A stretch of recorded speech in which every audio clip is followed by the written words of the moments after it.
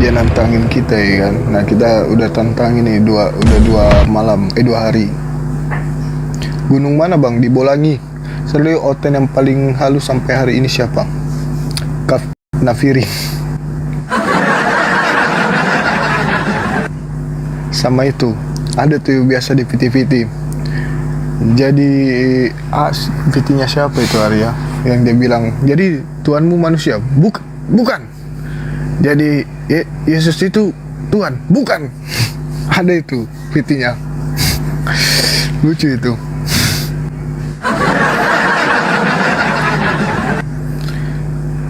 THR tunjangan hari Rabu ya? Iya bener. Sekarang kan baru Senin ya, berarti 2 hari lagi.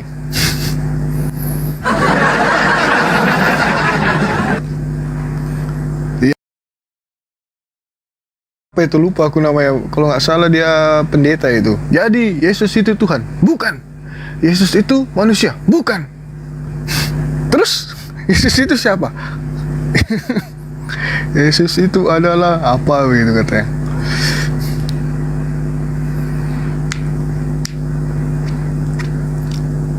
Oh dia sudah jawab, katanya nunggu setelah lebaran. Hah? Nantangin kemarin, kok tiba-tiba berubah jadi lebaran? Oh ceritanya dia mau maaf-maafan dulu gitu ya.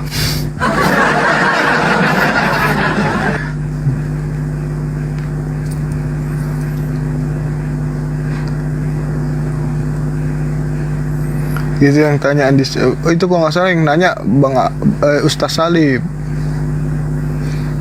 Di sana udah lebaran, saya belum.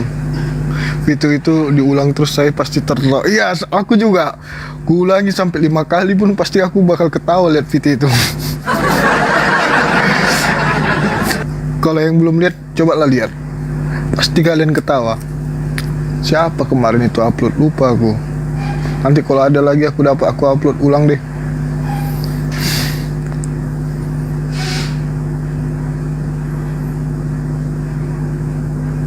Oh pendeta Lamsen ya, benar-benar pendeta lo itu. Viti apa nanti ya? Aku cariin terus aku upload ulang. Kayaknya disimpan deh sama Bang Juma itu kayak. Aku coba tanya ya.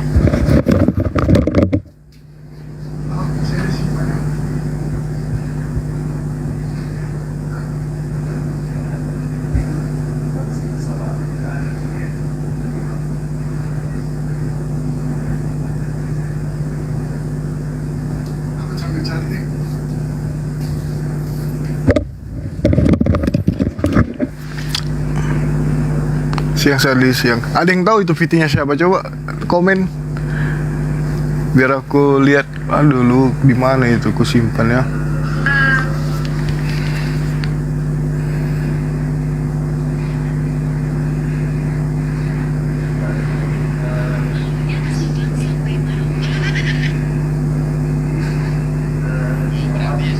Oh ini ada kalian dengar ya? Jadi dia adalah Tuhan yang datang ke dunia ini sebagai manusia. Tidak bisa disingkat begitu, tidak bisa. Oh, yang datang ke dunia ini sebagai manusia. Iya. Berarti manusia ya? Bukan. Aduh, ulang lagi Pak Lamsen. Yesus Itu gimana opung? makanya Islam tidak bisa memahami. Islam tidak bisa memahami. Susah. Harus silakan dulu agama Islamnya baru mengerti, ya. Tapi jangan Anda tidak Pak Lamsen saya ikuti. Anda ini tidak akan mengerti ya. Sebagaimana Islam tidak akan bisa mengerti, ya. Tapi salah orang Kristen pasti langsung mengerti, ya. Jadi saya ulangi juga ya.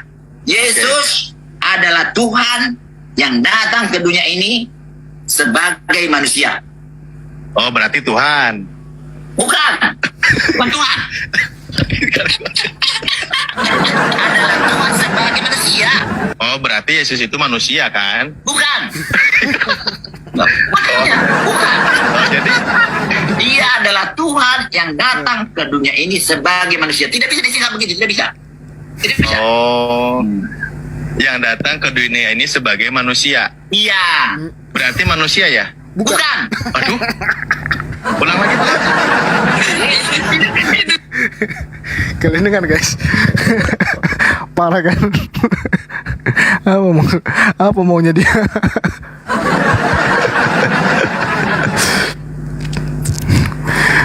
Jadi Yesus itu Tuhan? Bukan. Dia adalah Tuhan yang datang ke dunia sebagai manusia. Jadi Yesus itu manusia? Bukan. Ya sambil nunggu Bang Juma, teman-teman di tap dulu. Jadi kalau 10 kali aku dengar itu aku pasti ketawa terus.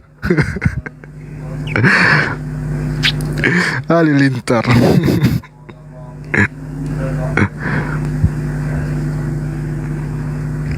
Di tap ya, di minimal 30k.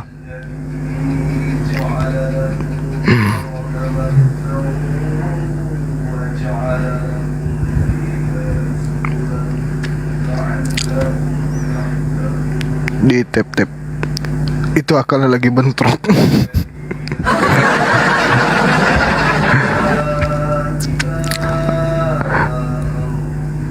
Aten akal-akalan. Haleluya ya bang. Iya susah kalau Tuhan dimanusiakan. Jadi mau argumen apa saja akan mentok benar. Bang Zuma lagi ngaji ya Sadli. Iya.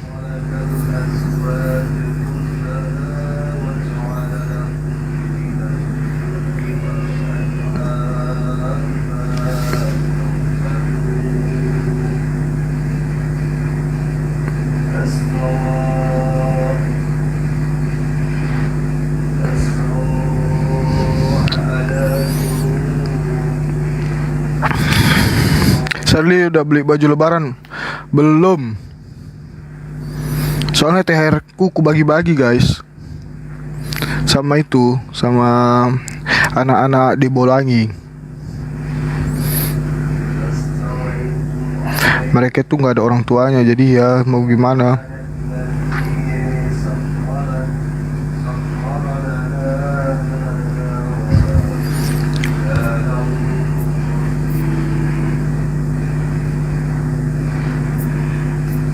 Adakah THR bosku?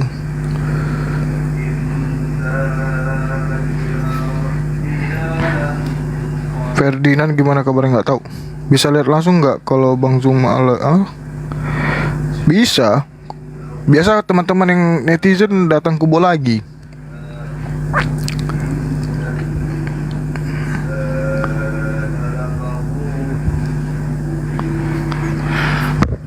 Sulit Ferdinand.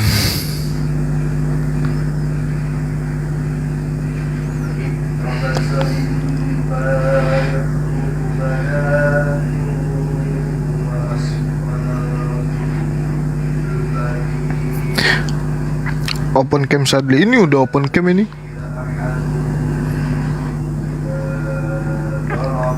Tumben siang bang. Soalnya rencana mau ke gunung. Takutnya malam gak live. Cek aja VT Ferdinand. Apa tuh? Itu Bang Zuma ngajinya pakai masker apa enggak? Bagaimana ya? Kalian mau lihat? Sadli malam takbiran gas live-nya, insya Allah. Guys, kok lama ini 30k-nya? Ferdinand pengkhianat Demokrat. Ferdinand lagi ziarah ke kuburannya Paulus. Ada-ada aja nih.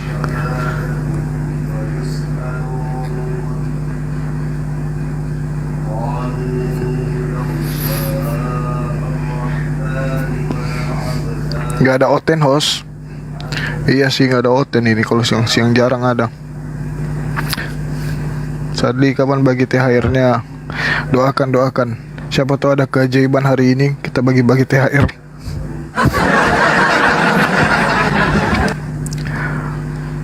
Oten lagi tidur bang.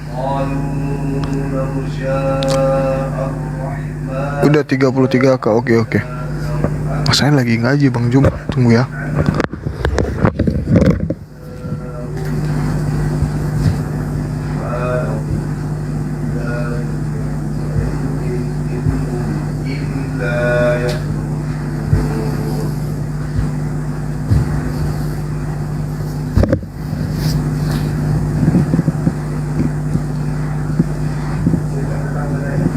Ya aku Naikin ya.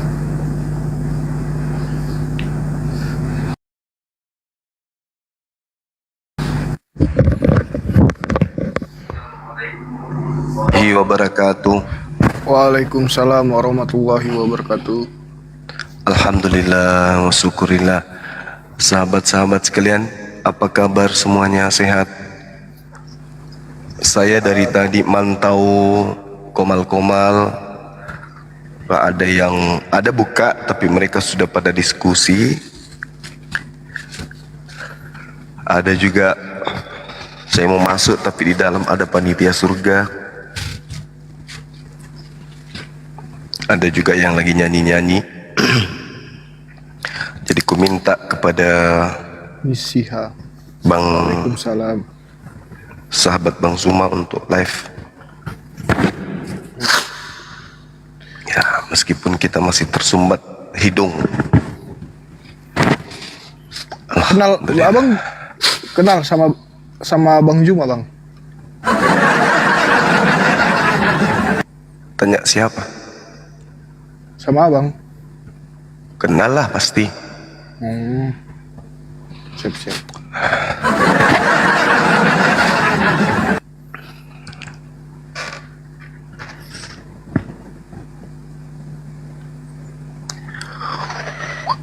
Ada nih Luga Tambunan naik katanya. Oke, kau naikin ya.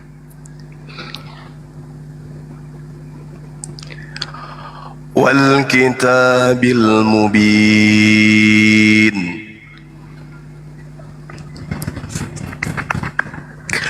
Inna ja'alnahu Qur'anan Arabiyyan la'allakum ta'qilun.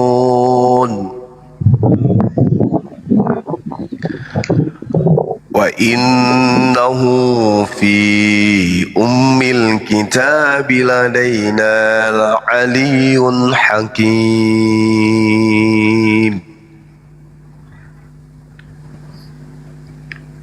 Ada Luga. Ada Adinda Pandi. Assalamualaikum Bang Zuma. Waalaikumsalam warahmatullahi wabarakatuh. Ini ku naik ku jaga-jaga Luga jangan sampai banyak congornya. Aku cekek lehernya ini, langsung ku cekek. Jangan, orang nabi dia itu nabinya. Jangan. Nabinya Pak Ferdinand ini. Pak Ferdinand gimana katanya? Mundur lagi katanya. Shalom. Iya, salon. Gimana Bang Luga? Sudah lihat di Dikcapil daftar RT RW? Tadi kan saya kan nanya ke siapa tuh si Anji. Jurus baru kan. Tanya sama siapa Bang? Jurus baru. Gimana? Bang Anci. Terus? Bang Anci ini tahu jurus saya. Dia rupanya nggak bisa jawab, ya makanya udah apal di jurus saya kan, jadi wah pasti pasang jurus yang baru. Saking keselnya, langsung dibilang anjing, di kick saya langsung sama dia. Siapa Jadi saya bilang gini, saya karena saya mau pakai jurus itu. Iya, karena dia tahu kan jurus ini kan sulit untuk dikalahkan. Iya. Makanya mau tes dulu lah Bang.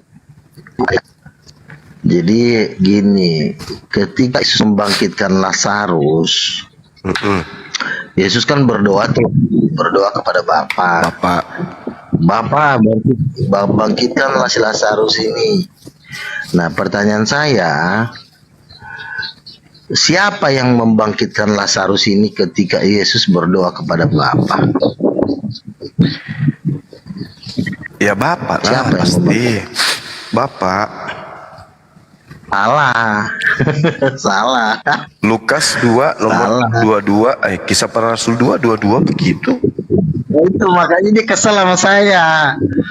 Wah, udah saya bilang Bapak kok masih salah. Iya, salah lah. Kena kan? Tapi jawabannya Berapa tadi? di Kisah Lepas Para lagi. Rasul, Bang Nuga. Apa tuh? Kisah Para Rasul 2 nomor 22 jawabannya itu. Kisah Rasul 2. Nomor 22. Oh, kalau nomor 22.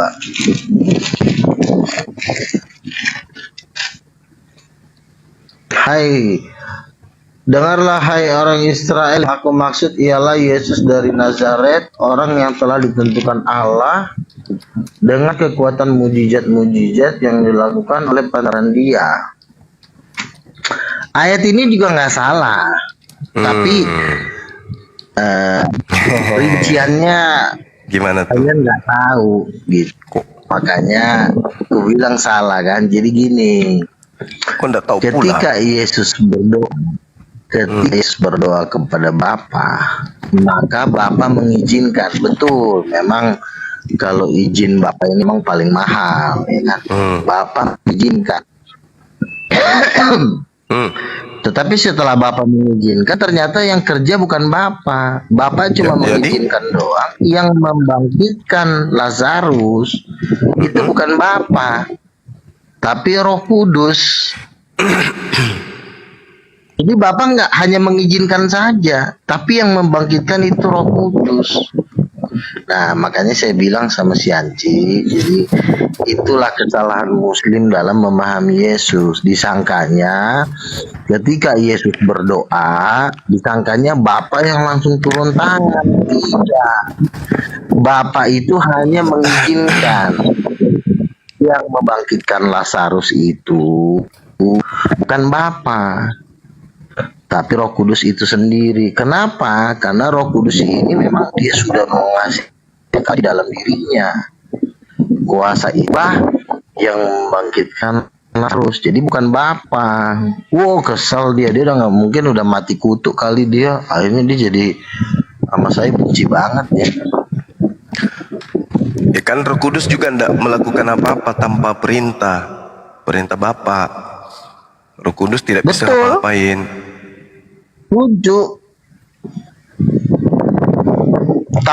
Tanpa perintah dari Bapa, Roh Kudus nggak bisa bergerak. Saya setuju. Nah, itu dia makanya. Berarti yang berkuasa di sini adalah Tapi, Bapa. oh entar dulu, enggak kan tanpa perintah Bapa Roh Kudus nggak bergerak.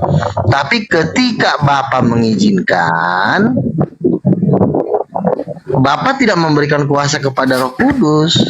Dia hanya mengizinkan, menyuruh, memerintah, mengutus.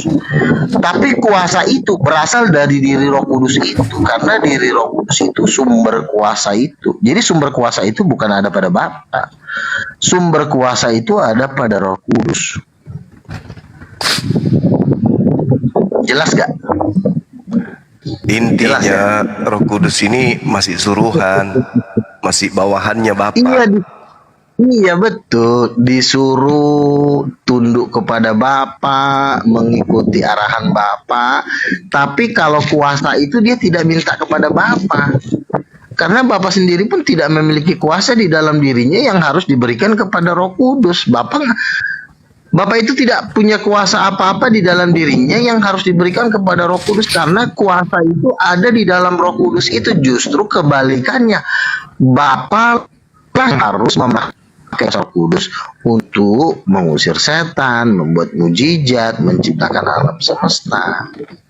Jadi Roh Kudus ini, karena dia adalah sumber kuasa itu yang tidak berasal dari Bapa, ya tentu dia adalah Tuhan. Seperti itu.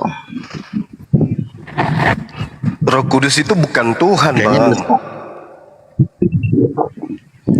Mana ada Roh Kudus? Kalau Roh Tuhan? Kudus bukan Tuhan, kalau Roh Kudus bukan Tuhan, berarti ada kuasa yang lebih tinggi daripada Roh Kudus. Kuasa loh ya, kuasa. Iya emang. Karena Roh Bapak Roh itu Kudus tidak punya tidak bisa. kuasa.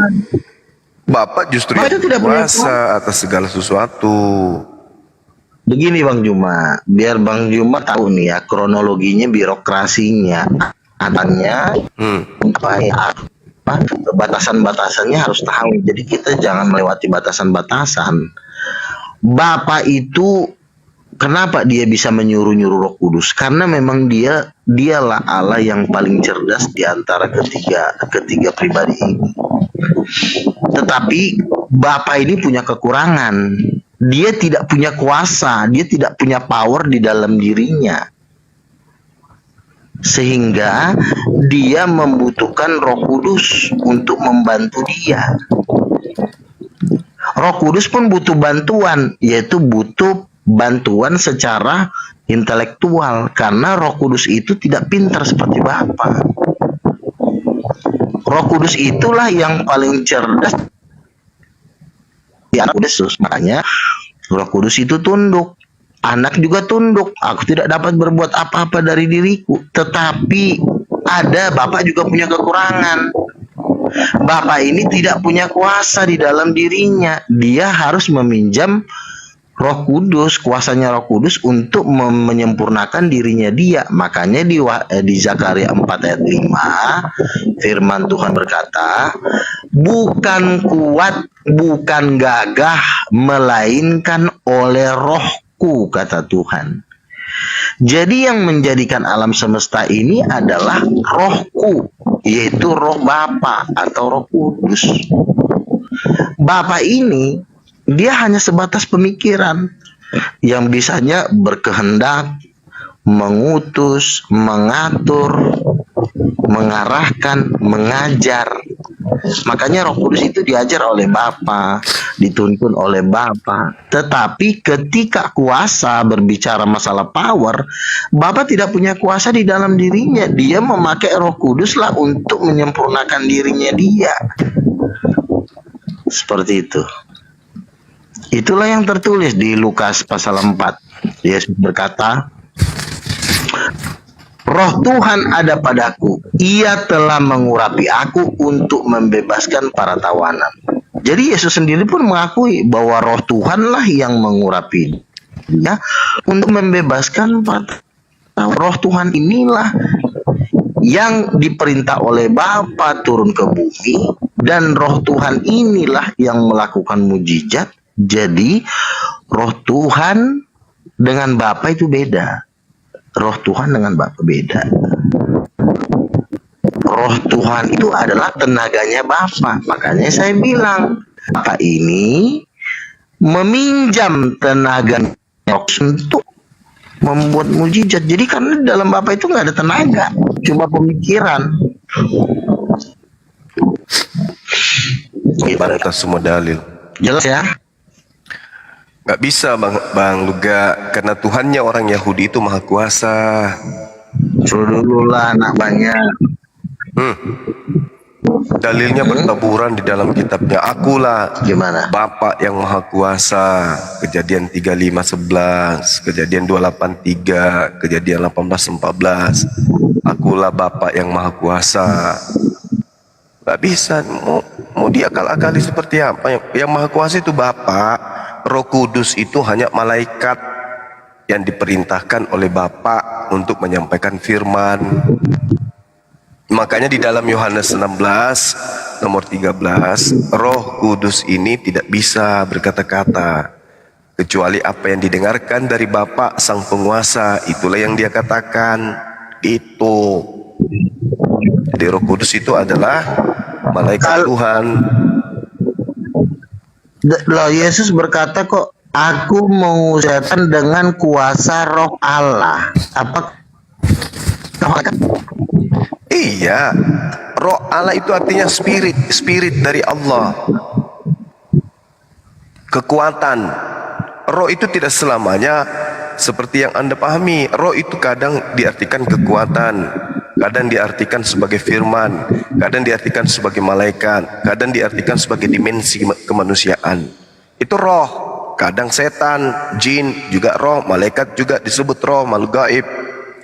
Tapi kalau dikatakan roh dari Allah, mengusir setan dari roh dari Allah, artinya kekuatan, spirit, pneuma. Gitu Bang Luga. Jadi Roh Kudus itu bukan Tuhan, Roh Kudus itu malaikat. Loh, jadi begini loh ya, kita tahu Roh Kudus itu kan bukan dari pengajaran, tapi dari tindakannya. Yang membangkitkan Yesus dari kematian adalah Roh Kudus. Emang bisa malaikat membangkitkan orang mati? Yang memenuhi seluruh manusia, Jibril memenuhi jutaan miliaran manusia, tentu nggak bisa. Karena malaikat itu tidak ada bedanya dengan luga, cuma bedanya malaikat lebih kuat. Malaikat itu tidak maha hadir. Malaikat itu dia kalau ke suatu tempat dia butuh waktu. Misalnya dia ke surga, dia butuh waktu misalnya 2 jam, 3 jam baru nyampe ke surga. Jadi malaikat itu tidak maha hadir. Nah, kalau kita melihat pekerjaan-pekerjaan Roh Kudus itu bukan pekerjaan seorang malaikat. Nah, itulah yang saya bilang kepada umat Islam, bahwa yang membuat Yesus mampu membangkitkan orang mati, bahkan yang membangkitkan Yesus sendiri, itu adalah Roh Kudus. Matius 12 ayat 28. Aku mengusir setan dengan kuasa Roh Allah. Lukas 4. Ya itu betul Lukas itu. 4, ayat 4. Nggak ada masalah itu Bang juga. Lukas 4. Jadi Roh Kudus itu malaikat Gabriel. Tidak bisa, malaikat itu punya malaikat Gabriel tidak bisa membangkitkan orang mati. Yang membangkitkan orang mati itu Tuhan melalui perantaraan para malaikat, melalui perantaraan para Ya, tapi di sini nabi. tidak. Kalau di sini menurut Yesus tidak seperti itu. Ya, coba kita lihat. Dalam kuasa Roh kembalilah Yesus ke Galilea. Apa memang ada di sini ada Gabriel? Dalam kuasa Roh kembalilah Yesus. Roh Allah turun seperti burung merpati, langit terbuka. Apakah itu Gabriel? Tentu tidak. Ya. Saya bacakan Lukas 4. Roh Tuhan ada padaku, oleh sebab Ia telah mengurapi aku untuk Itu menyampaikan kata siapa? kabar Kata baik Yesus kan? pada ya. Nah, Ia telah mengutus aku untuk melakukan pemberitaan terhadap para tawanan. Nah, ketika Yesus membuat mujizat, Bang Juma tadi bilang Bapak. Saya mau katakan bahwa Bapak itu hanya sebatas mengizinkan, hanya sebatas mengutus, tetapi Roh Kudus itulah yang melakukan perbuatan-perbuatan yang ajaib. Dari bentuknya saja sudah berbeda, ya. Roh Kudus itu wujudnya 7 roh, 7 obor yang menyala-nyala di hadapan tahta Bapa di surga. Jadi yang melakukan segala mujizat-mujizat itu bukan Bapa, tapi Roh Kudus. Makanya tadi Roh udah Kudus dibilang itu turun. Kisah Para Rasul 2:22 Bapak yang melakukan, bukan Bapak lagi. Gimana sih? Iya, di Bapak Kisah yang Para melakukan. Rasul itu kan tulisan Lukas. Dengerin. Di Kisah Para Rasul itu kan tulisannya Lukas. Ya, Allah yang dimaksud Lukas tentu itu berbeda dengan Allah yang ada di dalam Al-Quran. Allah di dalam Lukas itu, ini saya baca lagi. Jangan Kisah ke Rasul Al-Quran, 3. Bapak. Allah yang Bapak itu, Tuhan yang Bapak. Kisah Para Rasul, Kisah Rasul 10 sih. Sama gitu, ada misi Lukas itu kan.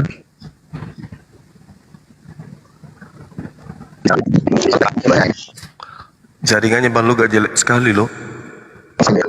Ini karena dicekik sama Roh Kisah Kudus Rasul ini. 10 3. Jelek sekali jaringannya.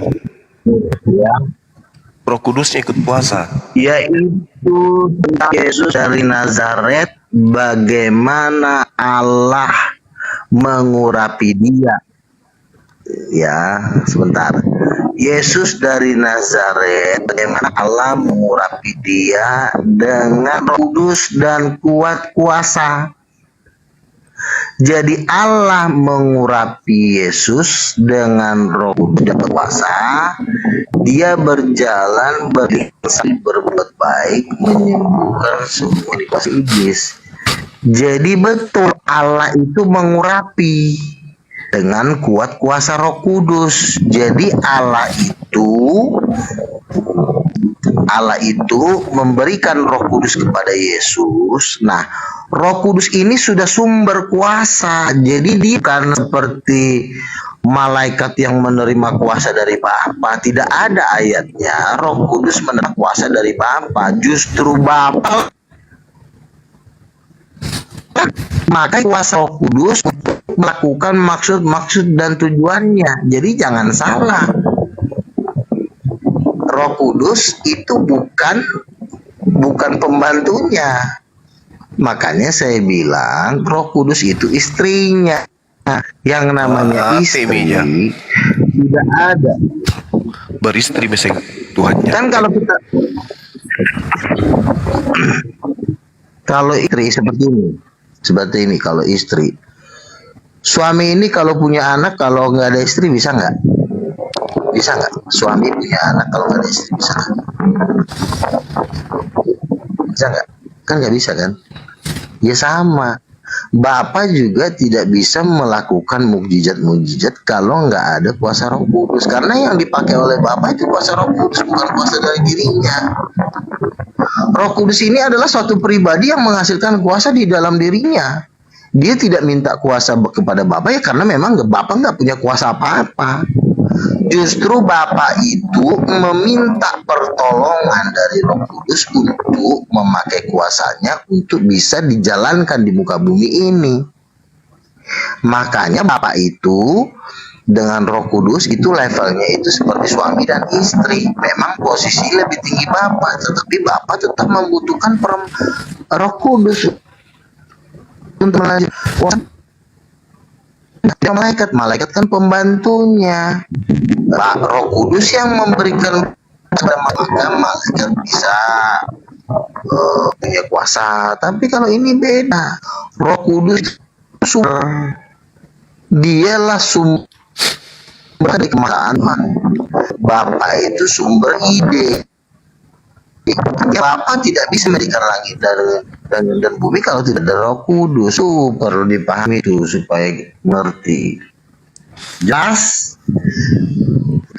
Jadi gini Bang Luga, di dalam pemahaman agama samawi, baik Yahudi maupun Islam, berbicara mengenai roh itu ada tergantung dari konteks.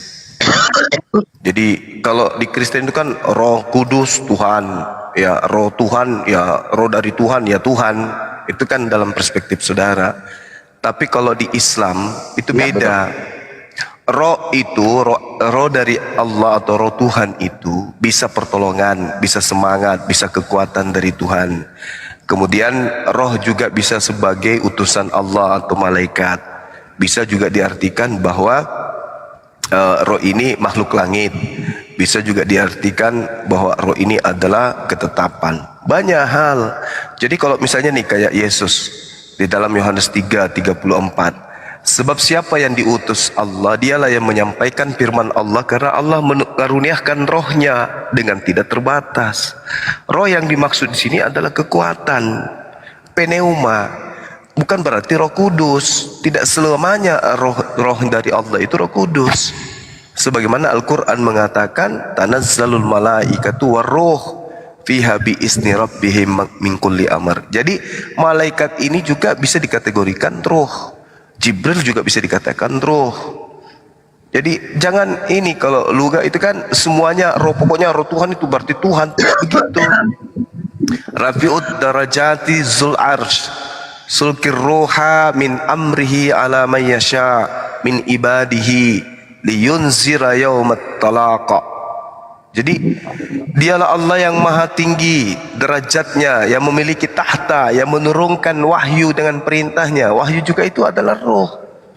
Jadi bukan semua roh itu pasti larinya ke seperti yang Anda definisikan. Tidak. Roh terkadang itu wahyu, roh terkadang malaikat, roh terkadang kekuatan, roh terkadang kemudian hal yang digunakan, dimensi yang digunakan oleh Allah untuk menghidupkan manusia. Tergantung konteks. Nah, Anda dalam pemikiran Anda, ya Roh Kudus itu Tuhan. Tidak kayak begitu. Nah sekarang kalau Roh Kudus itu Tuhan, bagaimana dengan Yohanes 3:34?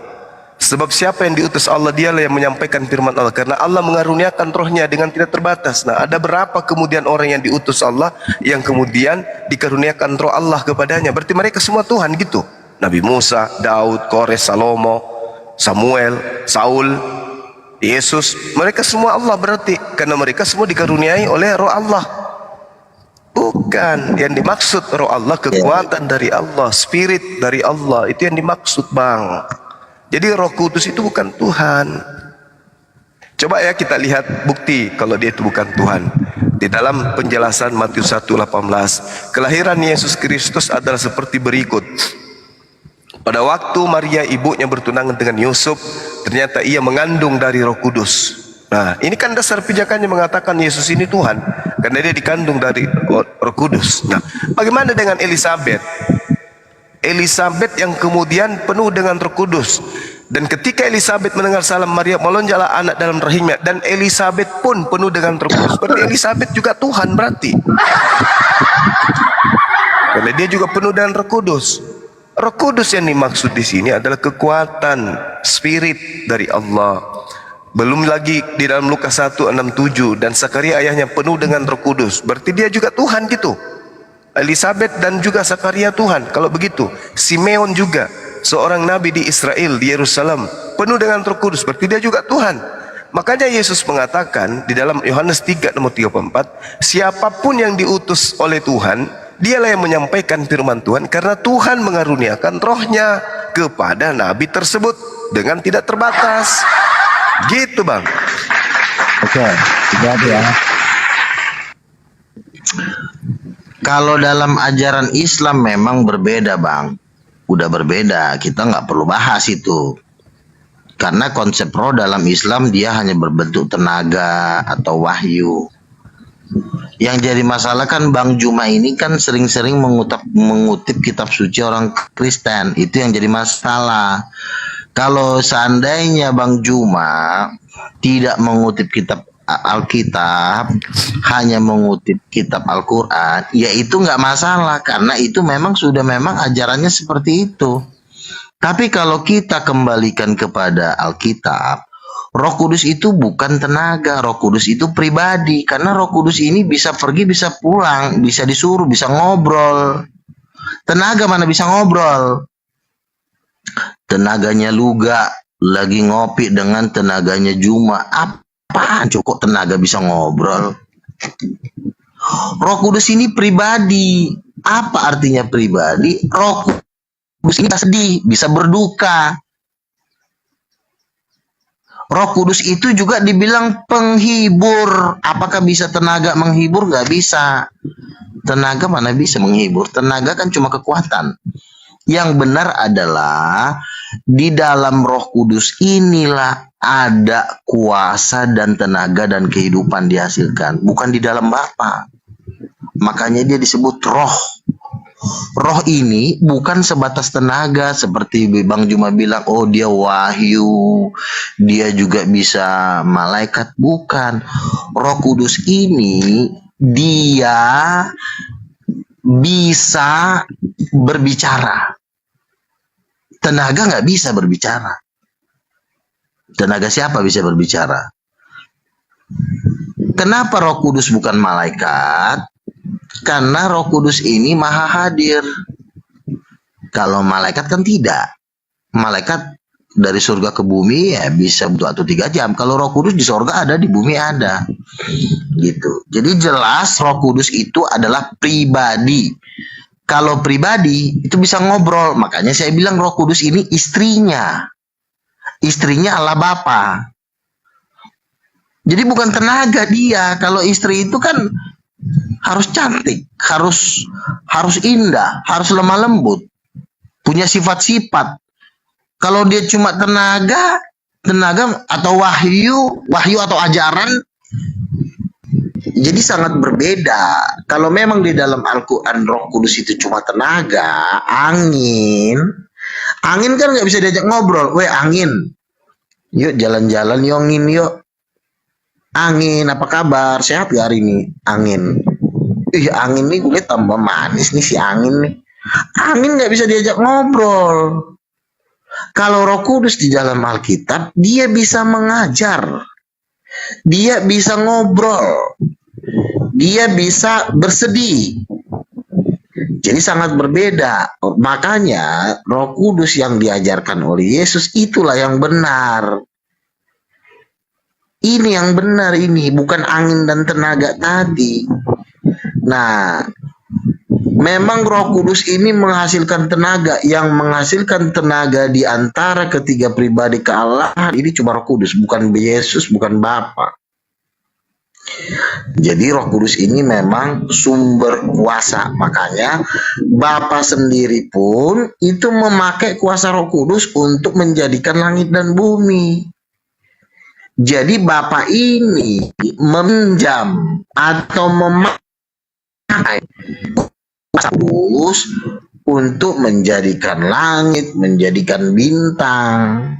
Kenapa dia memakai? Ya karena di dalam dirinya tidak ada kuasa.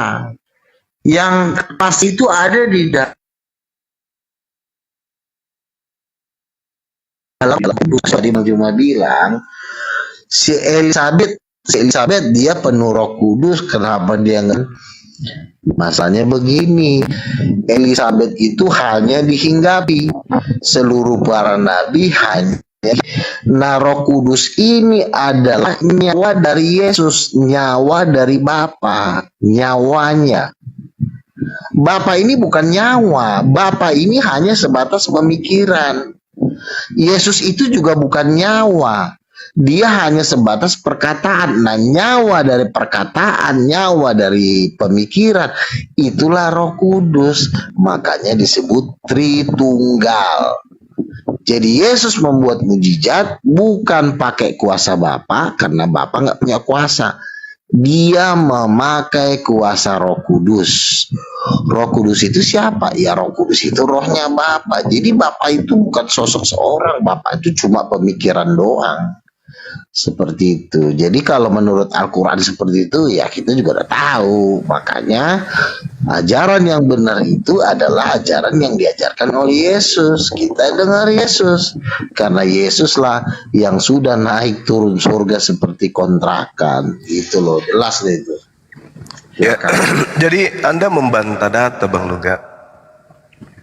Wa ayyadahum biruhim minhu. Itu Al-Quran. Wa ayyadahum biruhim minhu. Allah telah menguatkan mereka dengan rohnya yang datang dari dirinya. Itu Al-Quran. Jadi yang dimaksud dengan ruh yang berasal dari Allah itu adalah kekuatan. Dan kekuatan yang dimaksud ini adalah spirit. Spirit ini bisa berupa malaikat. Contoh, di dalam kitab saudara Lukas 22:43, maka seorang malaikat dari langit menampakkan dirinya kepada Yesus untuk memberi kekuatan kepada Yesus. Sama dengan Al-Quran. Wa ayyadahum biruhim minhu. Tuhan memberikan kekuatan kepada hambanya yang dikehendaki dengan cara mengirim malaikat.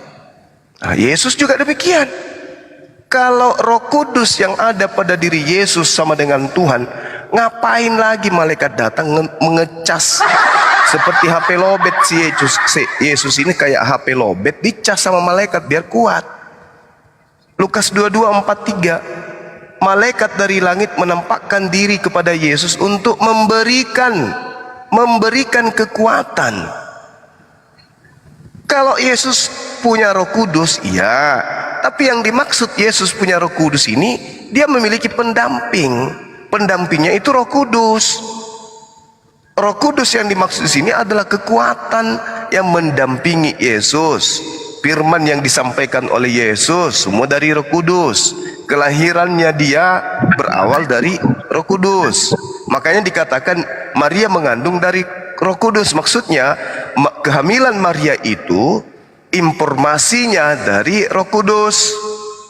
Bukan Roh Kudus yang menaiki Maria lalu Maria hamil. Bukan begitu. Sehingga dikatakanlah sebagai istri. Tidak.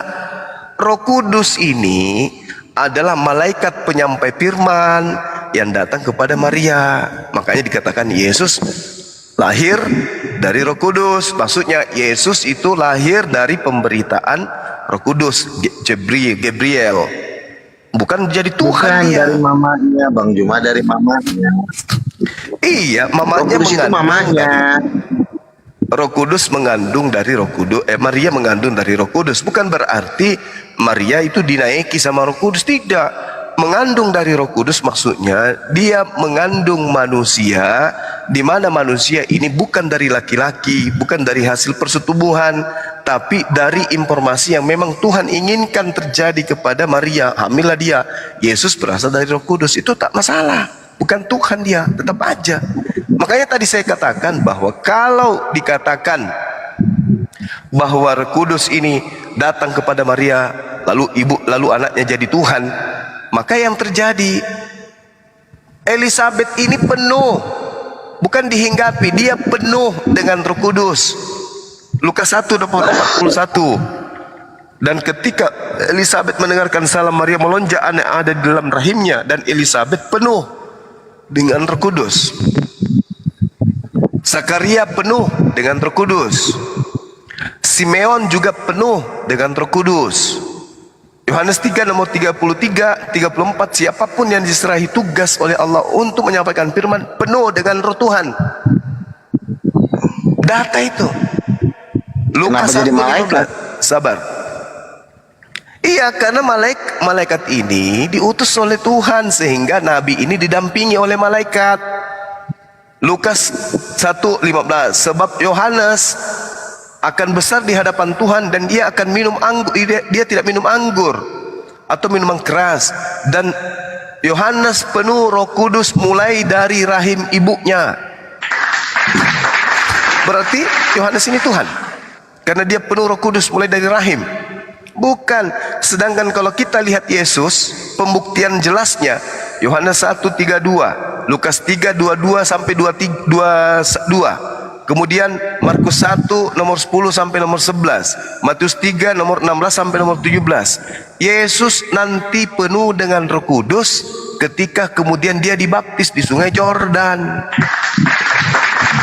Sedangkan Yohanes penuh dengan Roh Kudus sejak dalam rahim ibunya. Yesus nanti penuh Roh Kudus pada saat dibaptis. Lebih hebat Yohanes dia, Bang. Lebih hebat Yohanes terkait Roh Kudus daripada Yesus. Karena diterangkan dalam data kitab saudara, Lukas 1:15, sebab Yohanes penuh dengan Roh Kudus sejak dari dalam rahim ibunya. Sementara kalau kita lihat dalam Yohanes 1 nomor 32, kita baca di sana apa yang terjadi terhadap Yesus. Nanti dia penuh dengan Roh Kudus ketika kemudian dia dibaptis. Coba lihat. Dan Yohanes memberi kesaksian, katanya, aku telah melihat Roh turun dari langit seperti merpati dan hinggap di atas Yesus. Dibaptis baru datang Roh Kudus dia kepada Yesus. Roh Kudus datang kepada Maria. Oke, pada saat Maria ingin hamil. Nanti kapan lagi dia datang ke Yesus? Pada saat dia mau dibaptis, baru kemudian dia penuh dengan Roh Kudus. Itu pun hanya hinggap di atasnya. Elizabeth penuh dengan Roh Kudus. Yesus hanya tinggal di atasnya saja, di atas kepalanya burung merpati. Kemudian Elizabeth penuh dengan Roh Kudus. Yohanes penuh dengan Roh Kudus mulai dari sejak dalam kandungan. Yesus tidak penuh dengan Roh Kudus, hanya burung merpati yang singgap di atas kepala. Untung burung merpatinya tidak Itu Bang Lugan. Silakan. Oke. Bang Juma ini sepertinya anak yatim. Dia sudah mulai durhaka kepada ibunya. Bang Juma kan iya. Jadi kan Bang Juma ini kan memanggil Allah itu Bapa. Betul nggak Bang Juma? Allah itu Bapa bukan? Kalau perspektif Iya kan? Yahudi iya. Karena Amsal 3 nomor 11 nomor 12, Tuhan siapa? itu selaksa bapa, selaksa ayah yang membimbing anaknya. Tapi bukan Mamanya? berarti Mamanya siapa? mama, enggak ada Mamanya siapa? mamaan, enggak ada mamaan. Mana ada mama? Mamanya Bang Juma. Jadi nggak punya mama. menurut Bang Luga, Tuhan itu satu keluarga gitu. Larinya ke ajaran Romawi Yunani kan? Sebentar. Cuma gini ya. Jadi ini ada satu buku yang saya baca. Nabi juga yang terkenal. Jadi ketika dia dibawa ke surga, dia bertemulah dia dengan Tuhan. Lalu dia dengan Roh Kudus. Roh Kudus ini mengatakan kepada dia, Yahweh Allah Bapa bagiku. Ketika Allah Bapa menjadikan singa, akulah yang memberikan suara kepada singa itu. Ketika Allah Bapa menjadikan Adam, akulah yang memberikan hidup kepada Adam sehingga dia menjadi hidup. Jadi yang memberikan hidup kepada seluruh makhluk adalah aku, kata Roh Kudus. Jadi ini yang ngomong Roh Kudus di dalam suatu, dia dibawa ke surga, namanya siapa itu, bukunya terkenal dulu. Nah, ketika saya membaca buku ini, buku ini nggak terlalu penting, tapi saya tetap ingat itu sekitar hampir 15 tahun yang lalu, ya kan. Jadi rupanya momen-momen ini agak saya kurang berani mengatakannya, karena orang Kristen kan jarang sekali ya kalau aku perempuan. Tetapi setelah saya pikir-pikir, apa yang saya takutin itu yang paling dibutuhkan orang sebenarnya. Apa yang paling saya takut untuk mengatakan, tetapi justru itulah yang paling dibutuhkan. Karena yang paling bisa menjelaskan tentang ketuhanan itu sebenarnya hanya mengatakan Roh Kudus itu adalah istrinya Bapa di surga. Kenapa saya katakan? Kalau saya mengatakan Roh Kudus istrinya Bapa di surga, berarti ini sudah menunjukkan bahwa Bapa. Makanya saya katakan ketika Tuhan menciptakan Adam, kan dikatakan manusia itu diciptakan menurut rupa dan gambar Allah, diciptakannya lah dia laki-laki dan juga diciptakannya lah dia perempuan. Ini aja kan sebenarnya rumah tangga, Bang. Laki-laki dan perempuan kan rumah tangga. Nah, jadi kalau Bang Juma mengatakan, apakah memang Tuhan itu seperti rumah tangga? Betul, 100%.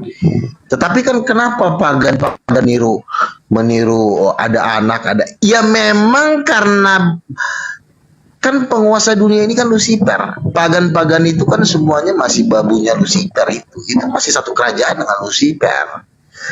Jadi mereka itu tak tahu loh, memang konsep di surga itu memang konsep keluarga. Saya pun tadi agak segan menjamin, tapi setelah saya pikir-pikir, kalau gua nggak ngomong seperti ini masalah, kan ada hukum yang mengatakan hormati ayah dan ibumu supaya lanjut umum.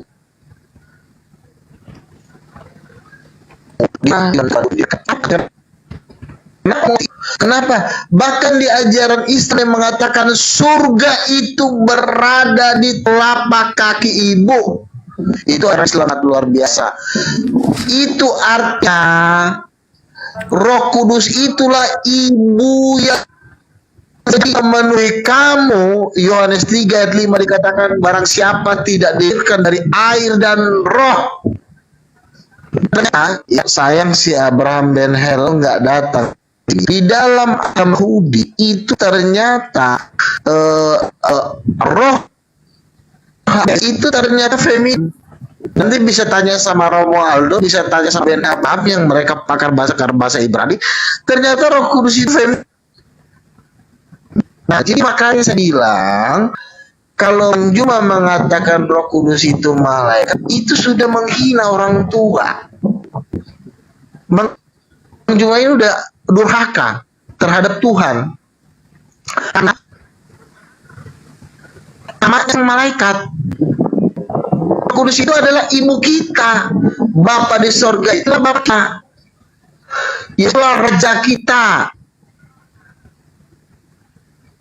Jadi makanya saya bilang tadi, kenapa Roh Kudus itu, Bapa itu tidak punya kuasa di dalam dirinya. Dia memakai kuasa Roh Kudus. Ya memang di dalam dunia ini kan kekuatan seorang laki-laki itu kan perempuan. Ketika sudah nggak ada perempuan, kita pasti lemah. Dengan perempuan kita sih ada semangat, ada sukacita, berbunga-bunga. Nah demikian Bapak itu untuk langit dan bumi, menjadikan alam semesta. Nah, makanya di sini kita harus tahu mengenal Tuhan. Tahun 95 kalau nggak salah, Perdana Esra Soru dengan Imam Samudra, Pendeta Andreas Samudra, pendeta senior di Karismatik, itu temanya Roh Kudus dan perempuan. Coba nanti kita hadirkan di Soru. Pak Esra Soru, benar nggak Bapak pernah berdebat dengan Pastor Imam Samudra dengan tema Roh Kudus adalah perempuan? Pasti dia pernah, karena videonya pernah saya nonton. Itu jadi artinya benar bahwa memang Roh Kudus itu adalah istri dari Bapa di surga. Makanya dia setara. Dialah yang memberikan hidup. Roh Kudus yang memberikan hidup, bukan Bapa. Bapa nyuruh Roh Kudus, tapi yang memberikan hidup. Jadi waktu si Nabi ini dibawa ke surga, Rasul langsung ngomong ke dia. Juga kaget, ngeri juga nih, dia bilang. Tapi karena ini kan ajaran yang masih sangat kontra dengan Protestan, tapi saya simpan dia dalam hati saya. Rasul ngomong, ketika Allah Bapa menjadikan singa, Allah yang memberikan suara kepada singa itu. Ngeri nggak? Artinya bahwa Roh Kudus lah, ketika Allah Bapa menjadikan Adam, akulah yang memberikan nafas hidup kepada Adam. Jadi yang memberikan nafas hidup kita adalah Roh Kudus, ibu kita. Dari mama mana jadi sama formatnya.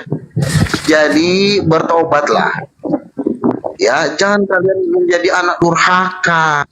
Apalagi ini mau lebaran. Mama kalian aja kalian nggak kenal. Alamak, maju.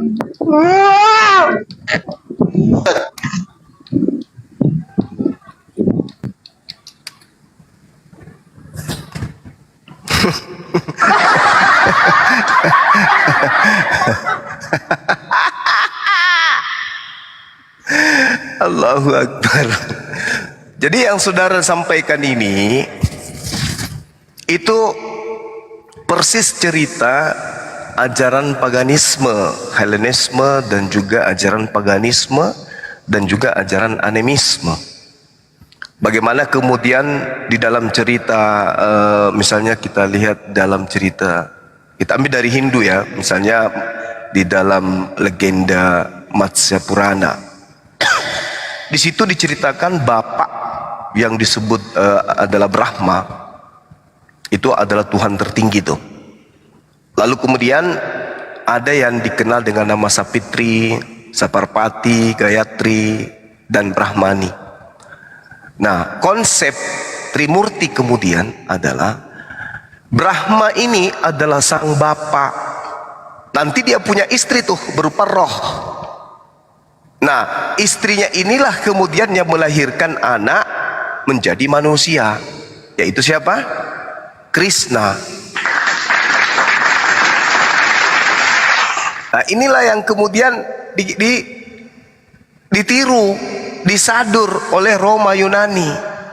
Bagaimana kemudian Brahma punya bini yang adalah berupa Tuhan juga, disebut sebagai istri, lalu kemudian melahirkan anaknya yang separuh dewa, itulah Krishna.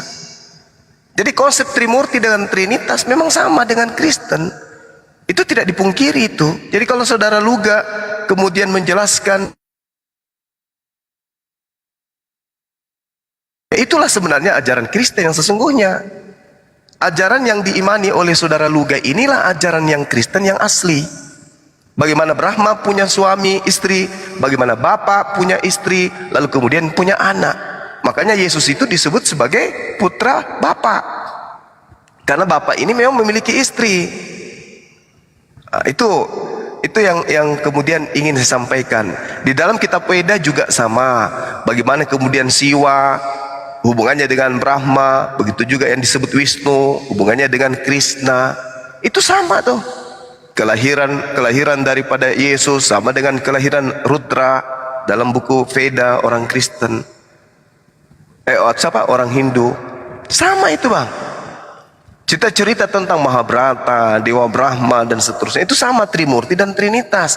Jadi saya katakan kepada saudara, Sesungguhnya ajaran yang asli dari kekristenan sebelum direvisi, dan direvisi, itulah ajaran Luga yang sebenarnya. Orang-orang Kristen ini memang harus percaya kepada Luga.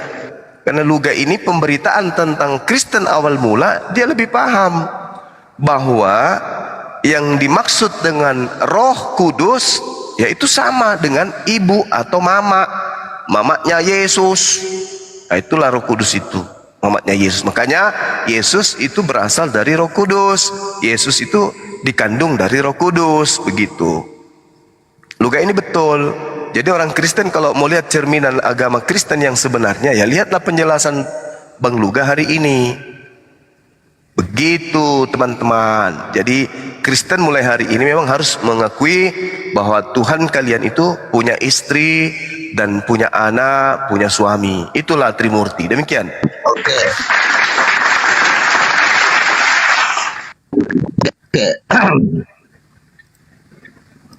Oke, jadi begini Bang Juma, Trimurti pagan, ya, Trimurti dan Zeus, Dewa Brahma, itu kan semua kan satu kerajaan dengan Lucifer. Ini kerjanya Lucifer.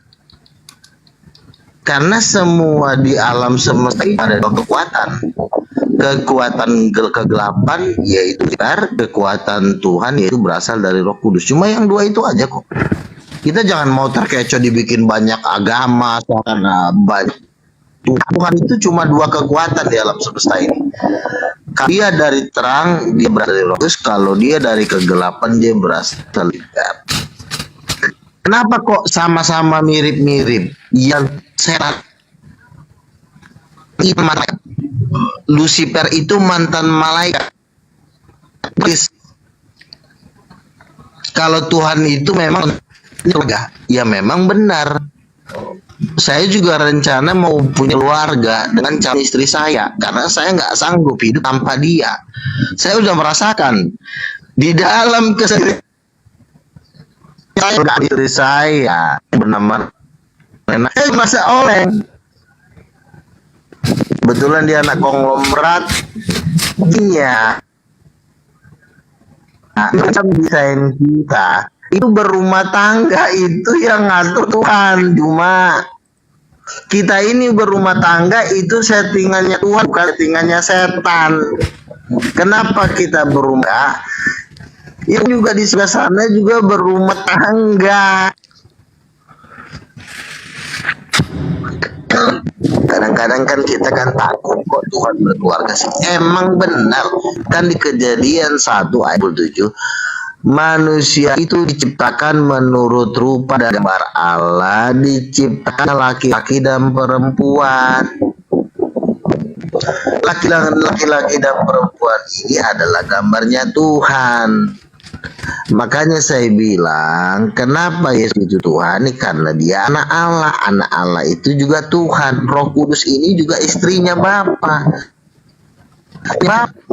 Suaminya Tuhan, berarti istrinya Tuhan juga dong. Masa istrinya malaikat? Dan terbukti kuasa-kuasa itu yang melakukan Roh Kudus, bukan malaikat yang membangkitkan kesadaran orang mati.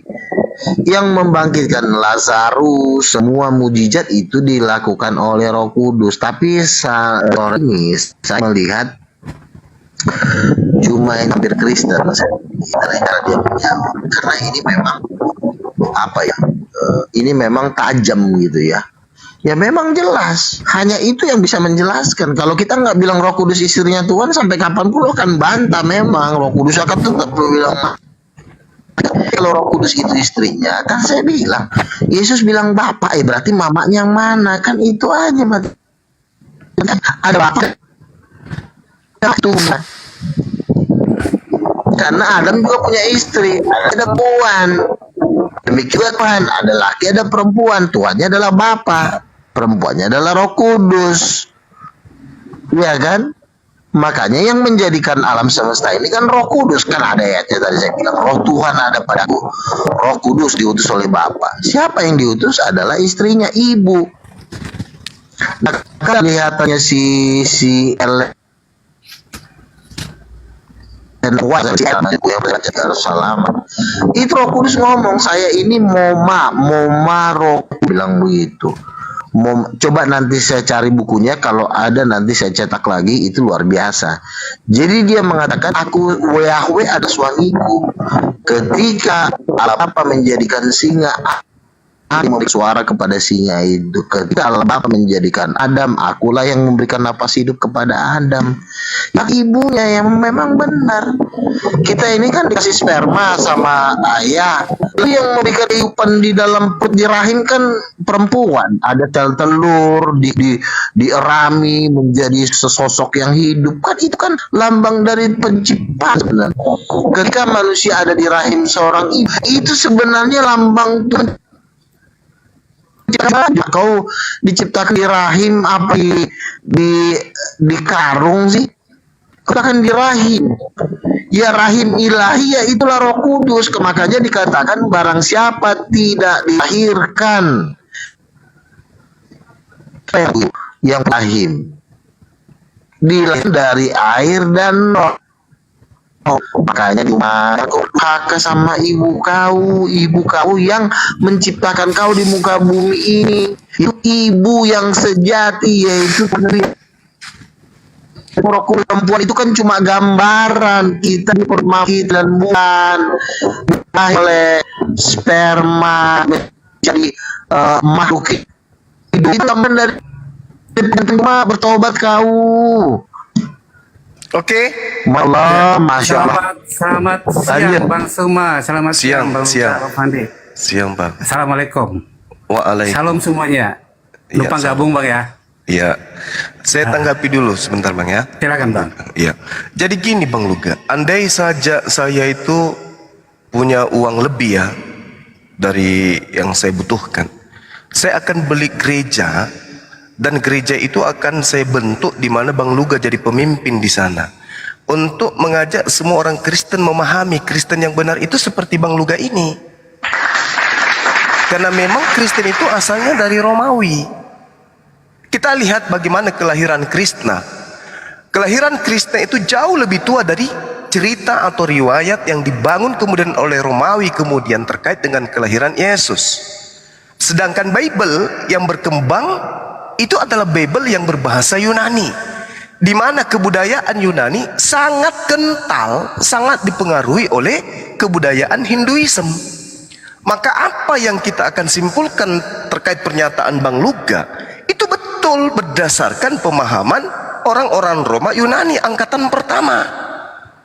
Ajaran Trinitas itu adalah hasil modifikasi dari ajaran Trimurti Hinduisme.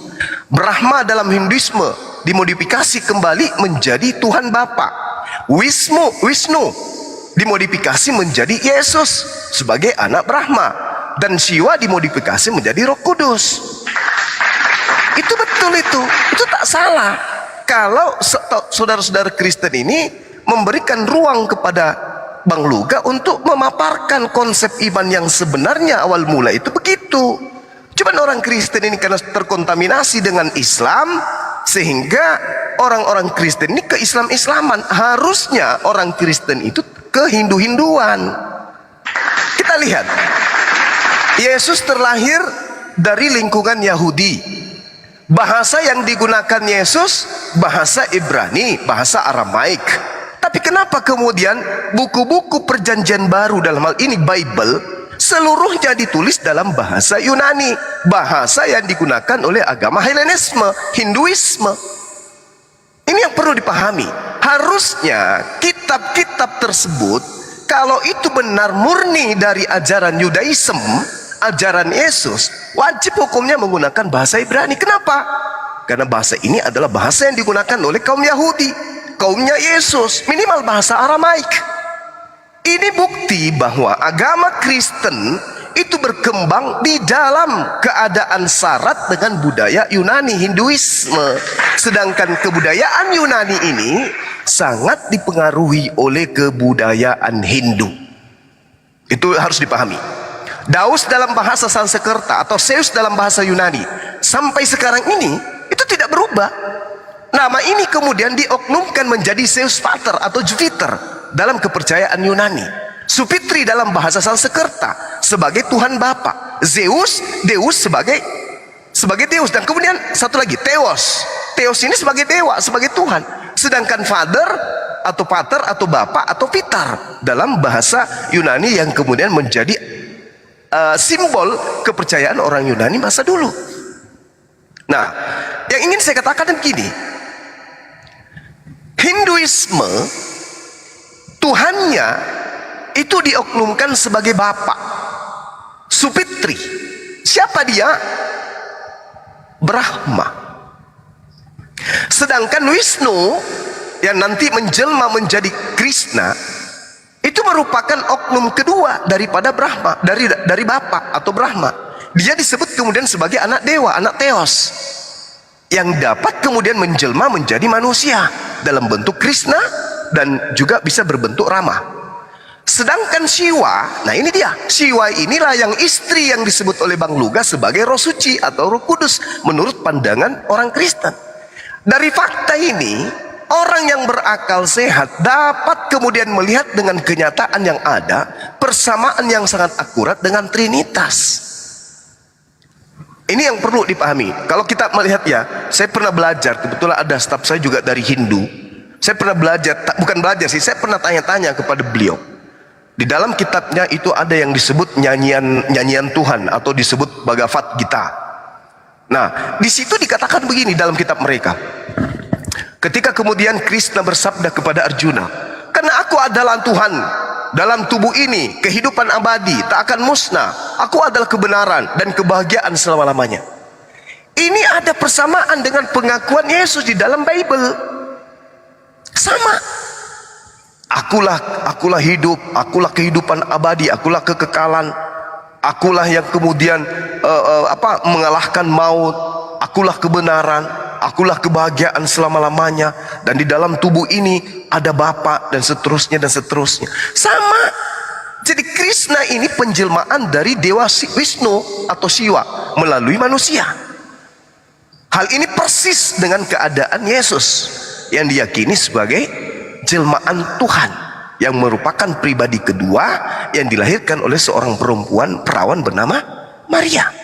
Jadi kelahiran Yesus persis riwayatnya dengan kelahiran Krishna, digambarkan dalam kitab mereka, kitab Veda atau Atharvaveda, di mana kitab ini adalah salah satu kitab suci yang dimiliki oleh orang Hindu. Romawi Yunani itu syarat dengan ajaran Hinduisme. Maka saya katakan sekali lagi, andai saja saya sudah punya uang lebih, saya akan belikan pendeta Luga ini gereja supaya dia memimpin orang Kristen di Indonesia untuk satu sekte saja, sektenya Luga, di mana Tuhan mereka memiliki istri, ibu. Demikian. Hidung saya juga ini melar terus, Bang Luga. Lanjut. Ya, saya boleh ikut ngomong, Bang? Oke. Boleh ya? Sedikit aja ya, 1 menit aja, karena kami lagi dialog. 1 menit aja, silakan. 1 menit. Oke. Jadi begini, kalau 1 menit aja, kami lagi dialog. yang tergantung host, Bang. Kalau tadi Bang Luga punya pemikiran seperti itu, Bang semua juga punya pemikiran seperti itu, saya juga punya pemikiran yang mau saya sampaikan di sini. Ketika kita bicara tentang Bapa, Putra, dan Roh Kudus itu, kita berbicara tentang 3 pribadi dalam satu hakikat, yaitu Allah. Nah, itu yang paling prinsip.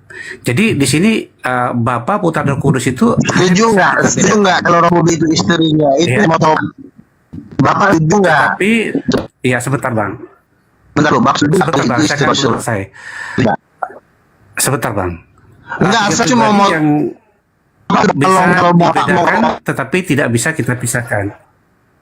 Nah, tadi kalau aja tuh ya, saya jawab. Bapak nanti cuma kalau nggak bisa jawab. Oke, gini. sebentar, saya kan belum selesai enggak, ngomong. Kalau Luga tadi bilang bahwa Roh Kudus itu adalah istri Bapa, sebenarnya itu ya saya nggak setuju ya, karena Bapa itu dikatakan Bapa bukan karena dia punya istri, dikatakan Bapa karena dia adalah sang sumber dari mana segala sesuatu berasal, maka disebut Bapa. Ya seperti itu. Jadi udah paham. Sebagai pribadi ketiga dalam ada yang mau bicara. Roh Saya nggak Kudus butuh itu jawab biasa. adalah roh Itu mah yang- jawaban yang udah tiap hari kita dengar. Sebentar, Bang. Host gimana sih? Boleh ngomong dah, host? Bang Suma. Anda ingin membayar Diizinkan dulu saya, Bang Luga, biarkan tolong dulu Bapak kita dialog. punya Aduh. pendapat sendiri Bang Luga. Iya, terima Jadi kasih, Bang. gini Bang Juma Silakan, ya, Bang. Pak mengatakan Jadi, aduh. Ini Jadi nggak begini, bisa aku mau sebentar Bang, yang potong Bang Luga. Santai aja Bang, kita diskusi. Aku itu masuk ke rumah semua karena aku lihat diskusinya santai gitu. Kalau berdebat sih aku gak masuk. Kebetulan ada Bang Fandi juga kenal di sini kan, jadi kita enak gitu ngomongnya. Jadi ya Roh Kudus sebagai pribadi ya, ketiga saya selesaikan dulu dengan membuat- cara Salomo. Bang Luga tunggu dulu Bang. Kamu bisa dulu nggak? Bang Luga kasih kesempatan dulu. Silakan Bang Salomo. Ya, jadi Roh Kudus itu sebagai pribadi ketiga, ya Roh Kudus itu adalah roh yang menghidupkan. Jadi Allah yang kami sembah itu adalah Allah yang hidup karena dia memiliki roh. Ya. Lalu Allah yang kami sembah itu adalah Allah yang bisa berkarya karena dia ada firman di dalam dirinya. Seperti itu. Jadi firman Bapa dan Roh Kudus itu tiga pribadi dalam satu hakikat. Makanya disebut sebagai Tritunggal. Tri itu tiga pribadi itu, Bapa, Putra, Roh Kudus, dan tunggal itu hakikatnya karena dia adalah Allah. Seperti itu. Jadi dalam pemikiran Itu saya udah itu kita tidak ada udah dikatakan kita sebagai ibunya atau istrinya Allah. udah tiap hari kita dengar, jangan kok Kalau aduh Bang Luga, kita kan sama-sama kita Kristen ini bersama, tapi kita Bang. dengar di mulu. Iya, saya hanya menyampaikan pemikiran saya seperti itu. Abang tadi kan sudah menyampaikan pemikiran Abang. Bang semua juga sudah. Mungkin kalau saya berbeda dengan Abang, ya hargailah Bang, tolonglah. Ya, bukan karena masalah dengar atau tidaknya. Jadi Allah yang kami sembah itu adalah Allah yang hidup. Karena ada Roh Kudus dalam dirinya. Nah, lalu firman itu adalah Allah berkarya selalu menggunakan firman-Nya. Makanya Allah yang kami sembah juga adalah Allah yang hidup karena dia bisa berfirman. Tanpa firman Allah itu bisu. Seperti itu. Jadi kalau dikatakan Roh Kudus adalah istrinya Allah, saya tidak setuju. Karena Ya, kata Allah itu, Allah Bapa itu merujuk kepada Allah sebagai Udah. sumber. Bukan berarti dia punya istri seperti itu. Yang mau saya jelasin. Itu Bang Suma, Bang Fadi silakan. Ya udah. Bener banget sih. Kita juga udah dengar omongan lu tiap hari, udah capek dengerin. Kita udah denger omongannya setiap hari didengerin, udah bosan dengernya. Kecuali yang Ya silakan Bang Luga. ngomong capek gue dengerinnya. Iya silakan Bang Luga, silakan. Oke. Jadi begini ya, untuk cuma ya. Udah macam ngerecokin dulu orang itu ada yang baru diomongin kita bahas boleh kalau kayak ya. Jadi gini teman-teman ya. Kalau Juma berencana ingin mendanai saya untuk mendirikan, sebenarnya kan ajaran karismatik yang tertinggi, yang terdalam sebenarnya ya sama dengan ajaran saya, yaitu Roh Kudus perempuan. Tapi karena begitu hebatnya intimasi kerajaan lontong-lontong sayur ini, ya si karismatik Protestan ini, jadi gereja itu takut. Kalau saya kan memang rasa kenal takut, saya mau makan orang kerjanya. Jaringannya jelek sekali Bang Luga. Saya bilang, Merah jaringannya Bang. Perbaiki dulu Bang. ya dalam suka. Ya diam lah, mulut kau diam dulu. Mulut kau berisik banget. Nah, terus begini Juma ya. Masalah Trimurti kok ada kesamaan dengan Hindu? Jangan dengan Hindu. Istrinya Lucifer. Saya tahu nanya. Tahu nggak istrinya Lucifer siapa? Itu namanya Diana. Lucifer aja punya bini namanya Diana. Cuma kita tahu, kita udah ketemu Lucifer. Nama bininya Diana namanya. Setan aja, rajanya setan aja punya bini. namanya Diana. Malaikat itu adalah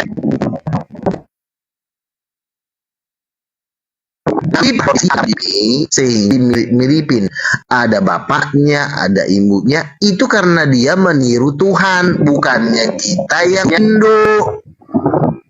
Lucifer itu suka niru-niru karena dia tidak punya ide secemerlang Allah Bapa. Dia tidak punya ide sendiri, makanya dia suka niru-niru. Kalau bapak punya istri, dia juga pengen punya istri. Bapak punya anak, dia juga pengen punya anak. Jadi kita yang meniru Hindu, Hindulah yang niru kita. Karena apa? Hindu ini kan sebenarnya kan kalau mau dipikir bocor.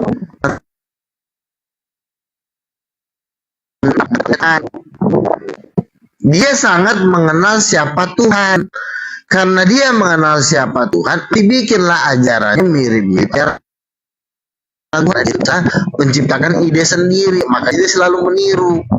Tuhan jadi manusia, dia pun akan menjadi manusia melalui antikristus. Iya kan? Jadi bukan kita yang niru Hindu, Hindu yang niru kita cuma.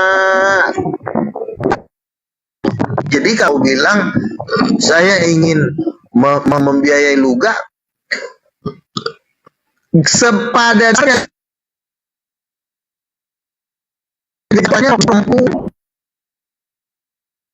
dari Katolik sama Protestan sehingga ketakutan berak di celana.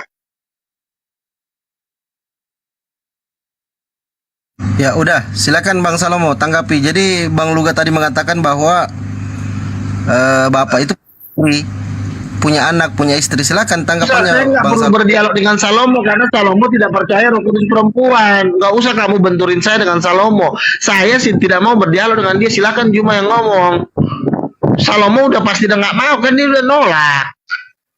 Tapi giliran nanti mau berdebat dengan Muslim, dia pakai tenaga saya untuk ngelindungin si lontong ini. Tapi giliran ajaran saya nggak mau dia terima.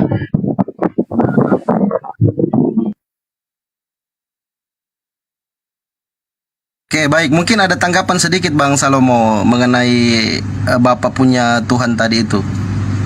Ya, karena Bang Luga bilang ini diskusi dia sama Bang Suma, aku nyimak dulu. Kecuali kalau Bang Suma bertanya ke saya atau minta saya nanggapi, saya tanggapi. Gitu aja. Lanjut, Oke. Bang Pandi.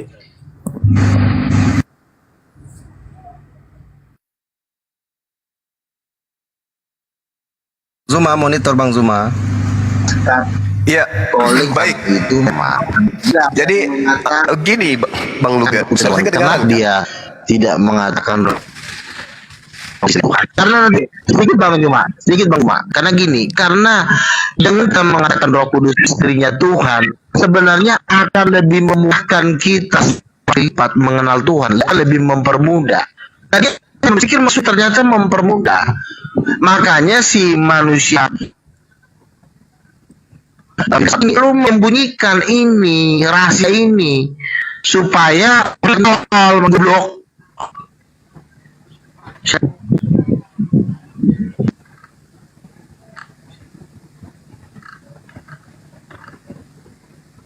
Bang Luga ini kenapa dia? Nggak puasa kayaknya, emosian dari tadi. Silakan Bang Zuma. Jadi saya belajar Bang Luga, saya belajar. Sebelum saya masuk ke dunia apologet, saya mengkaji agama-agama senior, kepercayaan tertua di bumi.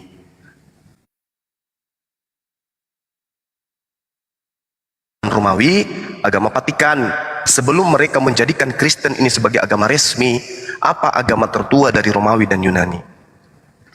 Jadi yang perlu dipahami di sini adalah ketika kita berbicara mengenai apa yang saudara paparkan barusan, bahwa Tuhan itu punya istri, itu betul dalam pandangan Roma Yunani, itu betul dalam pandangan orang Trimurti juga sama, tak ada bedanya itu.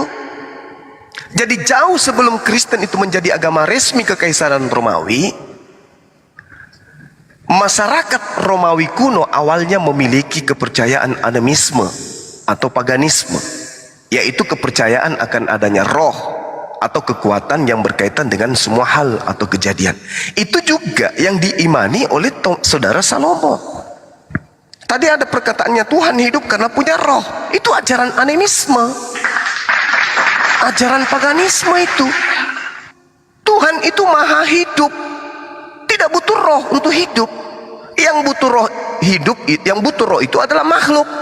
Makhluk tanpa roh mati. Tuhan tanpa roh tidak mati. Kenapa? Karena Tuhan itu bukan makhluk. Tuhan itu maha hidup. Dia yang menciptakan roh. Sehingga Tuhan untuk hidup tidak membutuhkan ciptaan. Karena sebelum roh dicipta, Tuhan sudah ada. Dan Tuhan itu maha hidup. Dialah yang menghidupkan, dialah yang mematikan. Dimensi roh itu hanya sama seperti air, angin, tanah yang dibutuhkan kemudian makhluk hidup. Manusia makhluk hidup. Tanpa roh, apakah dia bisa hidup? Tidak bisa. Nah, manusia ada roh tanpa air, bisa hidup? Tidak bisa. Nah, manusia ada roh, ada air tanpa tanah, apa bisa hidup? Tidak bisa. Jadi kedudukan roh, kedudukan air, kedudukan tanah, kedudukan daripada udara, itu sama-sama pentingnya dengan roh pada diri manusia. Satu aspek dihilangkan, mati manusia itu. Biarpun ada roh pada dirinya, kalau tak ada air, mati. Walaupun ada air pada dirinya, tanpa roh, mati. Walaupun ada roh dan air pada dirinya, tanpa tanah, mati. Mati dia.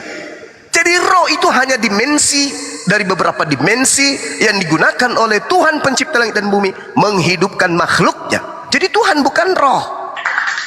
Jangan Anda mengatakan bahwa Tuhan itu hidup karena roh. Tidak. Yang hidup karena roh itu makhluk. Sementara Tuhan laisa kamitslihi syai', tidak serupa dengan apapun. 2 Samuel 7 nomor 22, Yeremia 10 nomor 6. Paham itu?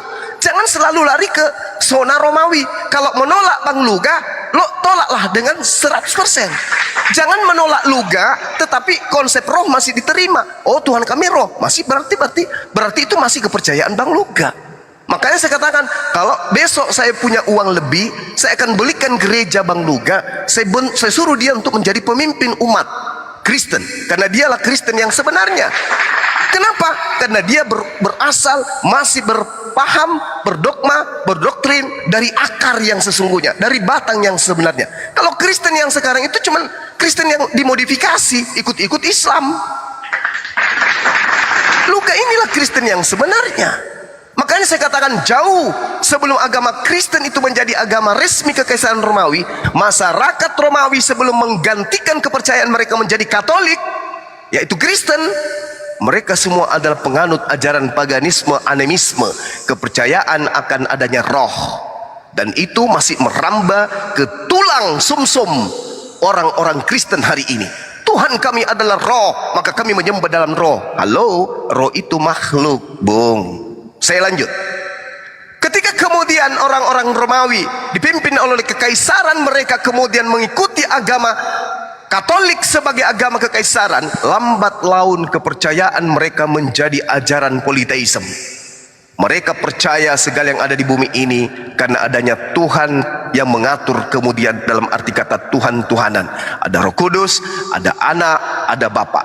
Tak terkecuali hidup mereka seperti soal cinta, cuaca, urusan panen dan sebagainya. Ini yang dianut kemudian oleh orang Romawi dan dianut juga oleh orang Kristen hari ini. Cuman Kristennya di Indonesia itu sudah ke-Islam-Islaman. Jadi berkembangnya politeisme dalam masyarakat Roma itu tidak lepas dari pengaruh besar Yunani. Kenapa demikian? Karena secara geografis yang memungkinkan mereka bertemu adalah adanya konsep paganisme dengan konsep Helenisme. Yang pertukaran budaya terjadi di antara mereka. Dewa-dewi mereka yang merupakan adalah kepercayaan nenek moyang itu kemudian digantikan Zeus, Juno, Minerva dengan lahirnya Bapa, kemudian Anak dan Roh Kudus. Nah, ini yang perlu dipahamkan kepada teman-teman. Jadi kalau Bang Luga hari ini mengatakan bahwa Tuhan itu punya istri, Roh Kudus itu adalah istri Tuhan, sebenarnya akarnya itu di situ. Kristen yang benar itu Bang Luga. Kenapa? Karena Kristen itu tadinya adalah ajaran yang dimodifikasi dari Trimurti. Tidak ada nabi-nabi Israel mengajarkan Trinitas, tak ada. Hanya ada di Romawi Vatikan. Kenapa? Karena mereka mengambil kitabnya orang Yahudi berupa Septuaginta yang mengalami revisi, evolusi dan seterusnya, lalu digabungkan sesuai dengan selera Romawi Yunani. Dalam hal ini adalah perjanjian baru. Makanya dinikahkanlah, dikawinkanlah kemudian perjanjian lama dengan perjanjian baru. Pada abad keempat, kitabnya orang Yahudi terjemahan dalam bentuk Septuaginta inilah kemudian dijuluki perjanjian baru, dan kitabnya orang Kristen dijuluki perjanjian lama, dan kitabnya orang Kristen dijuluki perjanjian baru. Dikawinkan dia. Lahirlah secara monoton, ya, Kristen, Katolik, menjalar, Protestan, turun sampai sekte-sekte yang terakhir Mesianik dan seterusnya. Jadi kalau saya katakan bahwa Kristen ini berasal dari Yahudi, salah, tidak sepenuhnya. Kristen kalau dipilih dari 100%, 75% itu berasal dari Roma Yunani, nenek moyang mereka. Itulah Kristen Katolik. Tetapi 25%-nya itu masih diambil dari saduran-saduran Septuaginta. Tapi kalau konsep Tuhan, roh Tuhan, 3 pribadi Tuhan, 1 hakikat, istri Tuhan, anak Tuhan, suami Tuhan, Bapa Tuhan, anak Tuhan, ibu Tuhan, itu masih kental dengan ajaran politeisme, ajaran Romawi dan Yunani. Demikian.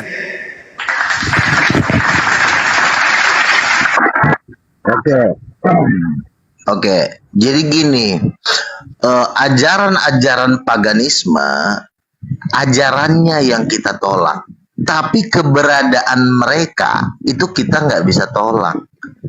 Karena yang namanya setan ini sudah diciptakan Tuhan, memang punya kan setan itu juga diciptakan kan, malaikat-malaikat ini kan ada yang laki-laki ada yang perempuan juga. Keberadaan mereka itu tidak bisa dirubah sampai selama-lamanya. Yang namanya setan perempuan ada, setan laki-laki ada. Itu nggak bisa dirubah sampai selama-lamanya. Jadi mereka pun mau bikin ajaran apapun, tetap itu keberadaan mereka sebagai ciptaan Tuhan itu nggak bisa dirubah. Yaitu ada laki-laki, ada perempuan. Jadi yang dimaksud Bang Juma ini ada ajaran pagan, ada ibu, ada anak. Ya memang setan itu memang tadi kan bekas malaikat, memang diciptakan Tuhan ada laki-laki dan perempuan. Di sorga juga ada laki-laki dan perempuan. Malaikat laki-laki ada, malaikat perempuan ada. Dan keberadaan itu tidak akan bisa dirubah lagi. Yang berubah dari setan adalah ajarannya. Jadi melawan Tuhan. Jadi bukan mereka yang berubah. Karena itu tidak bisa dirubah lagi. Mau lo jadi setan pun, lo tetap berkeluarga dengan sesama setan gitu loh. Yang berubah dari setan itu yang tadi dekat sama Yesus, sekarang menjadi melawan Yesus. Tapi kalau punya istri,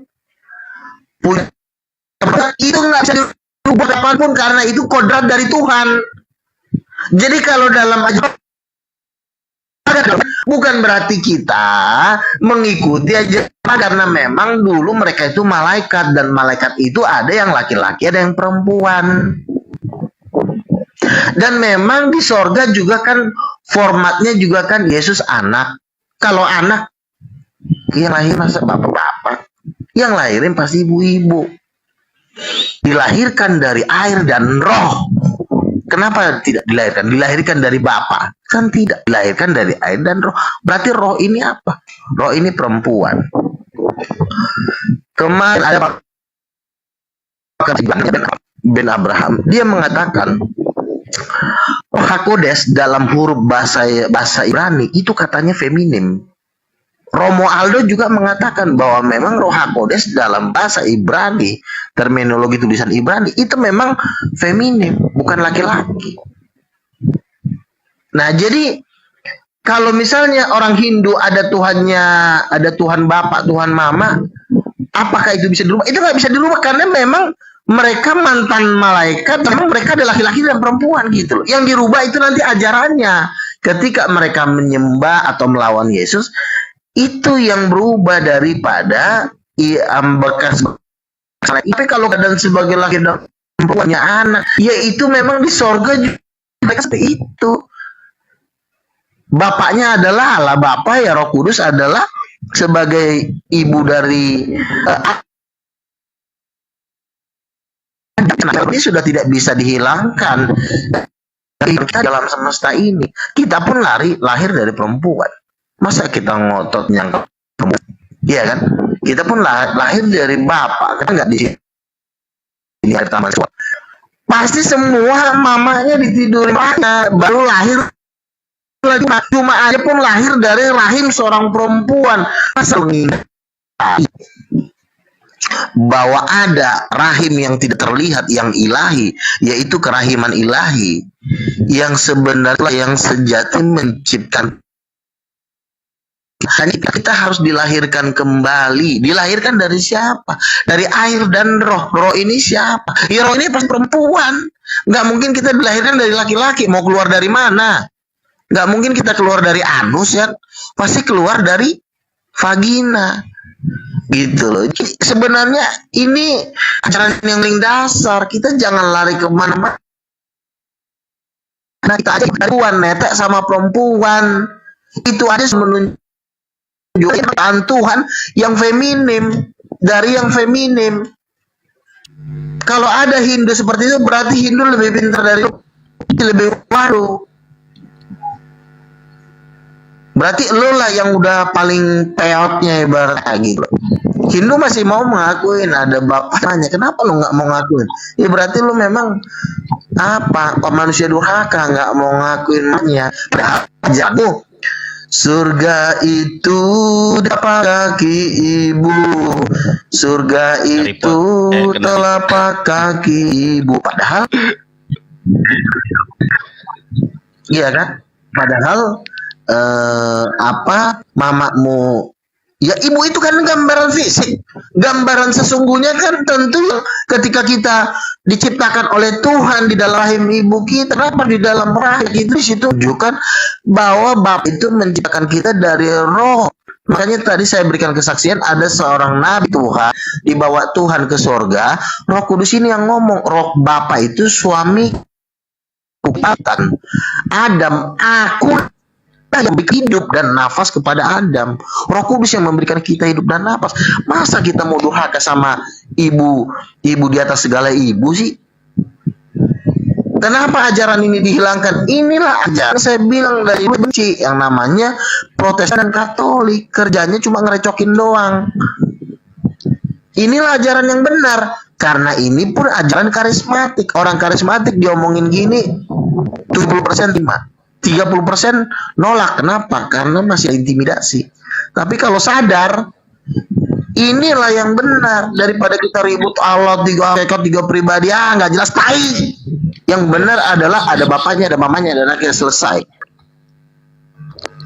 Nah, silakan. Assalamualaikum Gurunda. Ya. Waalaikumsalam Boleh nggak warahmatullahi saya wabarakatuh. tanggapi dikit Bang Sugeng? Salomo sebentar. Iya, silakan. Sebentar. Silakan. Gurunda, saya boleh Siap. nambahin sedikit aja. Silakan, Bantuin silakan. Bang Luga. Assalamualaikum Gurunda, Bang Pahdi, Bandi, Sadli, Salomo, selamat siang. Jadi pernyataan Bang Luga ini mohon maaf teman-teman ya, jangan dijadikan wah kok lucu, kok ngelantur. Enggak. Roh Kudus menurut agama mereka memang perempuan. Saya tunjuk. Aduh, keselak. Saya tunjukkan ya. Boleh nggak Sadli perbesar sebentar aja ya. Oke. Kalau kita Besarin. iya. Sadli sebentar aja bantu. Aku jarang ngomong sih. Coba tertarik ini. Ternyata Gurunda, kalau kita lihat di dalam Kejadian 1 nomor 2, di situ kan ada Feruah Elohim, ya. Feruah Elohim. Kalau kita lihat strong number-nya, memang perempuan, non feminim, perempuan. Tapi berbeda dengan roh kebenaran. Nah, kalau roh kebenaran itu laki-laki. Tetapi apabila ia datang, yaitu roh kebenaran, ia akan memimpin kamu dalam seluruh kebenaran. Ternyata laki-laki, kita lihat di dalam bahasa Ibrani-nya. Abalhu asherhu. Seperti yang kita ketahui bahwa kata ganti orang ketiga di dalam bahasa Arab, laki-laki itu kan huwa. Sedangkan untuk dia laki-laki dalam bahasa Ibrani adalah hi. Laki-laki dalam bahasa Ibrani adalah hu. Kalau untuk perempuan adalah hi. Yohanes 16 nomor 13 ketika kata ganti untuk ruaha ehmet atau emet itu adalah laki-laki, abalhu, bukan abalhi. Jadi pernyataan Lugat Tambunan bahwa Roh Kudus itu adalah perempuan, benar. Kalau mengenai Yohanes 16:13 ini kan merujuk kepada Nabi Muhammad, makanya kata gantinya adalah laki-laki, abalhu. Terima kasih Gurunda, mohon maaf saya nimbrung sebentar saja, tak maksudnya masuk Luar biasa. Ya. Boleh saya ngomong Bang? Iya, silakan. Jadi Bang Nandar, Roh Kudus itu dikatakan feminin ataupun maskulin itu karena kita lihat dari karyanya, ya, atau sifatnya. Misalnya setiap manusia juga punya sifat, setiap laki-laki juga punya sifat feminin, mengasihi, menyayangi misalnya. Tapi setiap laki-laki juga adalah pemimpin. Ketika dia menjadi seorang pemimpin, nah itu yang kamu bilang tadi maskulin. Jadi dilihat dari situ aja bahwa dalam satu pribadi itu bisa memiliki sifat maskulin dan sifat feminin. Begitu juga ada perempuan. Nah itu maksudnya, bukan berarti Roh Kudus itu perempuan, bukan. Bukan seperti itu ya.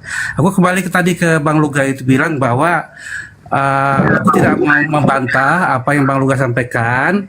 Aku ya fine-fine aja sih dengan pernyataan dia bahwa setan juga punya istri bernama Diana, terus Bapak juga punya istri bernama Roh Kudus. Itu pandangan dia. Kan kita di sini udah dewasa semua, yang nonton juga pemirsa di atas 18 tahun, bisa membedakan mana yang mereka anggap sebagai bisa dipercayakan seperti itu. Cuman aku tadi mau menanggapi yang Bang Suma bilang bahwa ketika Roh Kudus itu, Allah itu tergantung kepada Roh Kudus sebab Allah itu maha hidup. Betul. Karena Roh Kudus dan Firman itu tidak pernah terpisah dari Bapa. Ya. Jadi ketika kita berbicara tentang Allah yang Esa itu, Bapa, Putra dan Roh Kudus itu adalah tiga keberadaan yang tidak bisa dipisahkan. Dia selalu bersama-sama. Jadi Allah itu hidup karena dia adalah roh, sebab dikatakan Allah itu roh. Allah itu pemberi hidup. Seperti itu. Iya, ada bapaknya, ada anaknya, mamanya kemana? Mamanya keluyuran. Allah itu bapaknya ada, anaknya ada, mamanya kemana? Bang Loga, tolonglah. Yang Islam aja gak potong aku ngomong loh. Hargailah. Bang Fandi, tolong dong Bang. Jadi seperti itu. Jadi Allah juga tidak bisa berkarya kalau tidak punya firman. Nah jadi ketiga yang Esa ini yang kami sebut sebagai Allah Tritunggal. Gitu Bang. Jadi kalau dikatakan bahwa Allah itu maha hidup, tidak perlu roh kehidupan. Benar. Kenapa? Karena roh itu memang dari awal mula, sejak sebelum dunia ini ada, Bapa, Firman, dan roh itu selalu bersama-sama, gak bisa dipisahkan. Yohanes 1 ayat 1 mengatakan pada mulanya adalah Firman, Firman itu bersama-sama dengan Allah, dan Firman itu adalah Allah. Itu salah satu contoh ayat. Aku sih lebih kepada bincang-bincang santai aja, karena kalau Bang semua juga santai, yang lain juga santai, maka aku ikut nimbrung gitu. Tapi kalau berbicara tentang pasal-pasal ayat-ayat, aku jujur aku nggak mampu lagi. Susah ingat gitu loh. Nah itu yang aku mau sampaikan. Semuanya tergantung kepada yang nonton lah untuk menyaring sendiri gitu. Kita udah dewasa semua. Sebenarnya simpel aja. Sebenarnya kadang-kadang orang Islam juga ada benarnya kan, orang Islam juga kan kadang-kadang suka nanya, Bang, bapaknya ada, anaknya ada, terus mamanya kemana? Itu sebenarnya pertanyaan yang simpel dan benar. Bapaknya ada, anaknya juga udah ada, terus mamanya kemana? Nggak mungkin Tuhan ini cerai, nggak mungkin. Mamanya sebenarnya jauh dari situ, tapi karena memang hidup dalam dunia kebloonan, namanya juga udah hidup di dalam kebloonan. Jadi simpel sebenarnya itu.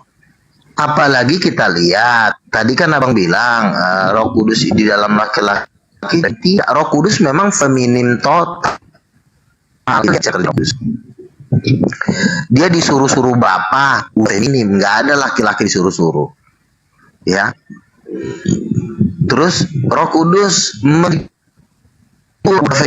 penolong sudah. Terus kalau kata Jonathan Nandar, roh kebenaran adalah laki-laki, mungkin itu salah ketik atau salah atau gimana lah itu.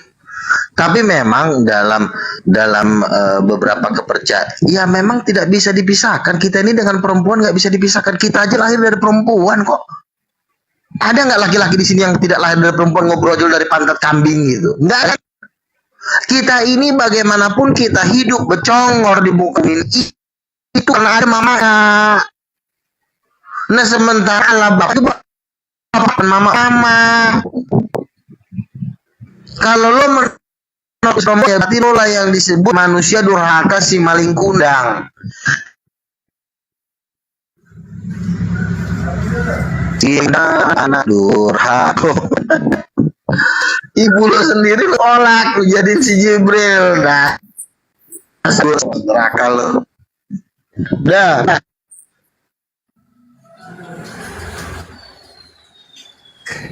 Ya, jadi saya hanya menekankan bahwa yang disampaikan Bang Luga itu bahwa dia punya sembahan, punya istri, itu seirama dengan agama yang dianut oleh Romawi sebelum Kristen ini kemudian resmi menjadi pengganti agama Romawi kuno.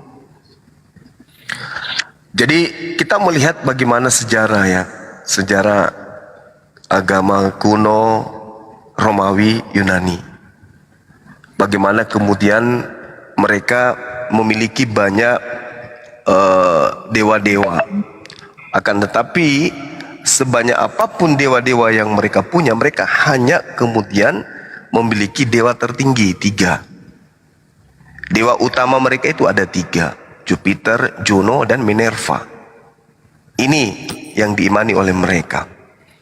Lalu kemudian kalau berbicara mengenai Yunani, maka syarat dengan itu ajaran Helenisme yang mereka anut itu persembahan kepada Tuhan-Tuhan mereka atau dewa-dewa mereka seperti Jupiter, kemudian Zeus, kemudian Juno, sama seperti yang diimani kemudian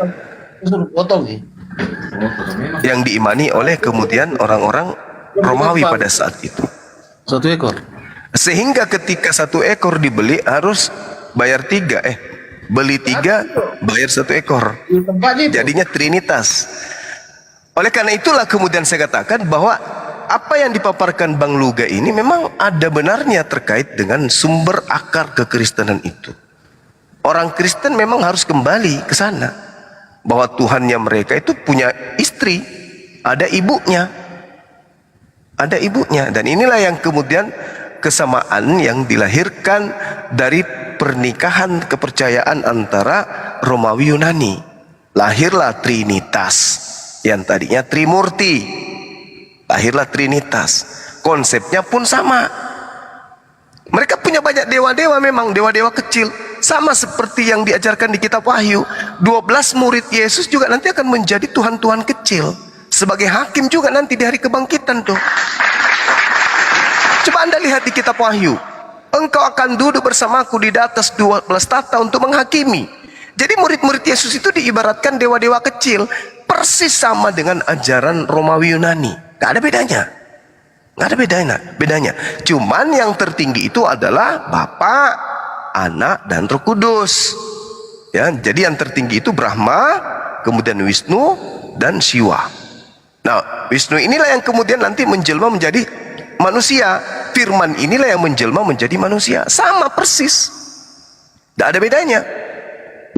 Jadi kalau di dalam pengajaran Romawi kemudian memiliki 12 dewa, ya, di mana 12 dewa ini juga identik dengan 12 murid Yesus, itu persis, tak ada bedanya. Kemudian di mana Yesus mengatakan satu dengan aku, mereka juga sama dengan aku, bukan dari dunia ini, mereka juga bukan dari dunia ini, sama. Kalau Yesus Tuhan berarti muridnya juga Tuhan. Kalau Yesus dewa maka muridnya juga dewa. Yang 12 itu. Makanya dikatakan dalam kitab Wahyu, nanti engkau akan duduk di atas tahta bersama denganku untuk menghakimi. Nah, ini pekerjaan dewa ini. Murid-murid Yesus juga akan menghakimi ke-12 suku Bani Israel. Nah, itu dia makanya saya katakan kepada teman-teman, ketika kita berbicara mengenai apa yang diuraikan Bang Luga, riwayat daripada pengajaran Hinduisme dalam hal ini Krishna itu sama persis dengan riwayat yang diceritakan di dalam Bible Perjanjian Baru terkait dengan Yesus. Bedanya Krishna itu kurang lebih 2000 tahun baru muncul kekristenan. Lebih tua ajaran penyembahan terhadap dewa-dewa Krishna ini. Nah, kalau Kristen ini kan, Yesus ini kan muncul belakangan, dan itulah yang kemudian menjadi patokan adanya Trinitas. Makanya ada konsili. Kenapa konsili itu syarat dengan Yesus harus jadi Tuhan? Karena itu masih mengadopsi ajaran nenek moyang mereka. Bagaimana kemudian dewa mereka itu mengambil rupa manusia sehingga mereka dikatakan separuh dewa, separuh manusia. Makanya muncul Kristen 100% manusia, 100% Tuhan. Padahal yang benar itu adalah 50% manusia, 50% Tuhan. Baru cocok, bukan 200% tapi 100%. Demikian. Oke, saya jawab Bang Jaya. Anda kan selalu mengatakan bahwa kita mencontek Hindu, ya. Kita meniru Hindu. Pertanyaannya, ketika Yesus berada di bumi, dia pernah ngomong nggak? Kalau kita ini berakar kepada Hindu, ketika Yesus ngomong di bumi, semuanya tuh dianggap tai sama dia, nggak peduli mau agama Hindu kek. Yesus bilang, barang siapa tidak mengakui aku sebagai raja akan dibunuh. Jadi Yesus tuh tidak peduli mau lo Hindu kek, lo sama sekalipun nggak masalah. Intinya Hindu ini tidak punya kuasa seperti Yesus. Jadi kita itu fokus ke kuasanya dong. Jangan kita fokus ke ajarannya. Kalau kuasanya lebih besar kita, berarti yang lain kita anggap sayur. Yang jadi masalah, kuasa Yesus sampai hari ini tidak ada yang bisa mengalahkan. Karena kuasa Yesus backingannya adalah Roh Kudus. Makanya yang satu-satunya bangkit dari antara orang mati itu kan cuma Yesus Kristus. Siapa tuh? Si perwakilan dari Hindu, siapa? Sai Baba. Aduh santet sama Tony aja mati sih Sai Baba. Iya kan? Siapa lagi tuh? Tokoh-tokoh spiritual Hindu India, dukun-dukun India. Semua udah mati kok, nggak ada yang naik ke surga tuh. Jadi artinya kita ini kan juga berbicara kan berdasarkan kuasa. Itulah gunanya Yesus ke bumi, supaya orang-orang Hindu ini tidak mengklaim bahwa ajaran dia yang dicontek oleh orang Kristen. Kalau kita mencontek Hindu, berarti Hindu lebih kuat dari kita. Pada dasarnya kita udah tes kok di dunia nyata, Hindu nggak ada apa-apanya kok, iya kan? Sekarang di Hindu lagi dibangun gereja terbesar, itu kapasitasnya 350.000 sekali ibadah. Jadi artinya kalau Anda mengatakan kita mencontek agama Hindu, tidak pas, karena Hindu tidak bisa mengalahkan Yesus. Yang ada nanti kepalanya orang Hindu, Tuhan-Tuhannya dipecahin nama Yesus. Kenapa saya katakan Tuhannya orang Hindu nanti dipecahin nama palanya sama Yesus? Karena memang jelas Lucifer dengan sepertiga malaikat itu yang melempar Mikael dari surga ke bumi sebelum manusia jatuh, sebelum manusia diciptakan. Itu Lucifer dengan sepertiga malaikat itu udah dibuang ke bumi. Nah kita nempatin tempat yang udah ada jutaan setan di dalamnya, yaitu bumi. Ya tentu semua ajaran-ajaran ini semua dikuasai oleh ajaran setan, karena setan sebelum Adam dan Hawa, semua setan-setan ini sudah berkerajaan di muka bumi ini. Mereka yang duluan, bukan kita. Makanya mereka ini buangan dari surga. Yang buang Mikael, panglima bala tentaranya Yesus. Nah ketika Yesus datang kepada buangan-buangannya, datang ke manusia yang juga ada setan-setan yang adalah buangan-buangannya, ya tentu nggak bisa dong. Masa kita ngikutin orang yang kita lempar dari surga? Kita bukan ngikutin orang yang kita lempar, yang ada orang yang kita lempar yang niru-niru kita. Itu kan secara psikologis kan begitu. Masa kita tunduk kepada orang yang udah kita lempar? Nah, jadi ajaran tentang Roh Kudus ini perempuan, ini adalah ajaran para yang teologi. Makanya guru-guru teologi itu sudah dikuasai oleh iblis sehingga menghilangkan rahasia ini. Ini sebenarnya rahasia yang sangat luar biasa. Jadi kalau ada orang punya ibu dewa Zeus kawin sama dewa itu, ya memang itu benar karena si iblis sana juga di sana kawin mengawin. Orang teman saya aja pernah dipakai kok, digulung pantatnya. Ih, gue bilang kenapa jadi setan ngegulung pantat ini? Setan itu juga ada titiknya. Kita udah ngelihat kok warna hijau sebelah tangan gua.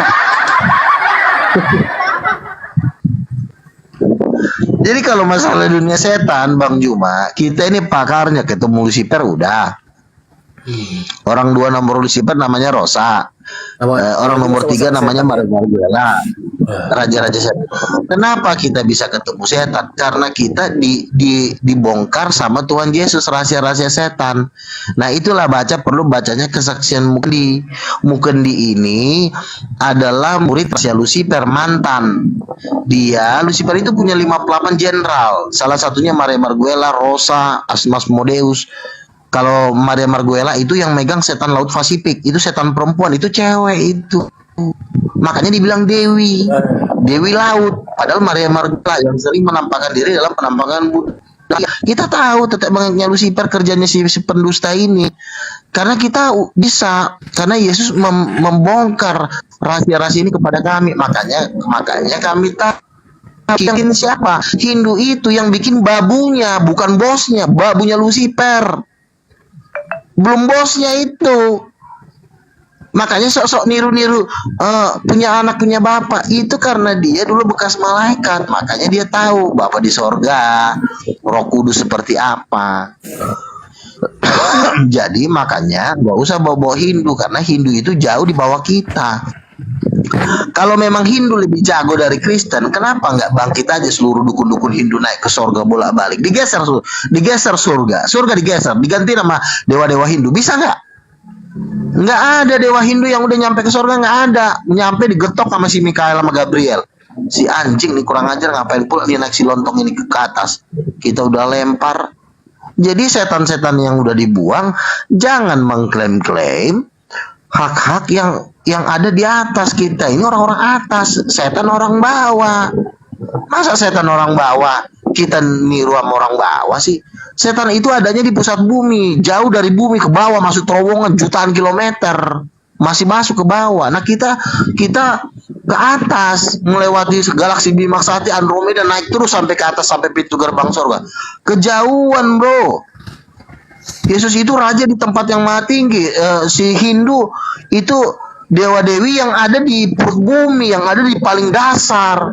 Masa kita nyontoh dia sih? Jadi logikanya itu, kalau emang dia mau bisa nyontoh, tunjukin mujizatnya, tunjukin kuasanya. Udahlah, secara kuasa kalian udah kalah, secara doktrin pun kalian kalah. Udah bertobat, baptis kalian semuanya. Udah selesai. Jadi sekali lagi saya katakan ya bahwa sebelum Kristen ini menjadi agama resmi kekaisaran, ada hal yang perlu dipahami seperti uraian saya di awal tadi, bahwa Romawi Yunani itu dipengaruhi oleh ajaran Hinduisme, sehingga di dalam penamaan saja, dalam penamaan terkait dengan Mesias dalam bahasa Ibrani, kemudian dalam bahasa Yunani yang dipopulerkan kemudian oleh Bible, di mana Bible ditulis dalam bahasa Yunani, tadinya Krishna itu sama-sama Kris, menjadi Kristus. Krishna, Kristus. Kenapa demikian? Karena memang asalnya itu di situ. Yang ingin dijual itu di situ.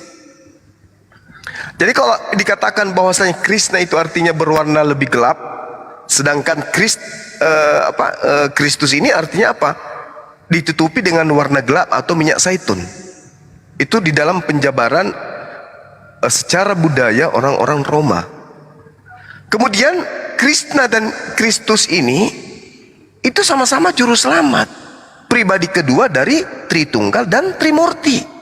Sama. Dalam ajaran Hinduisme, kepercayaan Yunani Romawi kuno, Mereka percaya bahwa Krishna adalah inkarnasi dari Dewa Wisnu. Dialah pelindung pribadi kedua dari Trinitas, yaitu Brahma.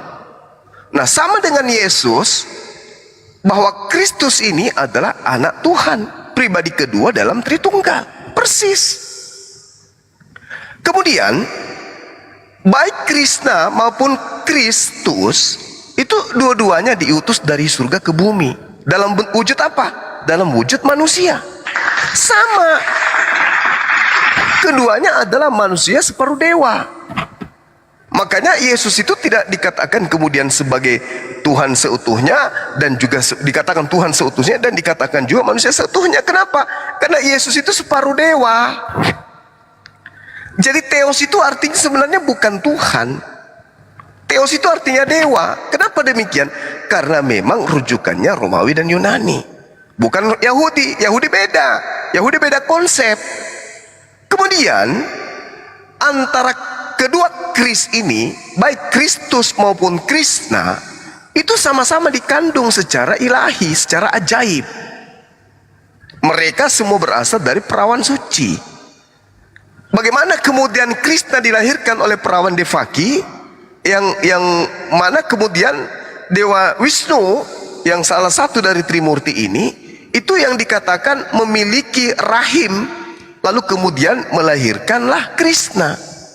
Dan dulu nih, orang-orang Katolik pun menganggap bahwa Maria itu adalah ibu Tuhan. Apa istilahnya itu? Apa istilah itu? Ibu Tuhan tuh. Ada yang ingat gak? Lalu kemudian, kalau Yesus itu sama. Bagaimana Maria kemudian dia lahir hamil dalam keadaan perawan, lalu dia berasal dari Roh Suci, dilahirkan kemudian dari Roh Suci, dari Roh Kudus, yang adalah bagian dari satu pribadi, tiga pribadi Tritunggal.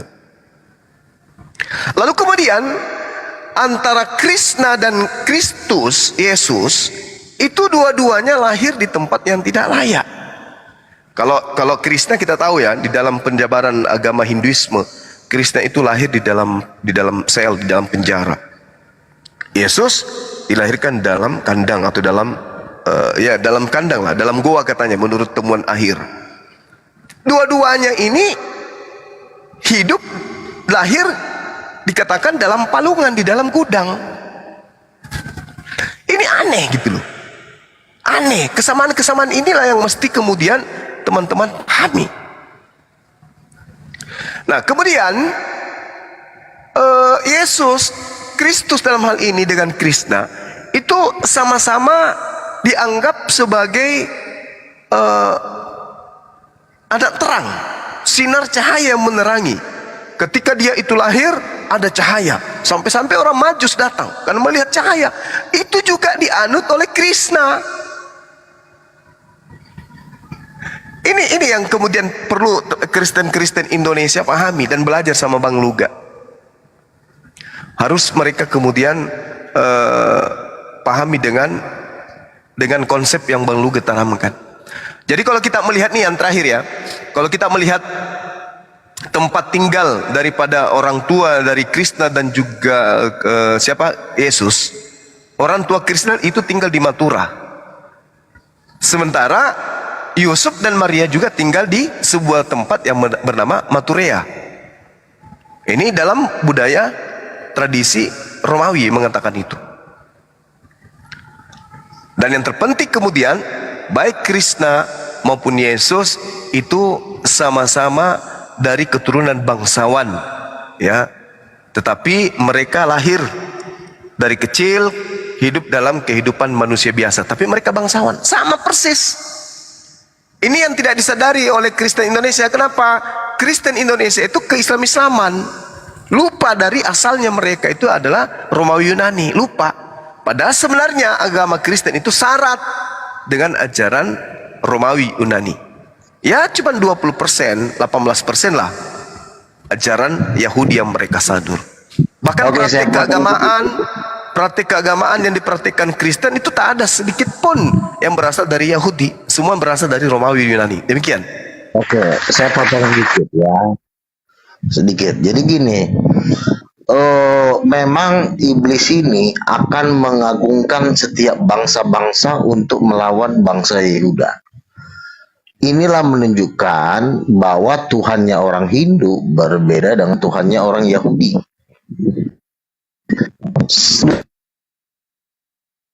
Bangsa itu menjadi spesial di mana agama itu asal. Contoh Hindu. Yang ditinggikan di sini orang Hindu. Sama, punya bapak punya anak, oke, katakan sama, nggak masalah. Sama orang yang sama kan kita nggak bisa larang, betul nggak? Orang Hindu ingin sama atau sama dengan ajaran secara sama-sama punya mama punya anak, ya nggak masalah, sama pun nggak masalah. Tetapi kan tujuannya kan berbeda. Yang satu mengagungkan Buddha, yang satu ajaran Hindu bagikan orang-orang India, karena dari situ agama itu berasal. Nah, kita lihat di lapangan, apakah orang Hindia menganggap orang Yahudi itu pembantunya? Tidak tuh. Justru orang India itu sangat menghamba sekali loh sama orang Amerika loh. Pada kenyataannya di dunia lapangan, di dunia nyata, kalau ketuhanan ini kan katakanlah ini masih di dunia gaib lah ya. Tapi pada dunia nyata, kita ngomong dunia nyata, ada nggak bangsa yang mengalahkan Israel sampai hari ini? Enggak, tuh bangsa Hindu justru memperbudak dirinya kok sama Inggris, sama Amerika, apalagi sama Israel. Artinya dunia goib ini bukan finish dari segala-galanya. Dunia nyata yang membuat finish. Makanya kenapa Yesus Tuhan itu harus jadi manusia, lahir di suku Yehuda, supaya kita tidak diajak bergoib, berhalusinasi. Kalau dewa-dewa ini kan kita nggak tahu keberadaannya.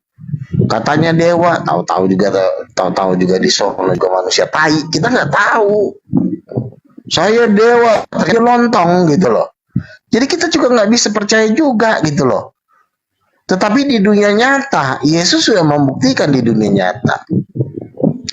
Ketika Yesus datang di muka bumi, ada nggak orang-orang yang berhasil mempersekusi Yesus atau memukuli Yesus? Kan nggak ada. Orang India kan diam-diam aja, karena dia tahu bangsa Israel nggak bisa dilawan sama mereka. Jadi sandiwara yang ada di dalamnya sudah dituntaskan di dalam dunia nyata. Jadi kita nggak perlu lagi membahas dewa Yunani lah, dewa Roma. Sudah terbukti bangsa Roma pun Italia sekarang sudah jadi Kristen kok, secara fisik ya. Jadi kita nggak bisa hanya berngomong di dalam dunia goib. Di dalam dunia nyata pun Yesus pun tidak bisa dilawan sampai hari ini. Siapa yang bisa lawan Yesus? Ada nggak dewa-dewa India atau tukang pukul dari India yang bisa melawan Yesus, atau tentara India yang bisa melawan Yesus? Secara militer itu India takluk loh kepada Amerika Serikat, sampai Donald Trump sembah patungnya. Jadi artinya dewa India ini pun tidak ada artinya kalau di dunia nyata. Kita nanti akan kembali ke dunia nyata, yaitu Yesus. Dan memang sentral alam semesta adalah Yesus Kristus. Karena tidak ada yang bisa melawan Yesus. Ya, secara fisik pun nggak ada. Baik secara goib, baik secara fisik. Karena Yesus adalah representasi dari Allah Bapa dan Allah Kudus. Makanya siapa yang bisa melawan Yesus? Ada nggak yang berani nyolek Yesus? Yesus saja disalib mati, bangkit, naik ke surga, nggak ada yang ngelarang. Mana dewa-dewa Hindu? Dewa kucing, monyet, dewa sunggokong lah, dewa kucing lah, apalah. Ketika Yesus naik ke surga, ada nggak yang mencoba? Weh, berhenti dulu. Nggak ada. Jadi fix secara nyata Yesus pemenang. Yesus adalah Allah yang dahsyat. Dialah Tuhan di atas segala Tuhan. Dan saya mengajak Juma, mengajak seluruh API dan seluruh umat Muslim di Indonesia untuk bergabung dengan King of King. Nanti kita akan menginjili bangsa-bangsa, kita akan menginjili dunia. Lu jangan ngomong Allah, tiap hari juga lu banting-banting. Lu mau gue banting, gue terusin bantingan gue nanti sampai lu peot, sampai lu modar. Allah. Lu cok, udah tiap hari juga gue gulung, mau gue gulung lagi. Lu gak mana bagian gua lo? Bagian gua mana? Itu yang proyek yang di Apaan tuh? Jadi kesimpulannya Kristen benar itu ya Luga. Iya betul. Betul. Yes. Sama dengan Jadi- Trimurti. Ya nggak apa-apa. Trimurti nyamain nama kita wajar, nama kita orang ganteng. Bang Juma. Kenapa Trimurti? Iya, Theotokos. Nyocok-nyocokin nama kita? Wajar, kita orang ganteng kok, kita orang hebat kok. Kita punya Trimurti Rolls lebih duluan Bang Luga dari Trinitas. Kalau Kenapa? Trimurti lebih duluan, Kenapa Yesus sakti kenapa ketika Yesus seperti naik ke yang Bang sorga? Luga ceritakan? Karena Kenapa memang ketika Yesus naik ke sorga? Kenapa Trimurti itu yang nggak mereka ngegelendot? Yunani itu sudah Ngegelendot aja, diganti Mas. dengan Trinitas. Iya, Trimurti kita anggap tai, Bang Juma, kita anggap tai. Tapi asalnya Trinitas itu dari sana, Bang.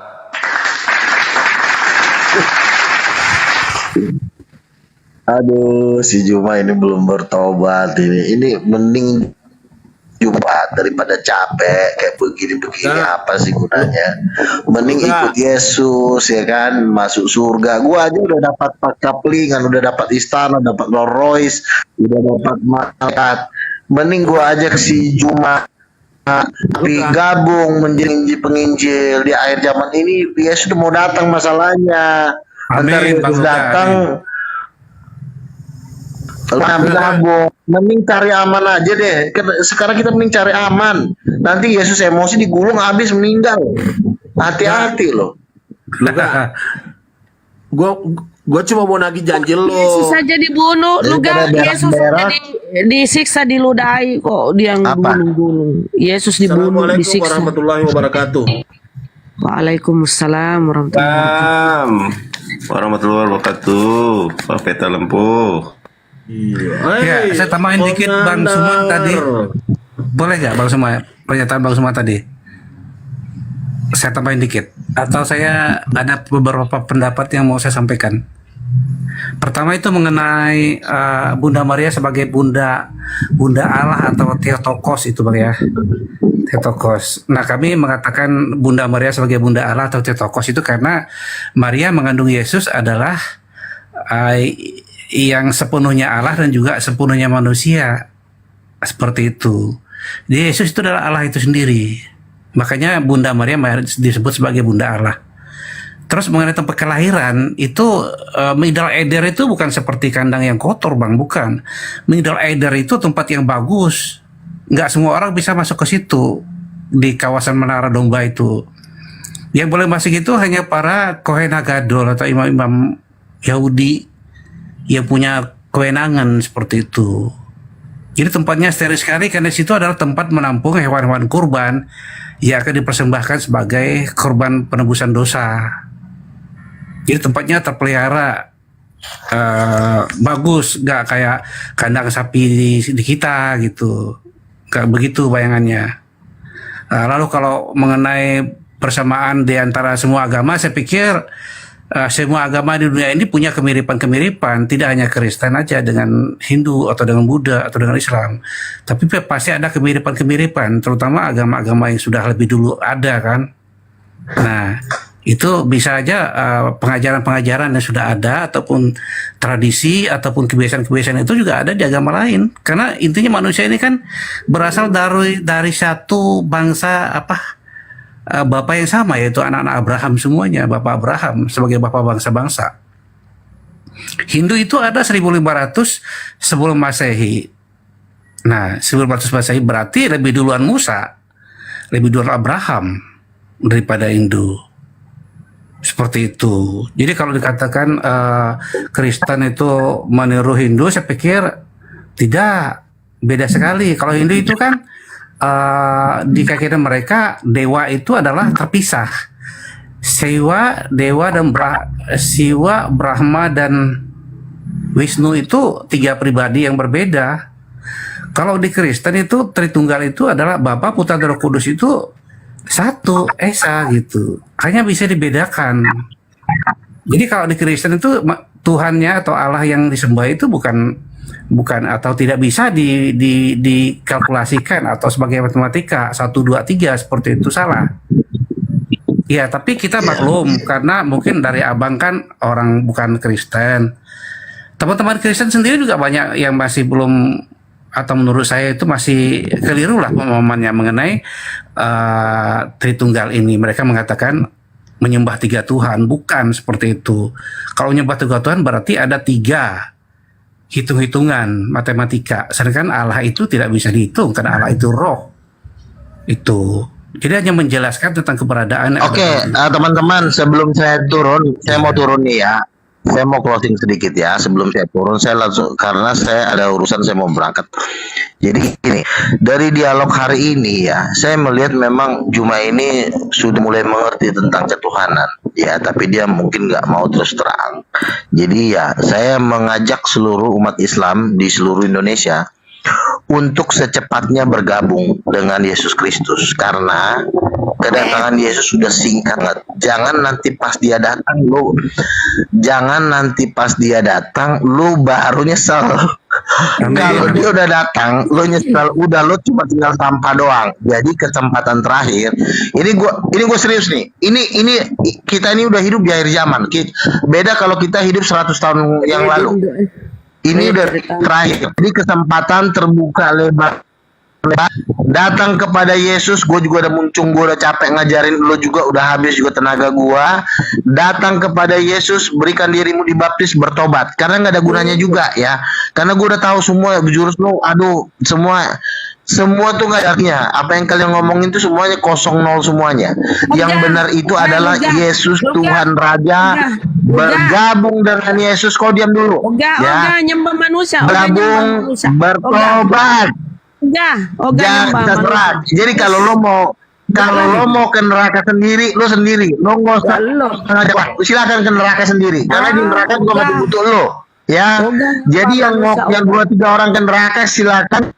Jangan cokin temennya. Jadi saya rasa itu teman-teman. Selamat bergabung di kebenaran di King of Kings. Selamat sore. Saya mau jalan dulu. Saya mau istirahat. God bless you, Tuhan. Siapa mau nyembah manusia kayak tahu. Bang Luga. Saya juga pamit Bang Suma, terima kasih ya udah dinaikin tadi buat teman-teman semua. Selamat berbuka puasa. Tuhan Yesus berkati kita semua. Salam, saya permisi. Tuhannya Yesus, Bang. Yesus aja menyembah kok. Ini orang ini. Mana otak-otak kalian itu kemana?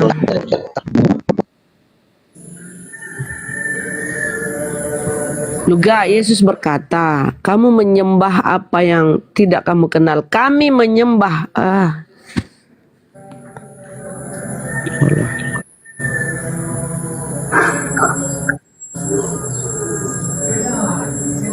Manusia halusinasi. Amit-amit nyembah manusia. Jadi Nabi kita itu, Nabi Isa alaihissalam, datang kepada Bani Israel. Tak ada hubungannya dengan Kristen. Kristen itu agama yang menjadi murni produk dari Barat, yaitu Romawi dan Yunani. Yesus tak pernah menyebut misi kedatangannya dengan Kristen. Tak pernah. Yesus tidak mengenal perjanjian baru. Itu tidak pernah. Kemudian Yesus tidak mengenal penulis perjanjian baru, termasuk Paulus. Itu tak pernah. Jadi kedatangan Islam itu meluruskan kemudian konsep yang dibawa Barat masuk meluruskan kemudian ajaran Kristen yang mereka katakan dari Yahudi, dan itu merambah sampai ke Barat, sampai ke Indonesia. Terkait ucapan saudara Luga tadi di akhir, Yesus atau Nabi Isa akan datang, memang betul. Wa min ahlal kitabi illa la yu'minan nabihi qablal mauti. Tidak ada seorang pun di antara ahli kitab, tapi bukan mereka, bukan Kristen, ahli kitab saja, yaitu Bani Israel dalam hal ini, yang menolak Nabi Isa yang pernah datang kepada mereka. Karena Nabi Isa tidak pernah datang kepada Kristen, Nabi Isa datang kepada Bani Israel. Wa immin ahlil kitab, tidak ada dari ahli kitab yang tidak beriman kepada Nabi Isa ketika ia datang nanti. Kenapa? Karena kedatangannya itu syarat dengan tanda kiamat. Wa innahu la ilm lisa'ah fala tamtarunna biha wattabi'un hadza siratul mustaqim. Kedatangan Nabi Isa itu adalah tanda hari kiamat. Dan pada saat tanda-tanda kiamat ini kemudian datang, ahli kitab mau kemana lagi selain beriman kepada sosok yang datang ini? Dengan mereka beriman kepada Nabi Isa, sama dengan mereka masuk Islam. Kenapa demikian? Karena hanya ada satu penggaris pembeda antara umat Islam dengan ahli kitab nanti pada saat Nabi Isa datang. Apa itu? Umat Islam tidak pernah mengingkari Nabi Isa, tapi mereka ahli kitab mengingkari Nabi Isa. Namun ketika Nabi Isa datang, barulah mereka beriman. Dengan kata lain, sekarang mereka tidak Islam. Begitu Nabi Isa datang, maka mereka akan berbondong-bondong, asyhadu an la ilaha illallah wa asyhadu anna Muhammadar Rasulullah. Bang Suma, itu kan kamu lihat dari kacamata Islammu. Mari kita lihat dari kacamata Bible, kita lihat apa yang dikatakan oleh Yesus dalam Yohanes 12 nomor 48. Siapa yang menolak aku? Kata Yesus, siapa yang menolak aku? Umat Islam atau Kristen? Yang menolak aku itu adalah mereka yang tidak menerima perkataanku. Apakah umat Islam menolak perkataan Yesus? Tidak. Loh, buktinya mereka tidak menjadi Kristen. Ya, karena yang kami tolak itu adalah perkataan-perkataan orang, bukan perkataan Yesus. Buktinya ada tinta merah kok di Bible yang kalian tolak. Loh, kami tidak pernah beriman kepada Bible itu sebagai firman Tuhan. Tunjukkan kepada kami Injil Allah yang datang kepada Yesus. Ada enggak? Enggak ada kan? Nah, kami beriman kepada Yesus, kami percaya kepada Yesus.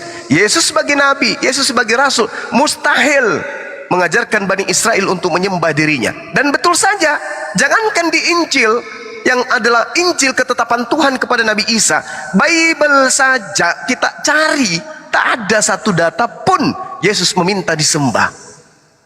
Berarti penyembahan terhadap Yesus itu tanpa dasar pijakan, hanya doktrin dan dogma. Kenapa?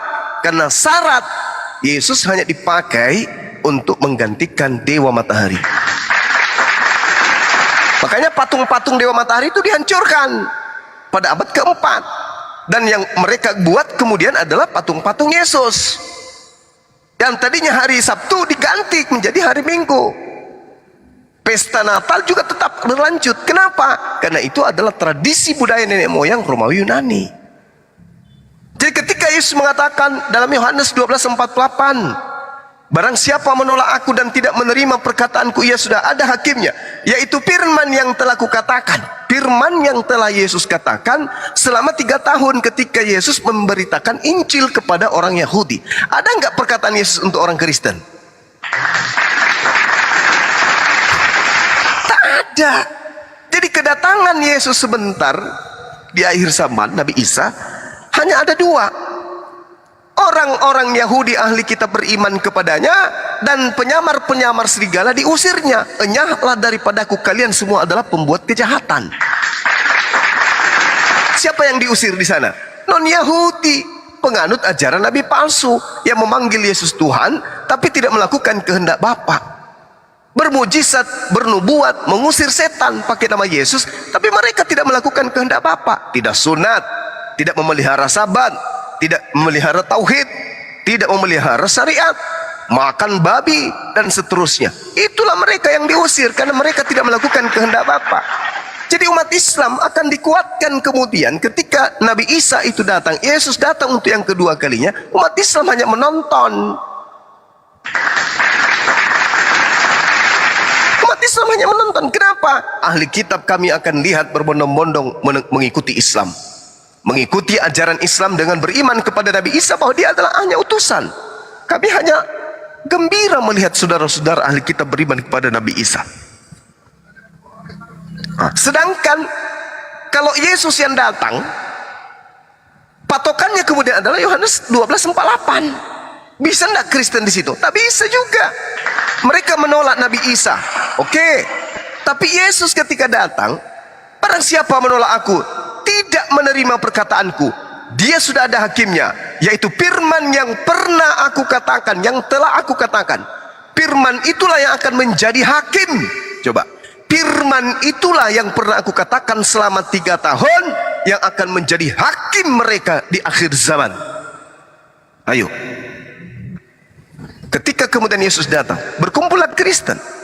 Ditanya, ini kenapa kelompok ini kok mukanya hitam semua? Matanya kok cuma satu? Ini makhluk apa lagi ini? Ini makhluk apa ini banyak begini? Oh, ini makhluk yang nyamar-nyamar, Tuan. Dia mengaku pengikut Anda. Hah? Pengikut? Dari mana rupanya? Bani Israel, keturunan Yakub yang kemana ini?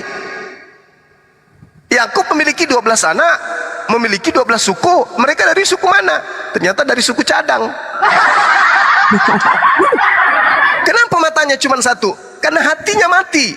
Mata hati mati, sehingga matanya tinggal satu, Dajjal. Pengikut Dajjal. Mata hati buta, tak bisa melihat. Summum bukmun umyun fahum la yarji'un. Buta mereka. Ini kenapa hitam mukanya? Ya, hitam mukanya karena menyembah kepada manusia. Hitam mukanya karena makannya makanan yang diharamkan. Loh kok, tapi kenapa hitam kali kayak begini? Karena Yesaya 66, di situ Tuhan mengatakan, aku akan datang membawa api untuk menghanguskan orang-orang yang makan babi, makan monyet, makan asu, makan kera, makan padale, makan kecoa, makan tikus belau, makan itu semua. Aku akan hanguskan dengan api mereka semua itu. Makanya mukanya hitam, matanya satu. Apa kata Yesus? Benar, pada saat kalian hidup memanggil aku Tuhan, pakai nama aku bermujizat. Benar, Yesus.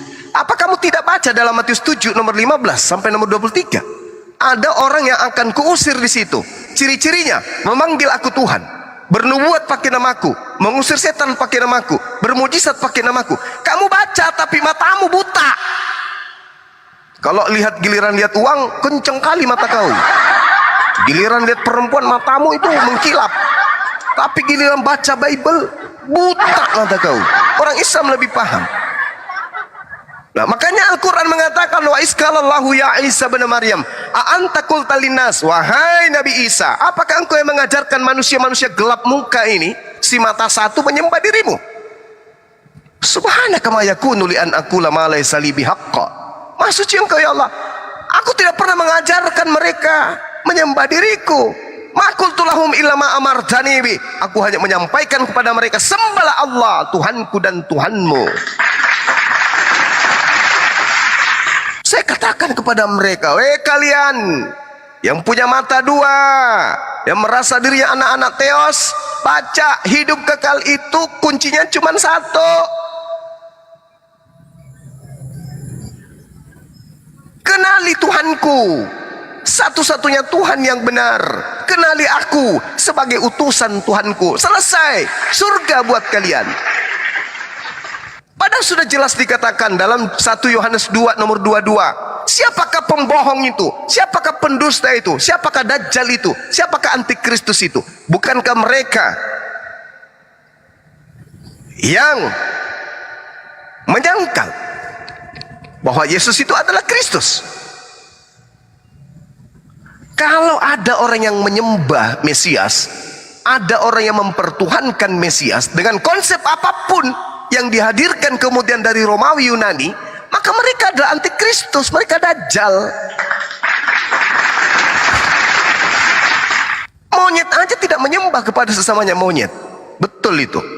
Guguk tidak pernah menyembah kepada sesamanya guguk. Ini ada makhluk diistimewakan, diberi akal, menyembah kepada sesamanya makhluk manusia. Dikarenakan apa? Terpengaruh oleh doktrin dan dogma atas wilayah atas penjajah pada masa itu. Itu agama penjajah.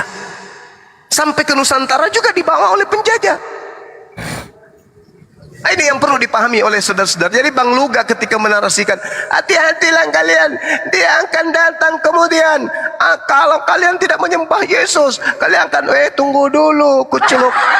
Pelajari Bibelmu dengan baik. Yesus mengusir orang-orang yang memanggil dirinya Tuhan. Islam kagak. Yesus mengusir orang-orang yang bernubuat, bermujizat, mengusir setan pakai namanya. Dalam nama Yesus. Dalam nama Yesus. Nah itu siapa itu? Kristen. Enyahlah daripadaku, kalian semua adalah pembuat kejahatan. Jelas itu. Jadi tidak ada yang kemudian Islam itu akan diperlakukan seperti yang Bang Luga sampaikan tadi. Justru kedatangan Yesus sebagai hakim karena ada terdakwa. Siapa yang terdakwa? Apakah Islam atau Kristen? Dia Kristen. Kenapa? Karena mereka mempertuhankan hamba Tuhan. Yesus malu di hadapan Tuhannya. Yesus kemudian benar-benar malu di hadapan penciptanya. Dikarenakan Yesus sendiri tidak pernah mengajarkan apa yang diajarkan oleh serigala-serigala yang nyamar pengikut Yesus. Saya kira begitu sahabat-sahabat. Nah, di sini ada beberapa guru, ada Peta Lempu, ada Dinda Jonathan Nandar, ada Bunda Rahma, ada Blokir. Mungkin saya izin untuk nyimak. Silakan. Lanjut. Assalamualaikum warahmatullahi wabarakatuh. Waalaikumsalam warahmatullahi wabarakatuh. Izin ya Bang, nyapa si Uhum. Uhum, selamat sore, agama apa?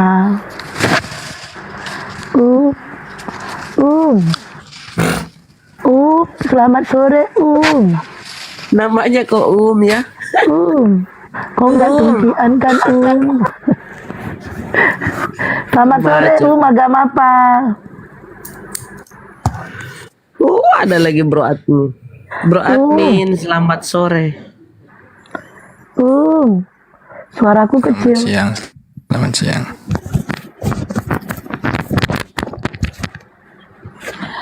Selamat sore, Astagfirullahaladzim. Iya, turunkan aja kalau nggak jawab. Iya, Bro Admin silakan. Jangan diturunin, Bu, nggak apa-apa. Dia nggak jawab, diturunkan aja. Iya, ini Ferdinand ini siapa sih? Menunggu Ferdinand ini siapa tuh?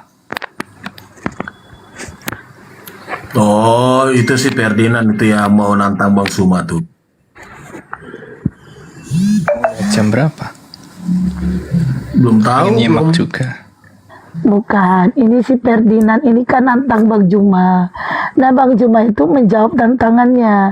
Dari tadi malam sampai saat ini, si Ferdinandnya nggak berani nongol. Pertanyaan saya kepada Bro Admin, sampaikan kepada saudara Siman Anda, jangan berani menantang, giliran ditantang nggak berani datang. Tuh, apakah seperti itu ajaran Kristen? Silakan dijawab Bro Admin. Waduh, kalau itu personal tau Bu, aku ya nggak ngerti tau. Oh, personal. Nantang gitu ya nggak ngerti tau Bu. Dikontak aja toh. Nggak ada kontaknya, udah di DM nggak dijawab. Aku juga udah DM dia nggak jawab.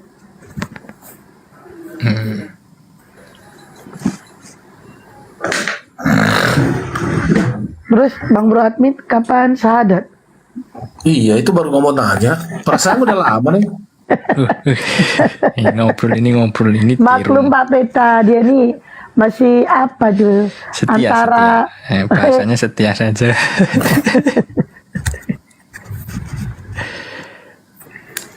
Iya. Setia masuk neraka gitu Bro Admin. Ya jangan masuk neraka toh. Lah, memang kenyataannya sekarang gini, kalau Anda tidak mau dikatakan masuk neraka, tunjukkan satu data di mana datanya tertulis Yesus menjanjikan surga bagi orang Kristen. Bro Admin. Yang saya kasihkan ini Bro Admin, orang-orang Kristen itu kalau berbuat baik itu tidak ada nilainya. Nggak ada nilai, cuma kebaikan doang gitu. Jadi Anda mau berbuat baik percuma, karena kan udah jaminan kan. Ngapain mau berbuat baik? Udah dijamin kok. Iya. Ya gitu. Bang Peta kan, kita kan udah orang dalam toh. Oh iya. Kalau yang saya maksud bukan Bro Admin loh ya, bukan Bro Admin, orang lain. Iya. Ya gitu. Yo, saya sempatan itu di Dasuma itu si Ferdinand itu berapi-api itu, aduh. Ini orang belum tahu kayaknya nih, orang ini masuk ke sarang singa kayaknya nih.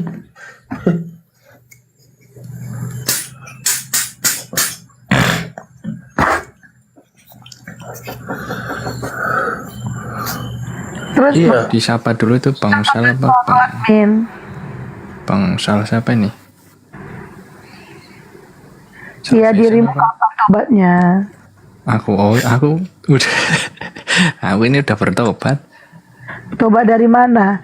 Dari menuhankan manusia. Oh ya, enggak. Nah, ya jelasnya Masih bro, setia lah, setia. Mbak Esti itu Bro admin itu sudah ada tadi. Kita kan orang dalam. Sebenarnya itu udah hidayah gitu.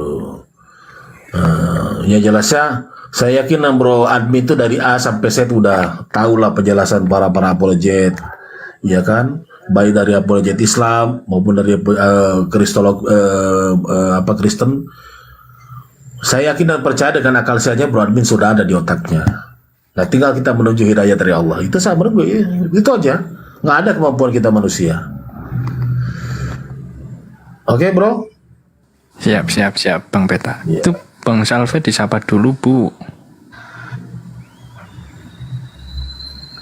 Bang Salve apa Bu Salve? Selamat sore,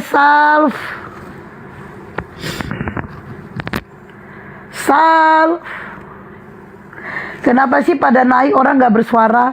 Ini yang antara mulutnya yang berbusa atau kuping yang tungkian? Sinyal mungkin apa ya? Sal.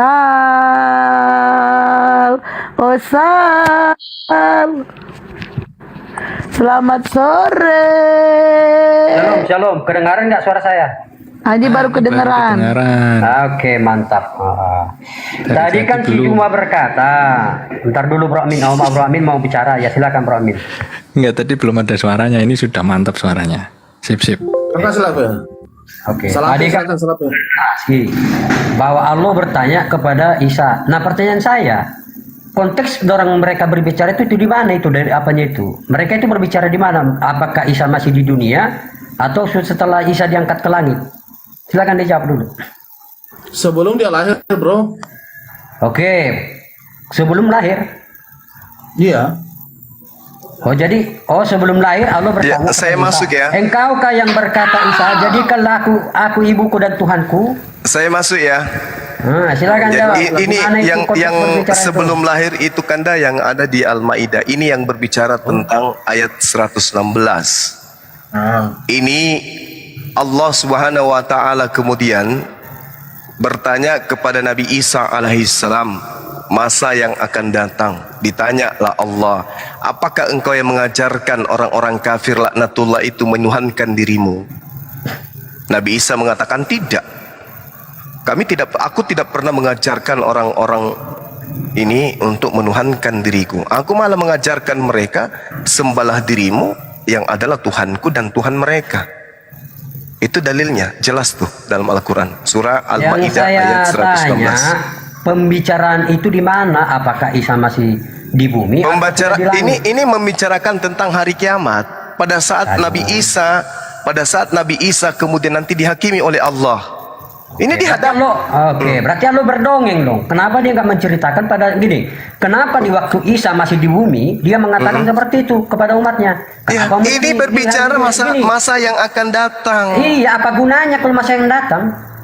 Kalau Allah bukan gini, kenapa kamu yang sensian? Allah bukan mengatakan kedatangannya gini, mengutus Muhammad tujuannya untuk meluruskan. Justru bukan meluruskan loh, bikin masalah. Berarti ketika diceritakan di dalam kitabmu akan kedatangan keduanya Yesus bersama dengan awan-awan itu dongeng. Kalau itu kan untuk menghakimi. Itu kan jelas untuk menghakimi kan. Iya, ini sama, ini juga dihakimi. Sama. Di mana Isa mengatakan dia bukan Tuhan waktu di zaman manusia? Di mana kitabnya Isa berkata, Anda bertanya, di Kisah Para Rasul 22 nomor 8, Yesus berkata dia bukan Tuhan. Di mana bunyinya seperti itu? Kisah Para Rasul 22 nomor 8. Ya silakan baca di mana bunyinya seperti itu. Baik, Di mana baik, bunyinya baik. Saya baca. alo Tenang, WTS, tenang, gini, alo- tenang, tenang, Bung, tenang, Bung, tenang. Santai, santai, santai. Relax, relax. Jangan Anda pertontonkan ya, karena Anda sering makan anjing. Jangan menggonggong. gini loh, Diskusinya tadi kan yang saya santai. bertanya. Diskusinya yang santai. Saya katakan kepada Anda di mana? Anda bertanya, di mana Yesus mengatakan dia bukan Tuhan? Di dalam Kisah Para Rasul Bukan 22 Yesus. nomor 8. Jangan lihat Di dalam Kisah Para Rasul 22 nomor 8. Al-Quran. Tadi kan di Al-Quran itu Allah bertanya. Ya, Anda Kok kan lari ke bertanya kisah kepada saya, di mana Yesus mengaku bukan Tuhan? Yang kita Saya bahas jawab tadi, di Kisah saya- Para Rasul 22 nomor 8. Ketika pendiri agama Kristen bertanya kepada Yesus, siapakah engkau? Apakah engkau Tuhan? Dengarkan saya dulu, dengarkan dulu, ganti-gantian kita. Jangan kayak anjing menggonggong ente. Gantian habis ini saya, kamu lagi. Oh, kamu kan bertanya. Penyembah Yudas, Anda kan bertanya, di mana Yesus mengatakan dia bukan Tuhan? Aku jawab dong. Dengarkan jawaban saya. Kau diam dulu. Begitu kok masuk-masuk kayak guguk, kau itu menggonggong kayak orang kekurangan tulang. Santai, duduk, relax, relax, santai. Ini Indonesia, Bung. Negara damai, oke? Nggak usah panik. Ini bukan di barat. Santai aja. Ini negara kami, negara aman. Kamu duduk yang cantik. Kamu nggak usah menggonggong. Setelah saya bicara, kamu lagi menggonggong. Diam. Iya, penyembah batu hajar swat. Nah, diam, diam. Jadi ketika kamu bertanya kepada saya, di mana Yesus mengaku dirinya bukan Tuhan? Kisah Para Rasul 22 nomor 8. Kata Paulus, pendiri agama Anda, siapakah engkau? Apakah engkau Tuhan? Yesus menjawab, aku Yesus, manusia dari kota Nazaret. Nah, tuh. Apakah engkau Tuhan? Bukan. Aku manusia dari kota Nazaret. Nah, itu terjawab. Di mana Yesus mengaku bukan Tuhan? Nah, itu jawabannya. Tangkis itu, kalau kau bisa. Gak nyambung kau, diskusi kau Juma. Lagi sedikit-sedikit lari ke kitab. Yang saya tanyakan, di mana narasi Alois WTM yang berkata, wahai Isa, engkau kau yang mengatakan jadikanlah aku Tuhan dan Wa isqalallahu ya Isa bin Maryam. Saya tanya sebelum diturunkan gini. Saya nggak tanya Quran dulu. Di mana pernyataan itu? Di mana pernyataan itu bahwa Isa mengatakan bahwa percakapan kamu dengan Isa itu di mana? Sakit kau itu. Di mana lasok? Lasok. Di mana lasok? Kenapa emosian kau? Kau sudah numpang di negara kami, kok emosian kau? Santai aja napa? Diskusi yang baik. Iya kan diskusi lah penyembah batu hajar aswad. Kalau diskusi. Kenapa kamu ini? Ada apa? Kamu jangan bawa-bawa tabiat agama penjajahmu itu ke sini. Santai aja, relax. Kamu masuk ke sini, relax. Jangan sampai mulutmu kerobek. Santai, relax, relax. Oke? Pada saat Yesus bayi, Yesus mengakui di hadapan orang-orang Yahudi, dia hanyalah nabi, dia hanyalah rasul. Itu jelas itu. Dia sendiri yang mengatakan kepada Bani Israel bahwa dirinya nabi. Di mana ini Abdullah, saya ini adalah hamba Allah. Atani alkitab wa ja'alani nabiyyan. Di mana?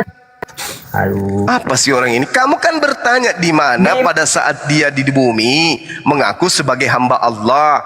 Inni Abdullah atani alkitaba wa ja'alani nabiyyan. Sesungguhnya aku hamba Allah. Allah memberiku ketetapan dan Allah menjadikan aku seorang nabi. Ini terkait dengan Ali Imran yang tadi itu berbicara di padang mahsyar ketika Yesus kenapa dikatakan terkemuka di akhirat?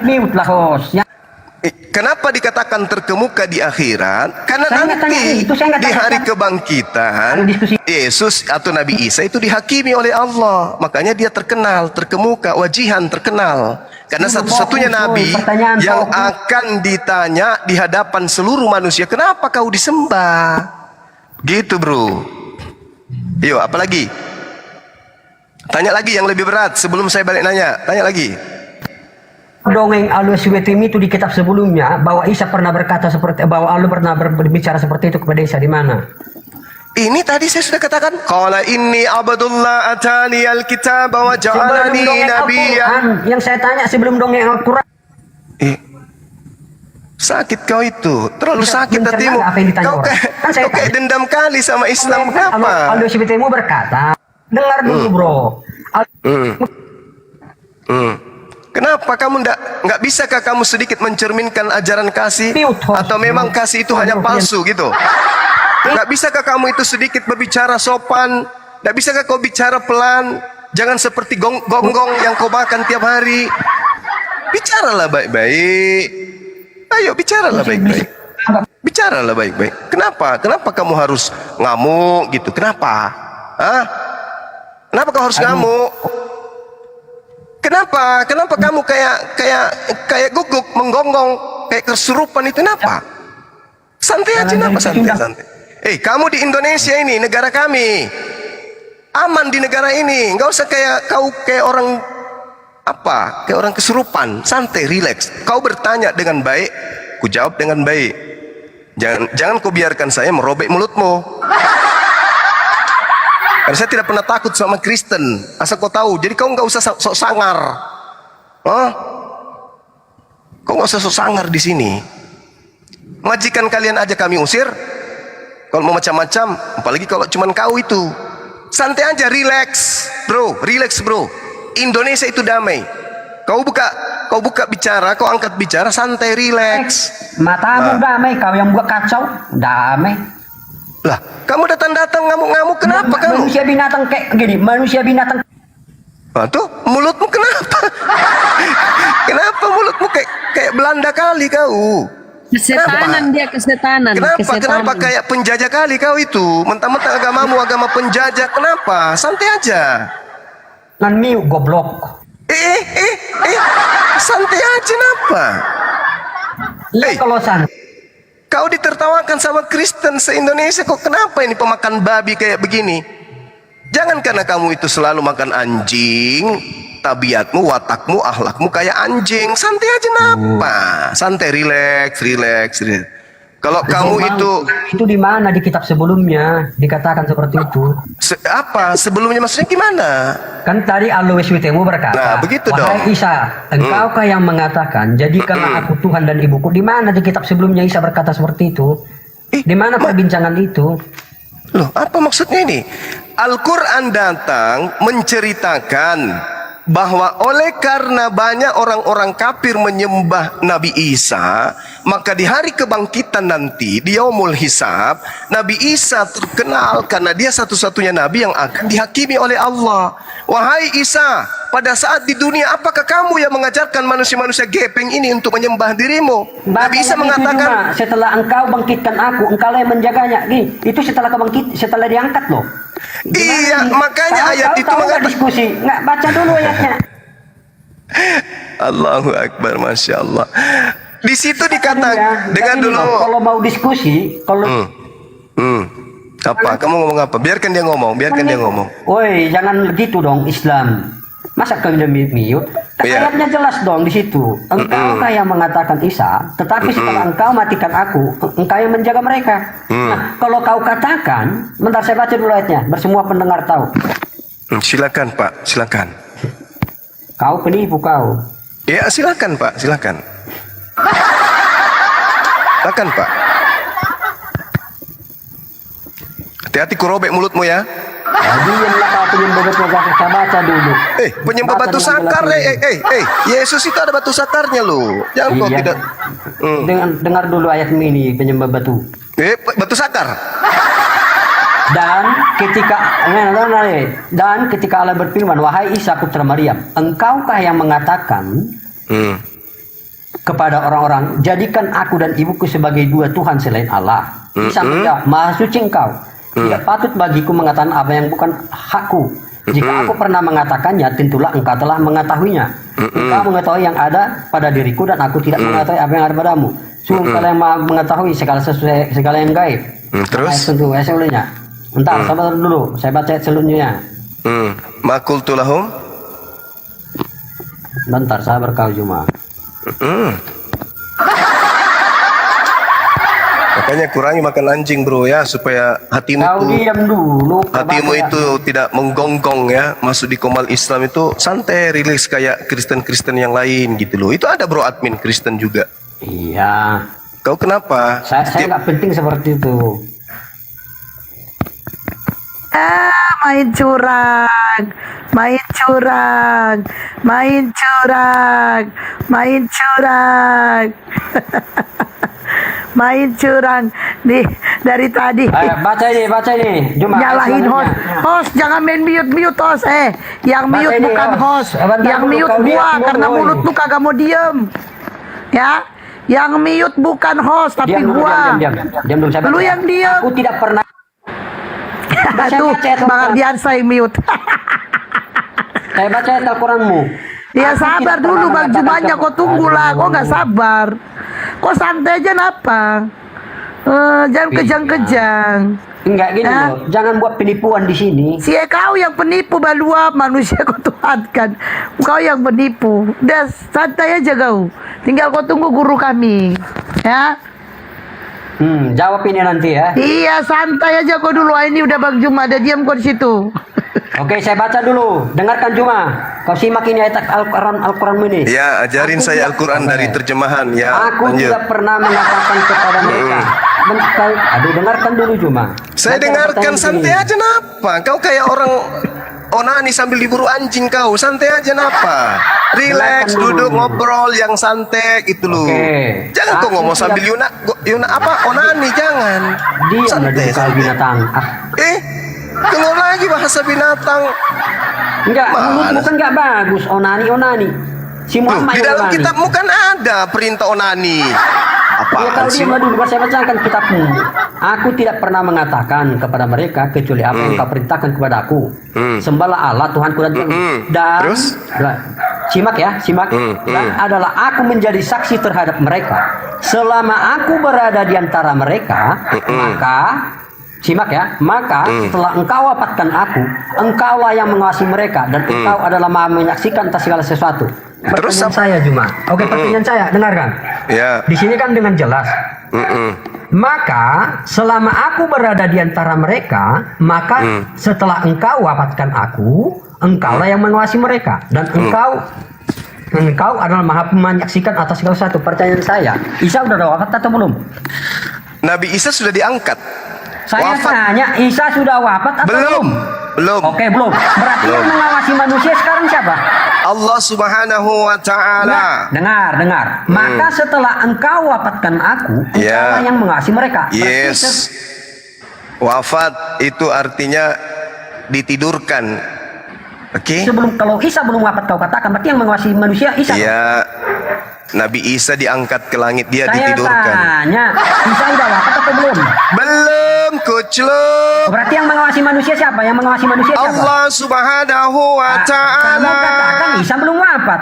Kan di sini dengar, di ayatmu ini mengatakan ini manusianya. Dengar dulu, ini kuculuk. manusia. Di sini ayatmu berkata kuculuk. Dengar dulu kuculuk, dengar dulu.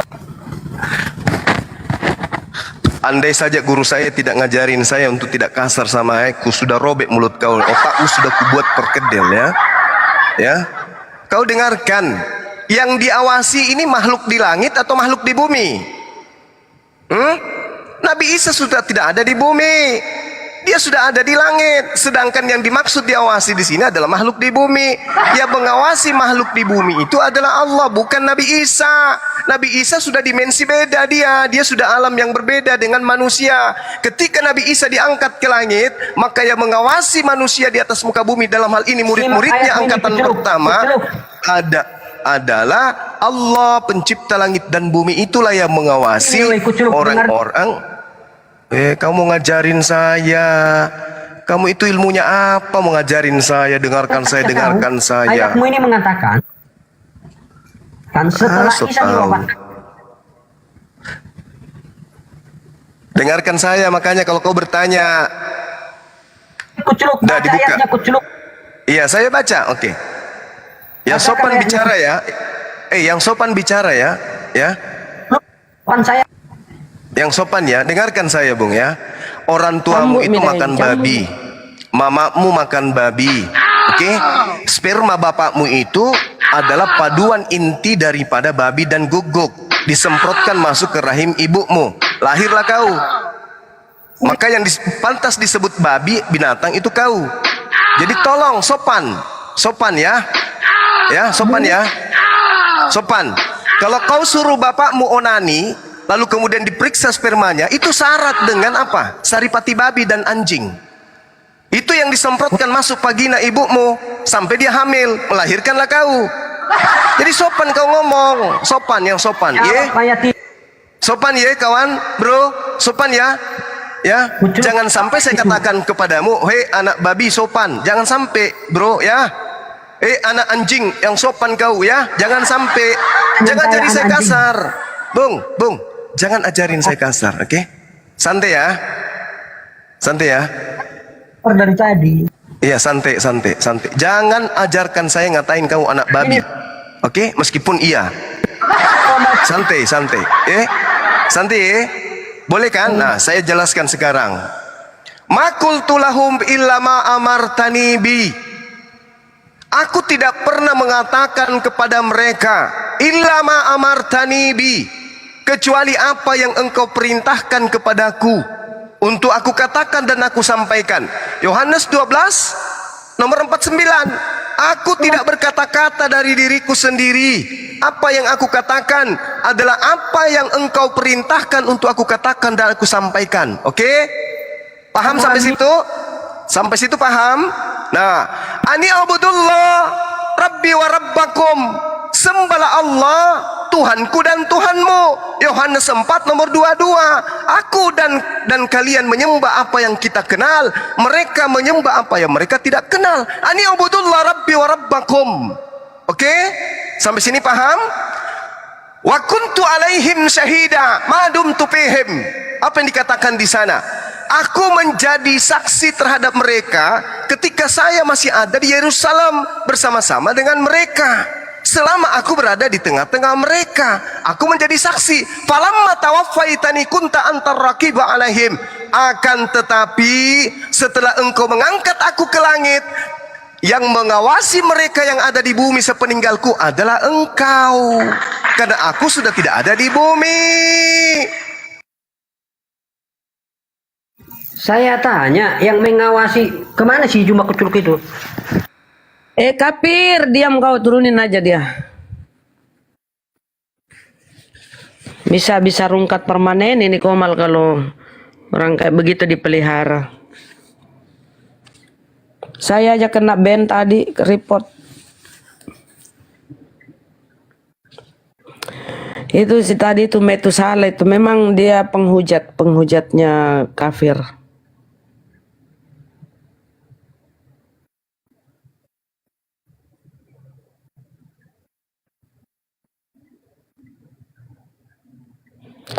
Loh,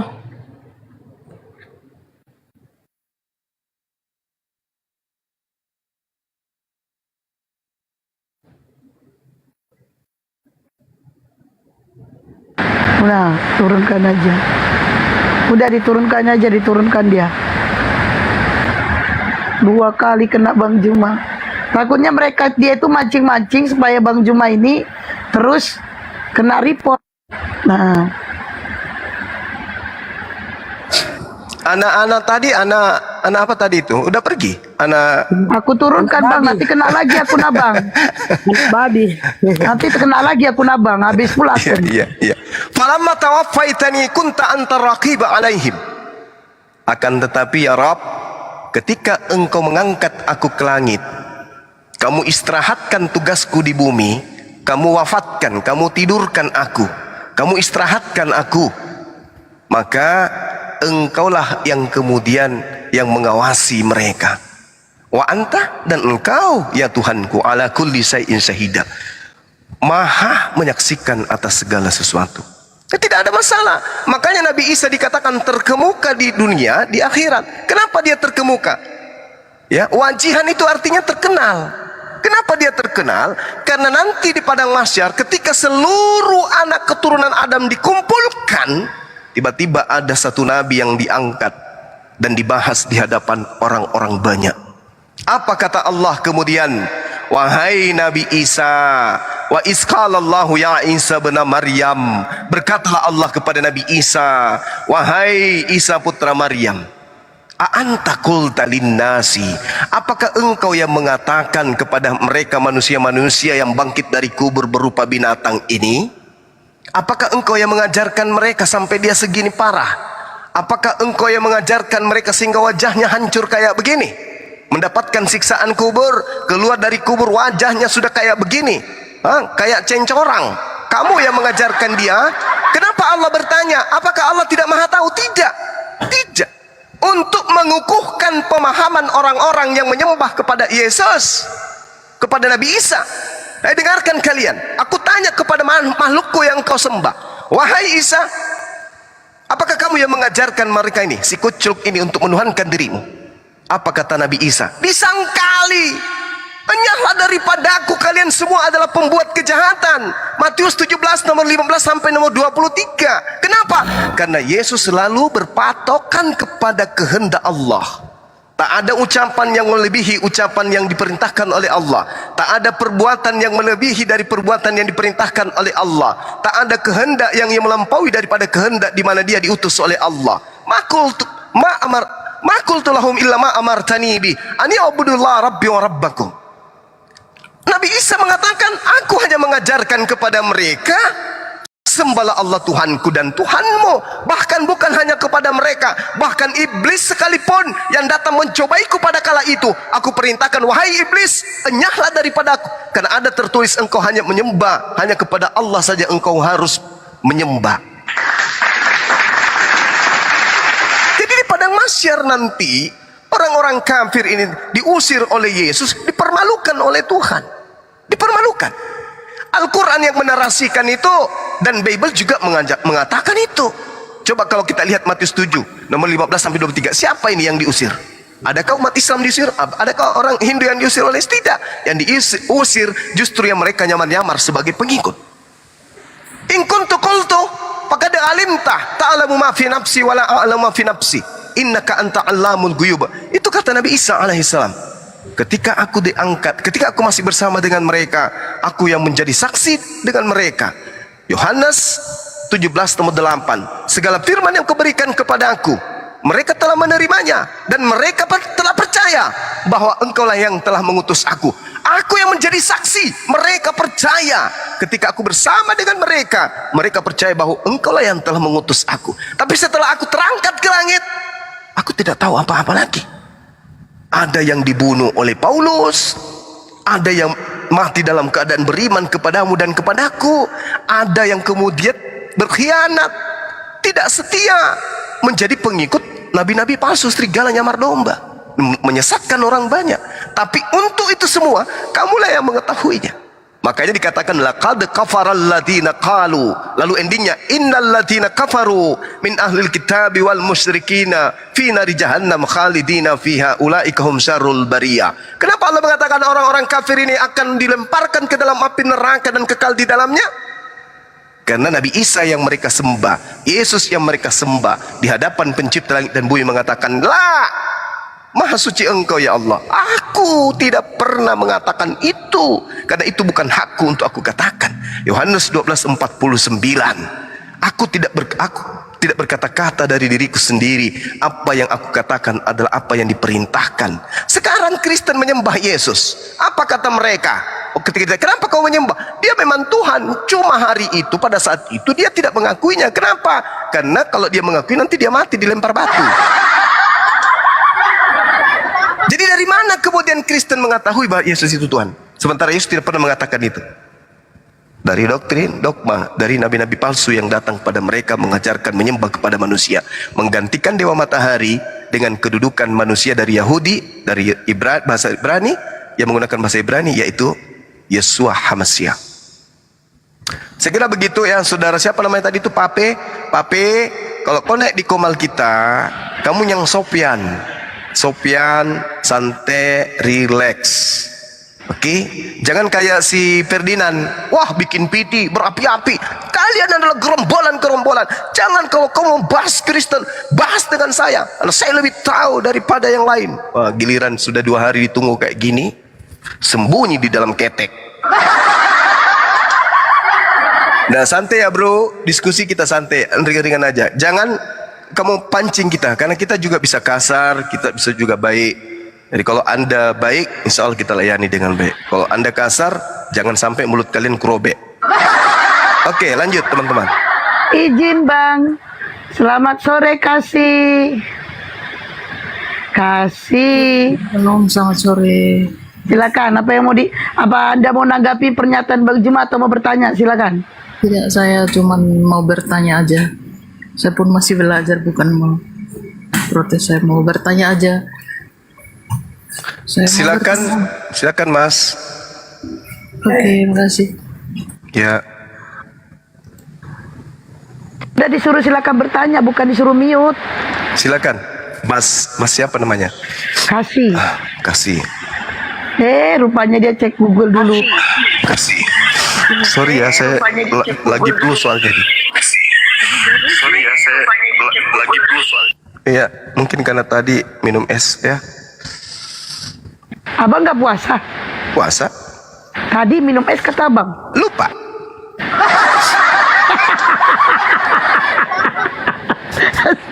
Astagfirullahaladzim. Udah 1 teko bang. Iya. Sudah ada di tengah, mumpung ya kan? Itu namanya curang kalau 1 teko.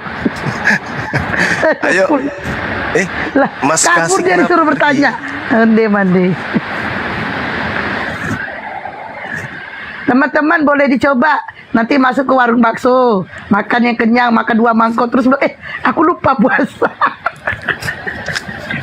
Nggak usah yang kayak gitu, nggak usah. Jangan makan lah. Cuci muka aja pakai kuah soto Betawi.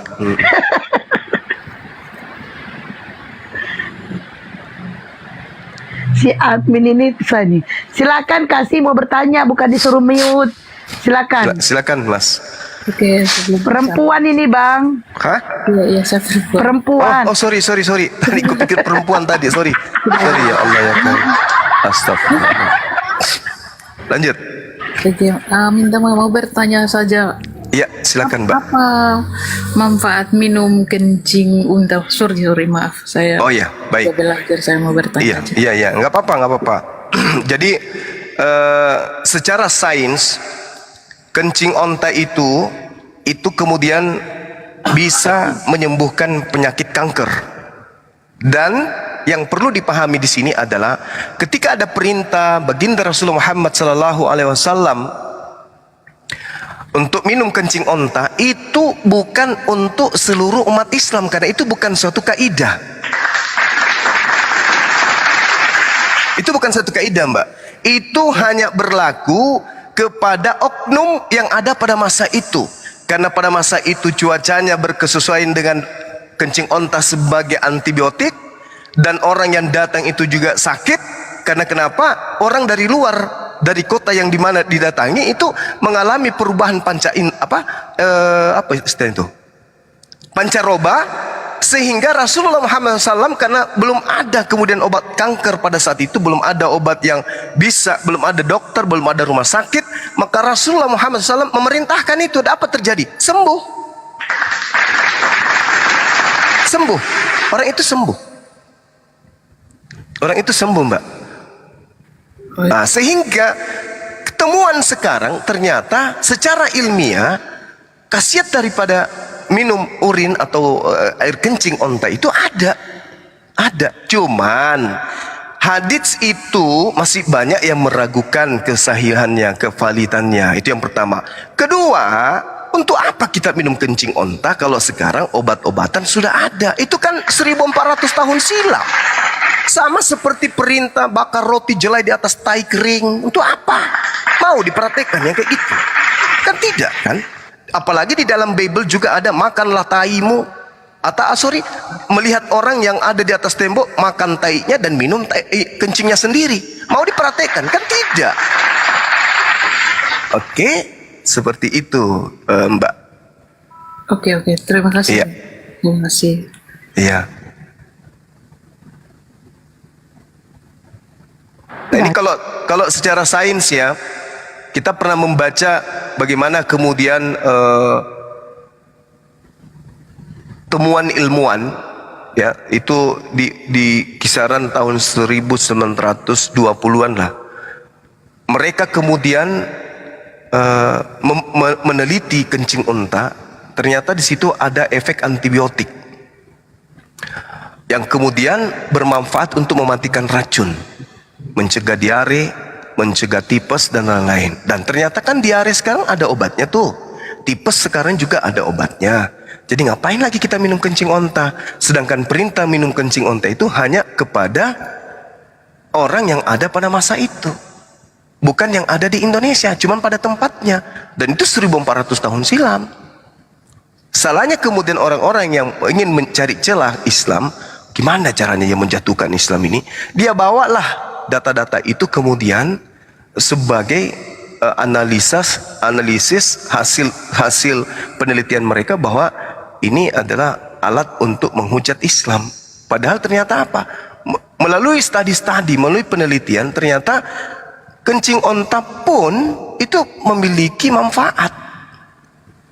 Yang salah kalau cuaca yang ada di Indonesia beda dengan cuaca yang ada di padang gurun, dipakai untuk mengobati orang yang diare dan seterusnya minum kencing onta. Islam itu tidak begitu. Begitu, Mbak. Sama seperti yang tadi, bakarlah rotimu di atas tai kering. Itu juga bahaya juga itu kalau dipraktekkan sekarang. Gitu ya. Oke, Mbak Kasih, silakan bertanya lagi. Oke, itu aja. Terima kasih banyak Bang Juma sama semuanya. Makasih. Iya, makasih. Sama-sama. Oke, pasien selanjutnya silakan. Bro admin, ada pasien yang kesekian, tapi dari tadi ada jadi berhala. Biar beliau mau belajar itu, biar dia duduk di situ. Udah berapa tahun Bang belajar gak tobat-tobat? Ya, namanya juga hidayah. Bisa jadi nanti kena hidayah kalau matanya sudah kena penyakit mekanu. Mulala. Udah mulai rabun, maksudnya rabun. Yang putih hitamnya udah tertutup putih. Nah itu sudah mulai, wah ternyata saya diajang kematian. Kan gitu. Ini juga Bang pasien yang gak ada sembuh-sembuhnya Bang. Nah, kalau ini pasien saya ini yang sok pintar ini. Paling pintar memang di antara semua muridku ini dia.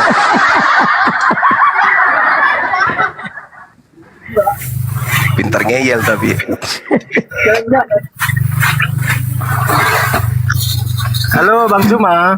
Halo juga. Oh ya, gini Bang Juma. Tadi Anda mengatakan bahwa kencing onta itu diminum hanya untuk orang yang dahulu. Coba tunjukkan dalilnya Bang, di mana itu kira-kira? Ya, itu kisah loh. Kisah apa Bang? Kisah itu. Iya, maksud saya gini loh Bang. Itu kisah. Itu kisah atau bukan? Tanya dulu. Itu kisah atau bukan? Seperti apa? Itu kan perkataan Nabi kan? Iya, tapi itu kan kisah. Ya, cerita itu sebuah cerita, sebuah kisah pada waktu itu. Bukan diperintahkan. Itu cerita, kok nggak betul pula? Jadi meskipun itu sebuah kisah, tapi itu kan betul ya kan, Bang? Bahwa minum kencing itu diriwayatkan oleh Ahmad. Nabi memerintahkan kepada orang tersebut untuk minum kencing onta dan susu onta. Apa masalahnya? Karena itu hanya untuk orang terdahulu. Kalau sekarang enggak. Bukan hanya untuk orang terdahulu, hanya oknum saja. Bukan semua orang Arab pada masa itu cuma oknum saja. Jadi perkataan Nabi itu hanya untuk sebagian orang gitu, Mas. Iya, hanya untuk orang tersebut. Itu kan diriwayatkan dari Anas bin Malik itu. Jadi ada satu orang dari Uraina datang kepada Rasulullah. Mereka kemudian orang-orang ini kemudian bercerita tentang penyakit yang ada di Madinah, sehingga mereka kemudian tidak suka tinggal di Madinah. Maka Nabi ya menyuruh mereka untuk mencari onta dan meminum air seni onta dan susunya. Mereka kemudian berangkat mencari onta. Setelah mereka sembuh dari penyakitnya, mereka malah membunuh gembala-gembala onta ini. Mereka sembuh dari penyakit itu. Mereka sembuh. Tak ada masalah di situ. Sama kedudukannya perintah bakarlah roti jelai. di atas tai kering manusia. Nah, gimana itu? Bisa enggak Anda perhatikan sekarang Anda bakar roti di atas tai? Sama itu, Bang. Nah, itu boleh kau coba kebenaran. Gurih tuh, gurih nyoy. Cobalah. Tunggu dulu. Bedanya? Santai ya. Begini, kalau kencing onta itu kan disuruh Nabi diminum untuk menjadi obat, betul atau enggak? Itu dulu. Iya, kalau orang itu sakit, pada saat itu dia datang sakit. Nah, Jadi ternyata sekarang itu enggak berarti sekarang itu enggak berlaku lagi ya, Bang? itu kan kisah. Anda ngerti nggak? Inilah kalau saya dialog dengan orang yang pintar. Ginilah. Orang pintar itu begitu.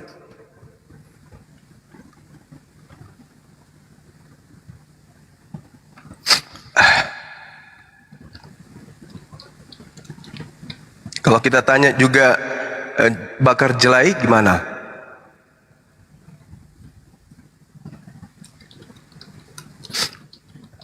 Aduh. Beda yang di Markus itu, Gurunda. Disuruh minum racun. Tuh suruh minum racun kebenaran tuh di Markus.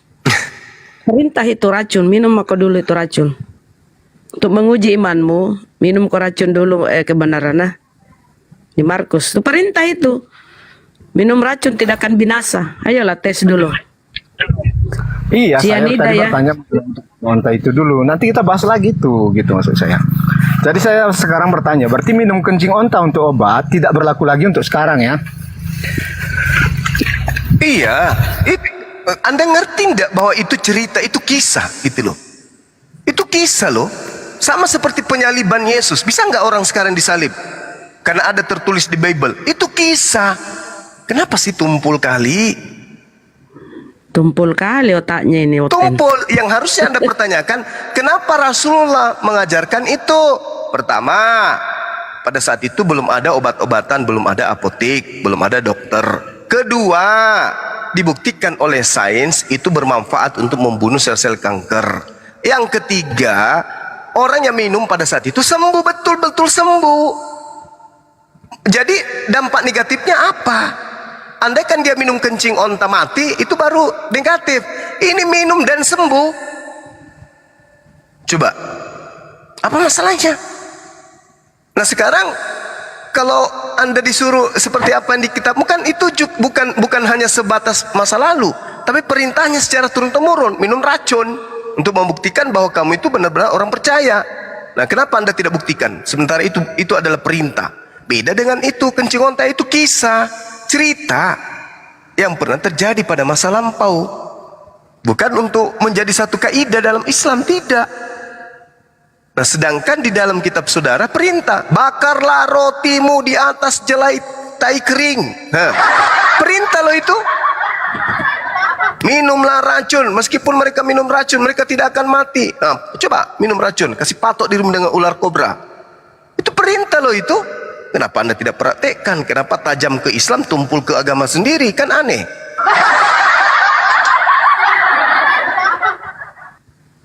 Gitu, Bung.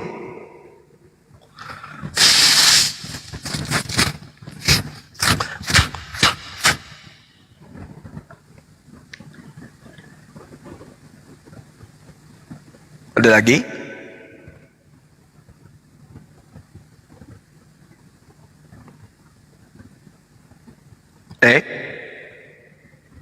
Halo? Dibuka mic ya. Kebenaran. Halo? Anda selalu menekankan itu hanya sebuah kisah, berarti itu tidak berlaku lagi sampai sekarang ya Bang Zuma. Itu pertanyaan saya loh, Anda nggak jawab. Kalau itu perintah, seperti perintah sholat, perintah puasa, maka itu masih berlaku sampai akhir zaman. Itu bukan perintah. La haula wala quwata illa billah. Ada orang sakit datang kepada Rasulullah. Lalu Rasulullah perintahkan untuk meminum kencing onta dan susu onta. Begitu orang itu mempraktikkan, benar-benar sembuh. Dan ternyata penelitian sekarang ini, kencing onta itu dapat menyembuhkan penyakit hepatitis dan diabetes, penyakit gula dan juga penyakit hepatitis. Itu hasil daripada penelitian ilmuwan hari ini. boleh ditunjukkan sumbernya Bang Juma, datanya di mana itu? Di mana ya? Saya bisa kita sampaikan dia. Intinya itu di situ. Kencing onta itu dapat menyembuhkan hepatitis dan diabetes. Banyak penyakit termasuk diare dan seterusnya gitu loh Bang. Maksud saya begini loh Bang, fakta utarakan hari ini itu sangat membantu loh, karena penyakit degeneratif seperti diabetes itu sampai sekarang obatnya belum. Anda hari ini pernyataannya spektakuler dengan mengatakan bahwa kencing onta itu bisa mengobati diabetes.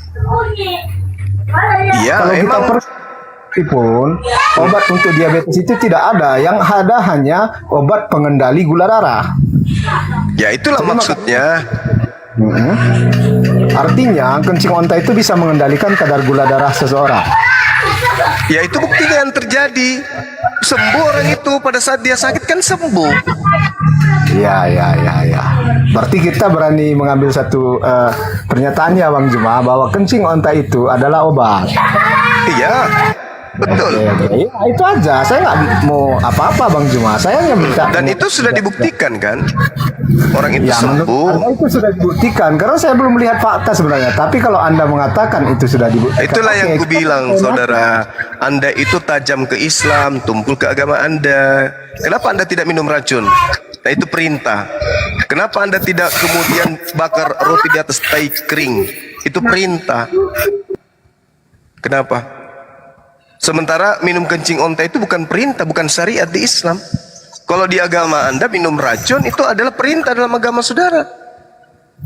Bakarlah roti jelai, bakarlah roti di atas tai kering. Kenapa Anda tidak lakukan?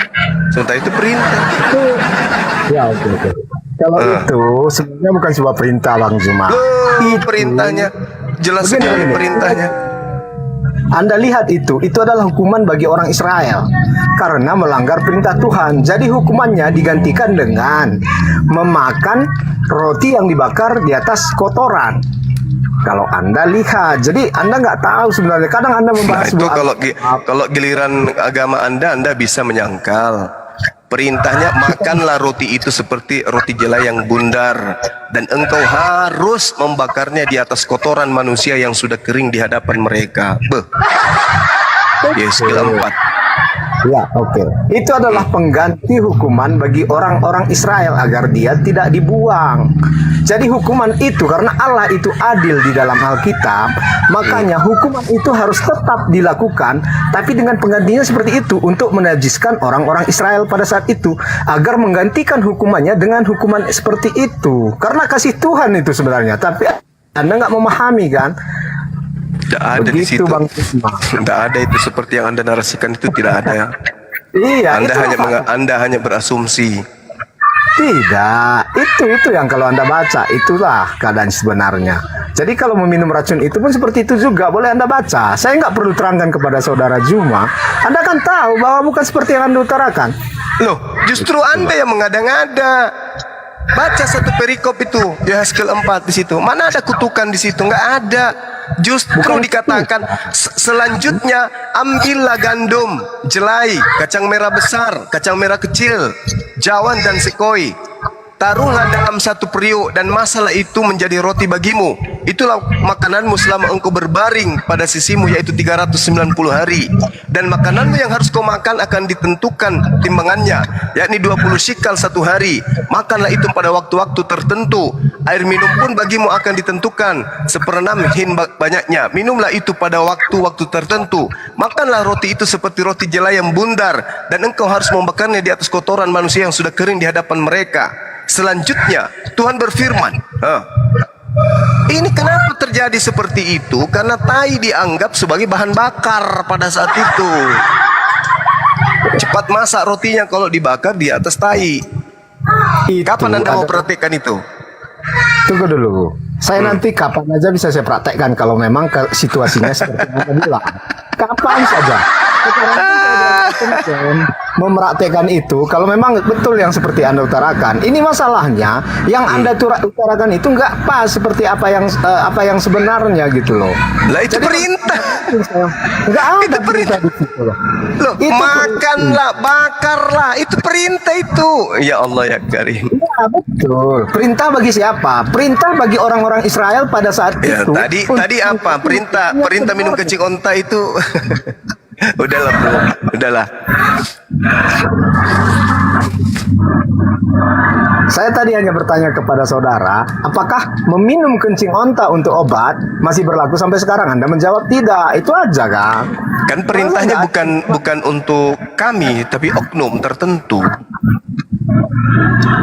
Iya, artinya pernyataan Nabi itu mengandung satu fakta bahwa kencing onta adalah obat, betul kan? Ya, pada saat itu dia sembuh kan? Itu aja. Nggak lebih dari Belum itu. lagi Bapak. kalau Anda membaca Yesaya, di situ ada perintah gini. Tetapi juru minum agung berkata, adakah Tuanku mengutus aku untuk mengucapkan perkataan-perkataan ini kepada orang tuanmu dan kepadamu saja? Bukankah juga kepada orang-orang yang duduk di atas tembok, yang memakan tainya sendiri dan meminum air kencingnya sendiri bersama-sama dengan kamu? Hal-hal jorok kayak gini bisa nggak diperhatikan di kitab saudara? Nggak ada perintah untuk dipraktekkan, Bang. Ya itu dia makanya, kalau tidak ada perintah untuk diperhatikan, kenapa ditanya di Islam harus perhatikan minum kencing onta? Karena di situ mengandung suatu pernyataan yang fakta yang cukup baik, Bang Juma. Karena itu diklaim sebagai obat. Itu makanya saya bilang begitu. Kalau tadi kencing onta tidak diklaim sebagai obat, saya nggak akan menyuruh Anda mempraktekkan itu gitu loh. Buktinya orang itu sembuh. Ya itulah makanya saya bilang seperti yang Anda katakan tadi. Kalau memang itu sembuh, ya silahkan gunakan jadi obat. Gitu aja Bang Juma, nggak lebih kok. Lagian kalau dibandingkan Bung antara kencing onta dengan daging babi atau daging anjing, maaf ya, jauh lebih jorok anjing daripada kencing onta. Onta itu makan apa dia? Apa makan onta itu? Makanannya bukan yang jorok-jorok, dia tidak makan daging, dia cuma makan rumput-rumput. Ya, kalau sisi makanan betul. Kebenaran ini bisa kau jelaskan. Orang yang mau mati dikasih minuman keras. Berikanlah Coba ayat di atas. keras. Ayat di Nih, atas. jawab dulu ini. Berikanlah minuman keras kepada orang yang mau binasa ini. Orang mau mati dikasih minuman keras nih. Tengok dulu ayat sebelumnya. Apa ini? Itu Ini di mana? konyol toh? Enggak, saya tanya. Ini di Bibelmu, orang yang mau mati dikasih minuman keras. Nih. Berisik kali.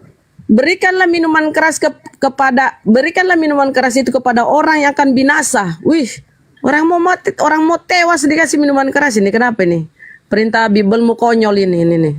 Ini perintah ini kawan, disuruh orang yang mau mati sekarat kasih minuman keras. Biar dia teler ya. Lucu-lucu perintah Bibelmu. Ini pelajari dulu Bibelmu ya, baru kau kritisi apa udah dikasih tahu itu kisah, itu sebuah cerita. Bukan perintah itu. Nah, ini pelajari dulu nih. Kebenaran pelajari ini. Kenapa orang yang mau mati sekarat sudah dikasih minuman keras. Wah, parah nih. Kasih topi miring, kasih bir ya. Nah, kasih nih. Ini dulu kau telah kau pelajari bebek ini dulu ya, baru kau kritis yang macam-macam. Walaupun kau jungkir balik mencari apa yang di Islam untuk mengkritis, nggak bisa bro. Ini di Bibelmu aja nih bertaburan ini ayat belum lagi disuruh minum racun nih. Orang yang mau tewas sekarat menghadapi maut disuruh minum minuman keras. Konyol nggak perintah Bibelmu nih? Ya konyol. Oke ya, silakan Deng, lanjut. Ini sehat itu. Kalau Amsal Anda buka Amsal. Ya? Nggak ada Amsal. Ini perintah.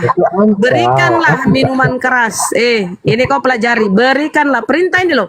Berikanlah minuman keras itu begini akan binasa. Nah, jangan dikerasin begitu Bu Rahmat. Tadi kan dia mengatakan begini, Bang Suma, saya pertanyakan itu karena ada perintah. Nah sekarang dibalik di Bible-mu ini juga perintah, kenapa nggak dilaksanakan?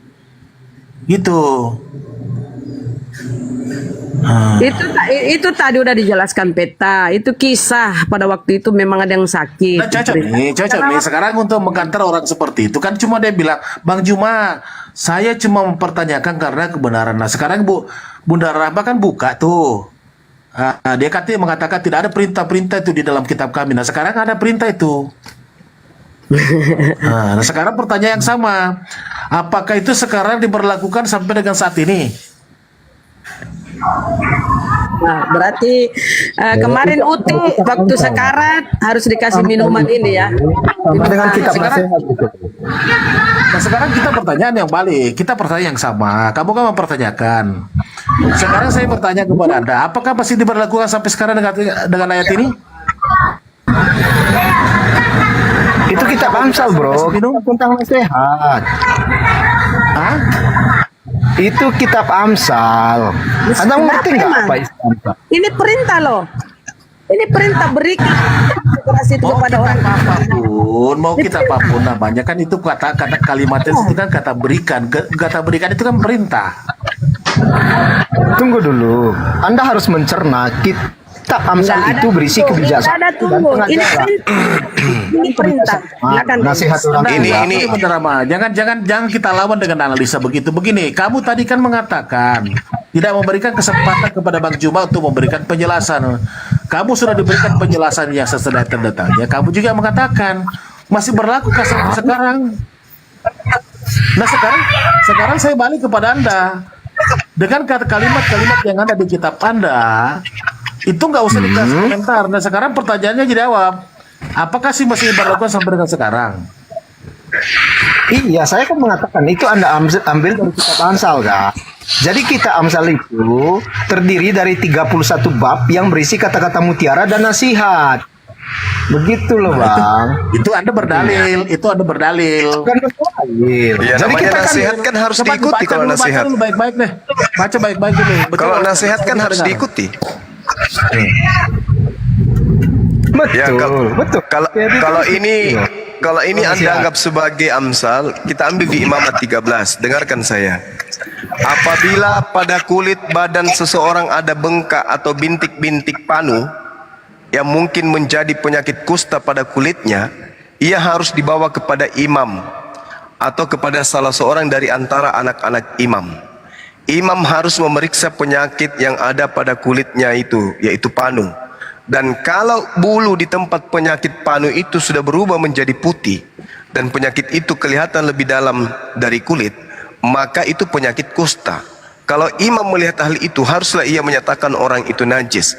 Tetapi jikalau yang ada pada kulitnya itu hanya panu putih dan tidak kelihatan lebih dalam dari kulit dan bulunya tidak berubah menjadi putih, maka harus orang itu dikurung selama 7 hari lamanya. Nah, dengarkan itu. Jadi kalau ada orang kena panu, orang itu harus dikurung 7 hari lamanya. Pada hari ke-7, haruslah kemudian imam memeriksa dia. Bila menurut penglihatannya penyakit panu itu masih tetap dan tidak meluas pada kulit, imam harus mengurungnya lagi 7 kali lagi, 7 hari lagi untuk yang kedua kalinya. Kemudian pada hari yang ke-7, hari yang ke-14, haruslah imam memeriksa pada kedua kalinya. Bila penyakit panunya itu menjadi pudar dan tidak meluas pada kulit, imam harus menyatakan dia tahir. Itu hanya bintil-bintil saja. Orang itu harus mencuci pakaiannya dan ia menjadi tahir. Jadi menurut ini, kalau ada orang kena panu, dikurung 7 hari 7 malam. Jangan cuci baju, jangan ganti baju. Kalau diperiksa selama 7 hari panunya masih ada, dikurung lagi ditambah 14 hari, jangan mandi, jangan ganti baju. Begitu hari ke-14, kalau hilang itu panunya baru cuci baju. Jadi ini silakan Anda praktekkan ya. Kalau ada orang kena panu, tolong dikurung 7 hari 7 malam. Kalau panunya tidak hilang, malah melebar kemana-mana, maka kurung lagi 7 hari. Kalau penumi semua badannya panu, tidak penumi lagi, beli skincare.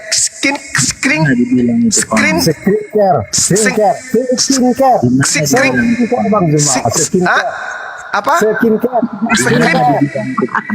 Susah kali lah. Serkiring Ken. Jadi kalau dia sudah penuh badannya penuh, tidak perlu lagi sekringkren. Itu sudah suci katanya, sudah bersih dia. Disitulah Anda nggak mengerti sedikit pun ayat Alkitab ya. Dari mana katakan saudara Juma itu panas? Bagian yang membahas tentang hukum-hukum Bang, izin bang, ganti aja bang. Ini Kaira Oten bagus bang, ganti aja bang. Ya bang, siapa aja ya bang. Siapa aja untuk kebenaran. Siapa dulu kok siapa.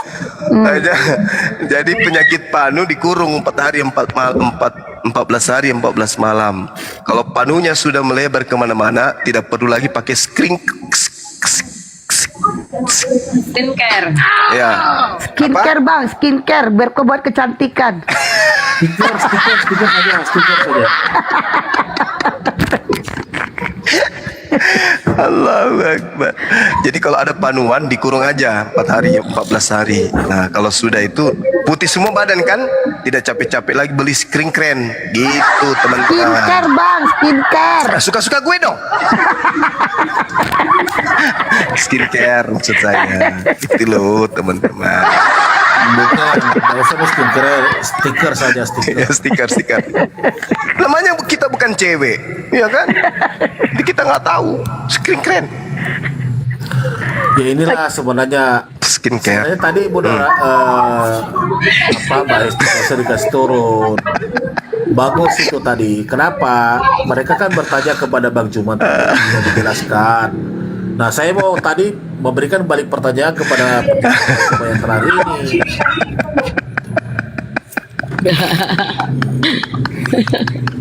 Itu Bang Juma lagi ngobrol sana. Bang, lama lagi puasa tempat kami bang. Tahan dulu bang. Saya ingat temanku yang kena panu petelumpu. Terus pakai skincare gitu. Pakai daun galingkang. Aduh, kiti-kiti Belanda. Aduh, parah. Gimana ceritanya orang bisa sembuh dari penyakit panu? Orang nggak mandi dikurung lagi, nggak mandi, nggak ganti baju. Ditambah 14 hari ya tambah penuh lah matanya pun tumbuh panu, hilang biji mata hitamnya. Anda penuh niat tolong yang Bible. Makanya itu hukum Taurat hanya untuk Bani Israel dan hanya untuk pada zamannya. Kenapa? Karena ini tidak bisa dipraktekkan. Sekarang sudah ada Kalpanax, bisa diminum 1 sendok 1 hari. Aduh. Diolesi, bukan diminum. Oh iya, Dik. Mati Miko dong. Gimana peta? Galingkang. Ada galingkang gitu langsung. Galingkang. Kiti-kiti Belanda. Gara-gara Ferdinand ini si botak ini lama sekali ditunggu. Belum botak loh dia bang. Botak. Aku udah tahu kenapa dia digelari sempak merah. Aduh, lucu. Astagfirullah. Kaira, silakan Kaira. Saya kaget juga itu Ferdinand orang kok tidak ada basic kesicinya. Kalau tiba-tiba ini berani-berani gitu. Pansos kan sudah nggak laku. Kalau dia politik oke lah, toh. Tapi ini maklum misalnya pansos dia. Rekening menipis. Ini juga lucu di 1 Korintus, kamu boleh makan segala sesuatu yang dijual di pasar daging. Jadi biar mantap makan mako. Tanpa mengadakan pemeriksaan. Aduh. Sudah media Bunda Rahma, pokoknya kalau panuang kijama beli skincare. Skincare bang. Kasih panuang saja di Rita, gampang itu. Skincare bang, skincare. Aduh, ini perempuan-perempuan sekarang yang tadinya hitam sekarang jadi putih. Pas saya ketemu, loh kok putih kali? Saya curiga mereka panuan ini dipraktekkan ini Imamat 13. Benarkah kalian dikurung? Pantasan di gunung-gunung itu habis daun galingkang. Siapa dulunya bang? Step Penim, selamat sore Step. Halo, selamat sore. Ya silakan, mau bertanya di luar atau kamu nanggapi pernyataan Bang Juma? Nanggapin aja dulu deh. Silakan. Ya tanggapin, bukan di mute, tanggapin. Oh, saya mau nanya dulu deh gini. Ya iya. Ayo. Katanya kan Nabi Muhammad tuh nabi terakhir. Apakah ada di Alkitab nubuatannya? Ada. Banyak. Berkejibun, Bang. Coba tunjukin satu ayat yang mengatakan Nabi Muhammad akan menjadi nabi terakhir. Baik. Kisah Para Rasul 3 nomor 22 sampai 23. Itu aja dulu.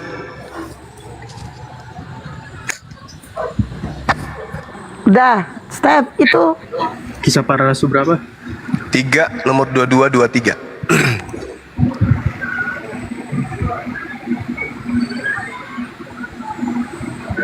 Yohanes 14:16 ya? Juga ya? Yohanes 16 data 7 sampai 15, Bang. Tapi supaya tidak ini, biar dia Kisah Para Rasul 3 aja dulu, nomor 22 sampai 23.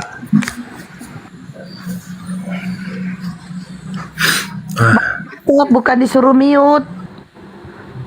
Coba saya baca. Bukankah telah Kami baca dikatakan dalam hati, kami gak dengar. Bukankah telah dikatakan Musa, Tuhan Allah membangkitkan bagimu seorang nabi dari antara saudara-saudaramu sama seperti aku. Dengarkanlah dia dalam segala sesuatu yang dikatakannya kepadamu. Dan akan terjadi bahwa semua orang yang tidak mendengarkan nabi itu akan dibasmi dari umat kita. Memang ini menubuatkan Nabi Muhammad. Jadi kalau bukan beliau, siapa nabi yang datang setelah Yesus? Yang kemudian siapapun yang tidak mendengarkan nabi itu akan dibasmi, dibunuh. I think saya lihat perikopnya nih tentang khotbah Petrus diserang di Salomo. Berarti iya. Itu dia. Petrus mengatakan kalau bakal Nabi Muhammad gitu. Iya, makanya kita cari, Bang. Kita cari siapa dia yang ketika perintah Tuhan yang datang kepadanya disampaikan tapi ditolak, maka orang-orang yang membantah ajaran itu exolotereu, dimatikan, dilenyapkan. Itu siapa? Kalau Yesus kan tidak mungkin, karena justru Yesus yang dilenyapkan. Sementara yang dimaksud di sini adalah yang mampu menegakkan hukum-hukum kepada bangsa-bangsa. Dan akan terjadi, artinya ketika dikatakan akan terjadi, itu wajib terjadi. Berarti ada peperangan seperti yang dilakukan oleh Nabi Musa. Kan dikatakan ayat 22-nya, bukankah telah dituliskan kemudian dikatakan oleh Nabi Musa, Tuhan akan membangkitkan bagimu seorang nabi di antara saudara-saudaramu yang seperti aku. Dengarkanlah dia di dalam segala hal, segala sesuatu yang akan dikatakan nabi itu kepadamu. Dan akan terjadi, berarti ini harus terjadi nih. Akan terjadi itu bukan dongeng, bahwa semua orang yang tidak mendengarkan nabi itu akan dibasmi dari kita. Nah, sekarang permasalahannya adalah siapa setelah Nabi Musa yang kemudian sebagai nabi yang mirip Musa, yang sama seperti Musa, memimpin peperangan, membasmi musuh-musuhnya, membasmi orang-orang yang membantah perintah Tuhan yang datang kepadanya. Itu harus terjadi. Siapa kira-kira menurut saudara? Yesus nggak mungkin. Justru ketika Yesus datang mengajarkan firman Tuhan, justru dia yang dibantai, dia yang dihabisin. Arti ada oknum lain di luar Nabi Isa atau Yesus. Itu siapa, Bang? Tapi kalau saya baca di ayat 18, tetapi dengan jalan demikian Allah telah menggenapi apa yang telah difirmankannya dahulu dengan perantara nabi-nabinya, yaitu bahwa Mesias yang diutusnya harus menderita. Berarti di sini Bang Zuma setuju dong kalau Yesus harus menderita di kayu salib. Itu tidak ada kaitannya itu. Anda kan bertanya nih sama saya, di mana di dalam kitab Bible ada nubuat untuk Nabi Muhammad. Kan gitu. Nah, belum lagi ketika Yesus berpesan nih kepada Bani Israel di dalam Matius 21, kerajaan Allah akan diambil daripadamu dan akan diberikan kepada satu bangsa yang akan menghasilkan buah kerajaan itu. Nah, ini siapa ini yang melanjutkan tongkat kerajaan yang diberikan kepada keturunan Bani Ishak? Ini siapa? Dan mana kerajaan itu? Dari buahnya kamu akan melihat. Nah, di Islam mengajarkan tauhid satu Tuhan. Islam mengajarkan menyembah kepada Tuhannya Abraham, Ishak dan Yakub. Islam mengajarkan beriman kepada kitab Taurat, ke kitab Mazmur dan kepada kitab Injil. Dari buahnya. di dalam Yohanes 16:13, ketika ia datang, orang yang sama seperti Nabi Musa ini, dia akan memuliakan aku. Nah, di mana Nabi Isa atau Yesus itu dimuliakan? Kalau di Kristen tidak mungkin. Tidak mungkin. Karena di Kristen Yesus terkutuk, Yesus diludahin, Yesus ditonjok, Yesus ditampar, Yesus dibunuh. Semua hinaan itu tertuju kepada Yesus. Kalau di Kristen, kalau di Islam, dari sejak ibunya sampai dia dilahirkan, sampai caranya kembali meninggalkan dunia ini, semua serba bagus, semua serba dimuliakan. Menyebut namanya pun kami muliakan. Isa alaihi salam, atasnya damai sejahtera, kepadanya damai sejahtera. Itu jelas tuh. Siapa yang memuliakan? Hanya kami umat Islam. Kalau di Kristen, begitu berbicara mengenai Yesus, dia dikandung pada saat ibunya bertunangan, lahir di kandang binatang, kemudian mati diobok-obok sama orang kafir, orang-orang yang membenci dirinya, dikhianati oleh muridnya, mati secara terkutuk. Apakah itu dimuliakan? Tidak. Hanya di Islam. Terus gimana dengan kebangkitannya? Kalau berbicara mengenai kebangkitan, Bung, kebangkitan itu adalah tanda angkatan jahat, tanda orang yang tidak setia yang diberikan Yesus kepada orang Farisi dan Yahudi. Di dalam Matius 12 nomor 38, Yesus berkata, angkatan jahat dan orang tidak setia ini meminta satu tanda, dan tidak akan diberikan satu tanda pun kecuali tanda Yunus, yaitu kan itu bukan tanda, maksudnya kebangkitan secara langsung murid-muridnya melihat Yesus bangkit itu gimana ya? Di mana muridnya? Siapa murid yang melihat Yesus bangkit? Sebutkan satu orang yang melihat Yesus keluar dari kubur. Siapa? Satu orang aja. Kalau ada, saya meninggalkan ini komal, saya turun. Maksudnya ya nggak ngeliat dia keluar dari kubur, tapi nah itu dia. Dalam suatu ruangan kan tiba-tiba Yesus muncul. Nah itu dia. Kan sudah dikatakan oleh Yesus, angkatan jahat minta tanda, yaitu mati bangkit pada hari ketiga. Berarti Bang Zuma setuju kalau Yesus bangkit dari kubur? Itu tanda untuk angkatan jahat. Saya nggak mau. Maksudnya gini loh, bangkit secara fisik. Loh, coba Anda baca dulu, bro. Baca dulu Matius 12 deh. Dari Ya, data 38. Secara perikop dong, nggak bisa ngambil Oke, satu ayat kita baca. doang. Kita baca satu perikop. Mau satu perikop, mau satu baskom juga kita baca. Ya. Karena ini adalah angkatan jahat yang beriman kepada kebangkitan. Orang Yahudi tidak beriman, hanya orang Kristen, kami juga enggak.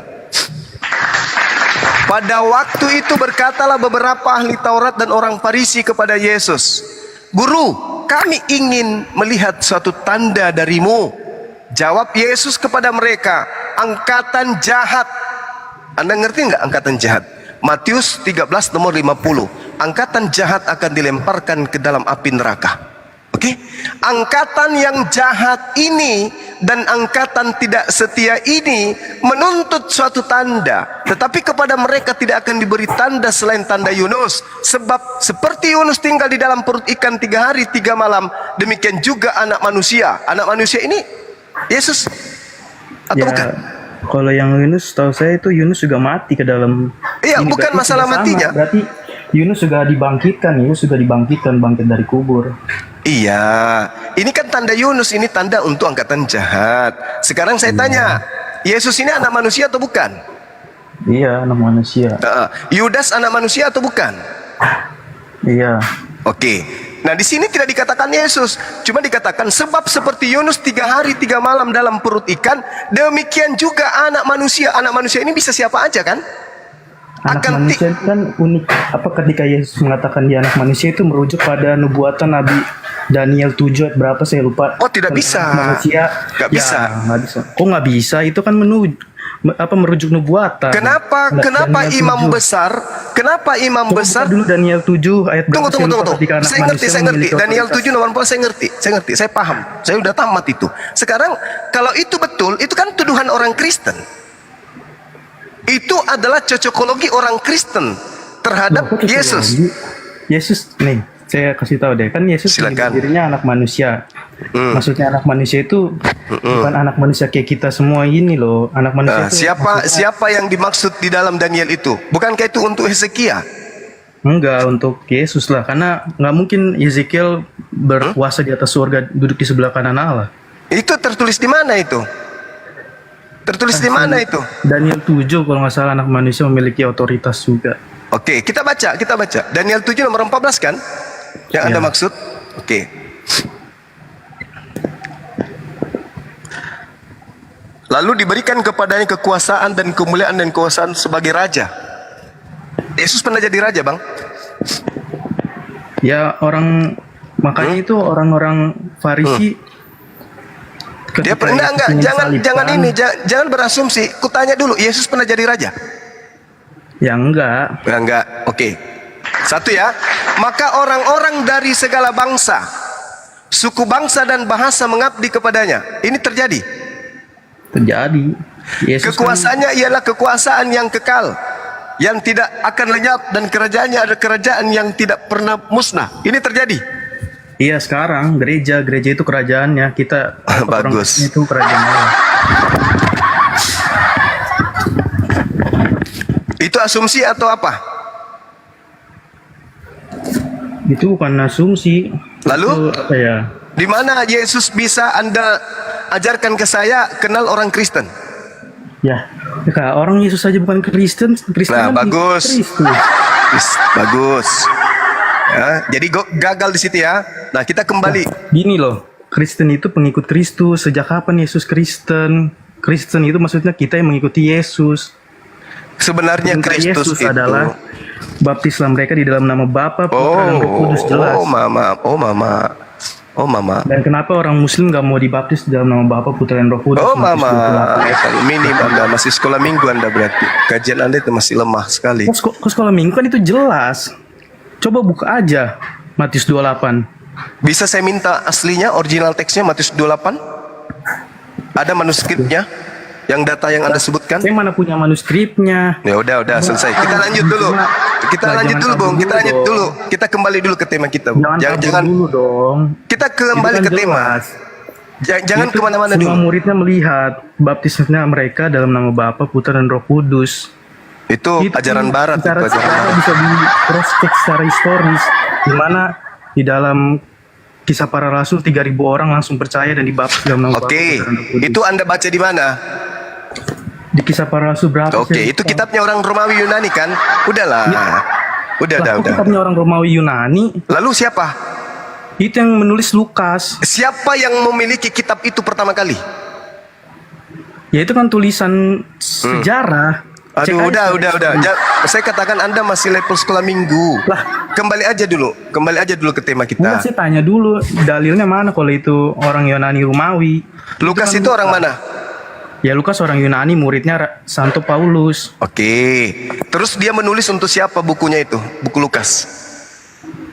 Untuk semuanya lah. Di mana dalilnya itu tertulis? Secara sejarah. Aduh, jangan. Kamu tuh sekolah minggu.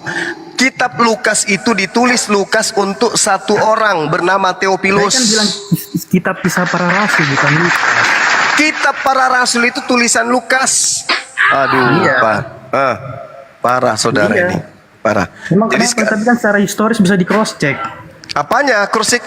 Secara historis lihat Yahudi, masih ada nggak Yahudi hari ini? Ya masih ada. Mereka mengkitabkan kitab Kisah Para Rasul. Ya kan memang bukan imannya. Udahlah bro. Kembali ke tema kita. Ayo.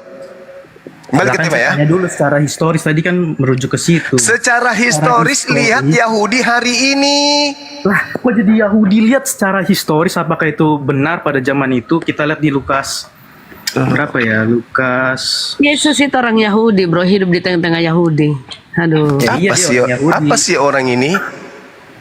Saya tanya dulu samamu, penyembah Yesus itu awal mulanya paling tuanya itu di mana?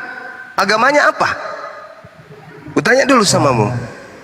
Agama yang paling pertama menyembah anak Maria itu secara perkelompok, secara komunitas itu di mana?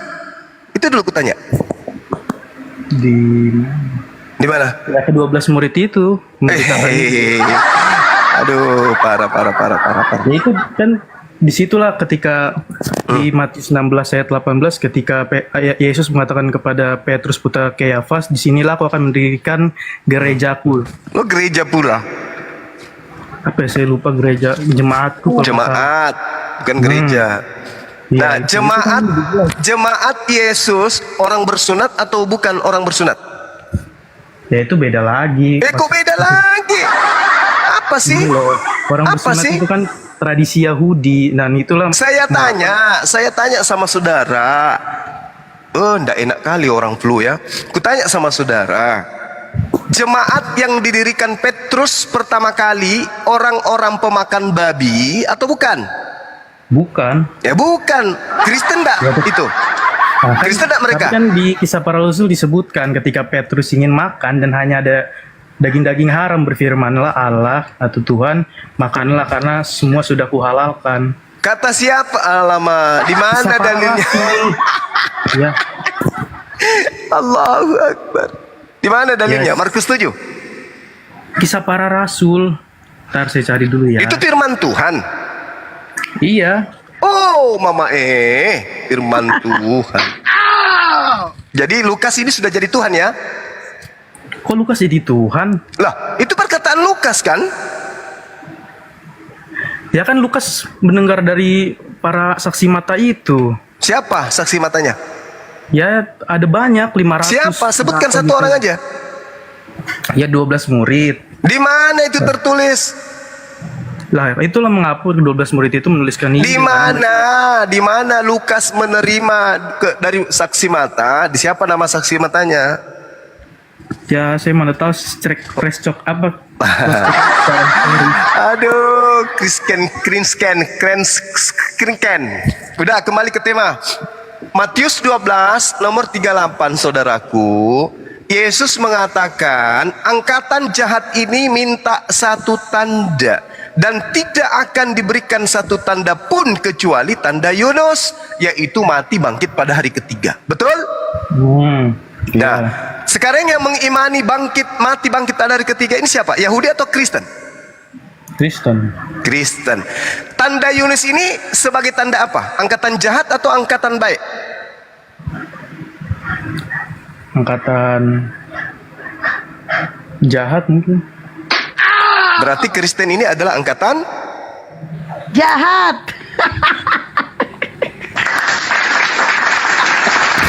Sederhana bukan? Belajar sehat itu, belajar sehat, belajar waras sederhana. Makanya dikatakan di Al-Quran, laqad kafaral ladina qalu. Kafirlah orang yang berkata Tuhan itu tiga. Dan Yesus dilantik menjadi Tuhan dikarenakan dia bangkit pada hari ketiga. Ternyata ini untuk angkatan laut. Kok aja di angkatan laut? Angkatan jahat. Gara-gara yang typing inilah. Kristen tidak mengimani tiga Tuhan. Kita Kristen tidak mengimani tiga Tuhan. Satu Yesus Tuhan atau bukan? Ya, pribadi Sang Firman itu. Tuhan atau bukan? Kedua. Tuhan Iya. atau bukan? Tuhan kan? Bapak Tuhan. Iya. Yesus manusia atau bukan? Yesus berinkarnasi. Sang Firman itu berinkarnasi menjadi manusia. Oke. Jadi apa bedanya dengan Krishna? Apa bedanya dengan Wisnu yang berinkarnasi menjadi manusia? Ya beda. Bedanya? Karena Yesus itu dari Sang Bapa, bukan Tuhan yang berbeda. Mereka Di mana eksistensi. kemudian pengakuan Yesus bahwa dia adalah inkarnasi Bapa? Banyak. Di Dia mana? mengatakan dalam Tunjuk dalil satu aja, nggak usah terlalu banyak, Bung. Satu aja. apa Yesus sebagai anak Allah ya. Saya minta di mana pengakuan Yesus sebagai inkarnasi Bapa? Ya nggak ada. Yesus menyebutkan dirinya sendiri sebagai anak Kamu manusia. salah, kau mengatakan nggak ada. Ada. Kolose 2 nomor 9, Filipi 2 nomor 6 sampai nomor 8. Ya kalau di dalam 4 Injil ya nggak ada, tapi kalau dalam surat Paulus ada. Itu dia makanya. Jadi Paulus menjual agama Kristen ke Roma Yunani, diterima. Coba suruh Paulus jual ke Yahudi, laku enggak? Tapi saya mau nanya nih. Enggak laku, Bung. Setahu saya karena Paulus tahu bahwa itu disebut sebagai agama yang dibentuk ini hanya cocok untuk paganisme. Enggak, saya tanya dulu, tapi di Quran juga disebutkan kalau Paulus ini salah satu murid Isa Al-Masih. Saya lupa di Quran di mana gitu. Oh, jadi Anda sudah mengakui bahwa Yesus itu Isa? Tapi bukan sebagai nabi, maksudnya di Quran Anda sendiri. Kalau kan yang Anda mengatakan ditafsirkan Ibnu Katsir di dalam Yasin, Quran surah Yasin ayat 13 itu ayat 14. Ya. Itu jelas Nabi Isa mengutus murid untuk mengajarkan menyembah kepada Allah dan mengimani Isa Rasulullah. Sama enggak dengan ajaran Paulus? Ya beda. Beda. Tapi kan berarti Bulus mengatakan kalau Paulus juga salah satu murid yang apa ya bahasanya ya, salah satu murid yang bukan mengubah ajarannya lah gitu, ajaran Kristen. Bagaimana tidak, Bung? Tafsir yang dituliskan kemudian oleh Ibnu Katsir itu Anda hanya sepotong membacanya. Keterangan di bawahnya Anda tidak baca semua, atau hanya Anda mendengarkan dari orang. Di situ dikatakan bahwa Bulus ini adalah ibaratkan binatang yang ada di dalam api neraka. Itu catatannya, baca aja terus pakai menggunakan kitab gundul itu. Hanya orang-orang di antara kalian yang ingin menyesatkan kalian, seperti Ibu Uti almarhum, mencoba untuk mengutip dari Faith Freedom bahwa ini loh ternyata di situ dikatakan Bulus. Nah sekarang sejak kapan huruf B itu kemudian bisa berubah menjadi P? Bulus. Dan di situ catatannya lengkap. Jadi susah untuk kalaupun Anda memaksakan Bulus yang dimaksud itu Paulus, di situ Bulus yang mengatakan Nabi Isa adalah Rasulullah, Rasul utusan Allah.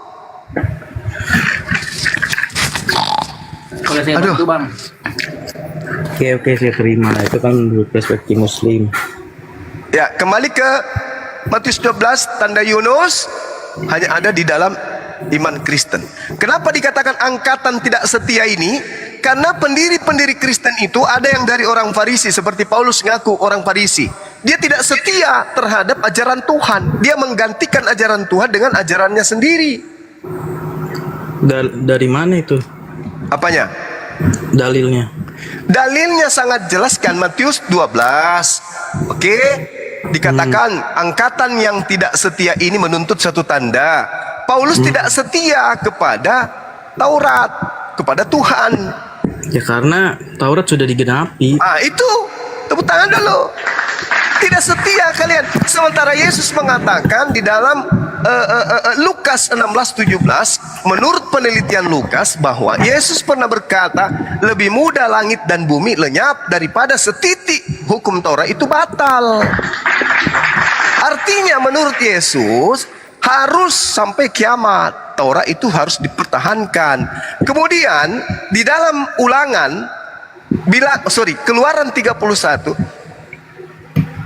Sabat itu adalah perjanjian kekal untuk selama-lamanya. Imamat 11 nomor 7, haramnya babi itu untuk selama-lamanya.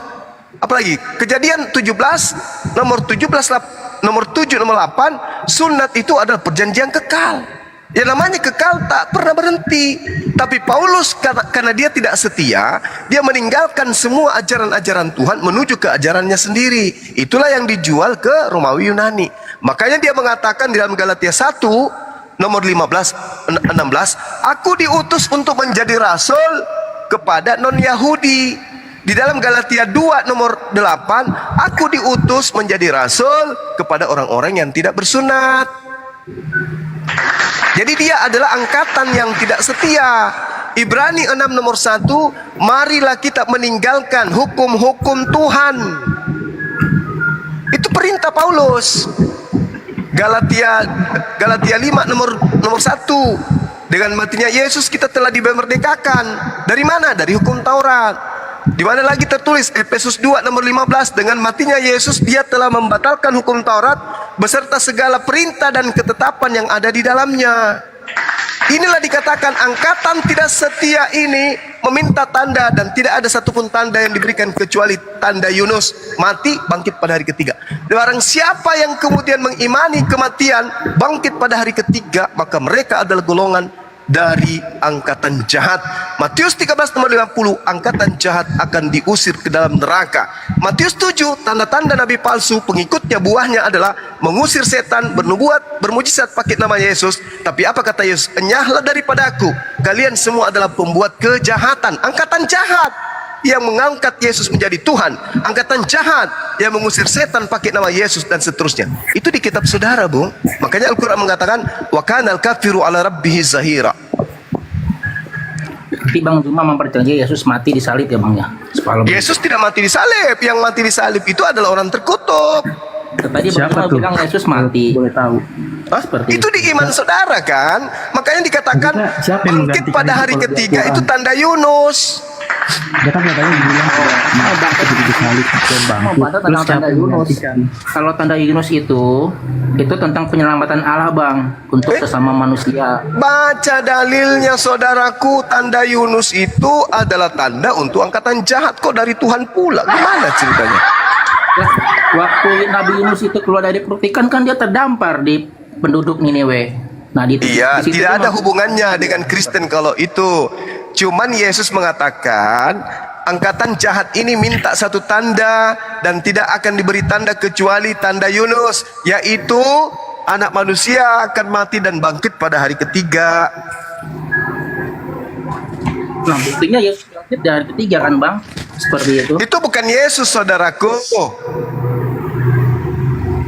Yang bangkit itu adalah orang yang terkutuk.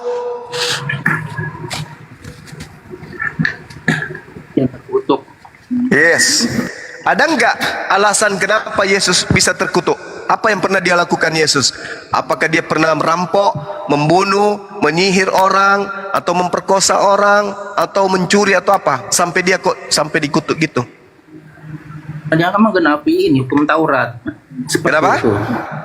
Karena dia kan menggenapi hukum Taurat. Mati meja. Justru kalau dia menggenapi hukum Taurat, Keluaran 23 nomor 7, jangan kau membunuh orang benar, jangan kau membunuh orang yang tidak bersalah.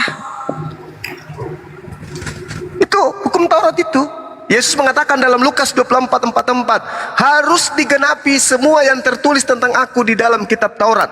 Keluaran 23 nomor 7, jangan kau membunuh orang yang tidak bersalah, jangan kau membunuh orang yang benar, sebab aku Tuhan tidak akan membenarkan orang yang bersalah.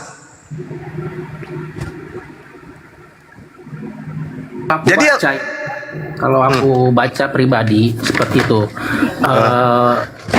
kita mulainya Kristen itu pengikut Kristus, dan awalnya itu Yesus itu turun ke bumi itu pengikut dia tidak Kristus. agama Kristen seperti di itu. mana Kalau Bang? kita pribadi, Saudara, Yesus Kristen Bang. Oke, pengertian Kristen. Oke. Saya ingin bukan bawa agama seperti ya, itu. Oke. Anak Kristen dulu. Anda percaya tidak kalau menurut Yesus, nasihat Yesus kepada murid-muridnya Bani Israel, akan datang penyamar-penyamar yang adalah serigala nyamar domba? Anda percaya nggak itu? Percaya, itu Nabi Muhammad. Oke, kalau itu menurut saudara ya. Nah sekarang mari kita lihat bagaimana caranya kemudian orang di luar Yahudi menyamar seperti Yahudi. Apakah mempraktekkan ajaran Islam atau mempraktekkan ajaran Kristen? Coba. Bagaimana caranya orang di luar Yahudi ngaku-ngaku sebagai pengikut Yahudi, menjadi Kristen atau menjadi Islam? Kan ada yang menyamar nih. Yang namanya menyamar, menyamakan diri. Yang namanya menyamar, menyerupakan diri. Kami, Al-Quran kami, tidak ada kitabnya Yahudi kami pakai. Kami tutupi Al-Quran, lalu kami katakan perjanjian lama kitabnya Yahudi, supaya kami menyamakan diri dengan Yahudi. Saya tanya kepada saudara, kenapa ada kitabnya Yahudi di kitab Anda? Nempel. Supaya Anda juga ada Yahudi, Bang. Untuk menyamakan diri Anda dengan Yahudi, atau untuk membedakan antara Anda dengan Yahudi?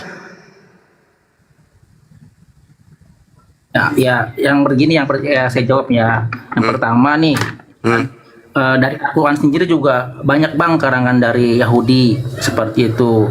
Nah kalau seandainya jadi Bang Zuma pilihan itu, Oh ya, itu menyamakan tentang Yahudi. Oh enggak. Al-Quran hanya menarasikan Taurat diberikan kepada Yahudi. Oke? Injil diberikan kepada Nasrani. Mazmur diberikan kepada Daud. Itu yang dinarasikan Al-Quran. Tapi kalau di agama Anda, benar-benar Tauratnya, kitab tanahnya ada di agama Anda. Untuk apa? Untuk supaya kalian beda dengan Yahudi atau untuk menyamar-nyamakan, menyamar-nyamar Yahudi? Waspadalah, kata Yesus, terhadap serigala yang nyamar seperti domba yang datang kepadamu. Sekarang pertanyaan saya, siapa yang menyamar-nyamakan dirinya dengan Yahudi? Islam atau Kristen? Kristen. Ya, bagus. Anda jujur. Ya, Kristen.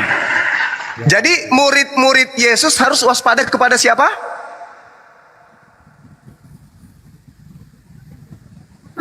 Gimana? Murid-murid Yesus yang asli harus waspada kepada siapa? Kepada nabi-nabi palsu, bukan?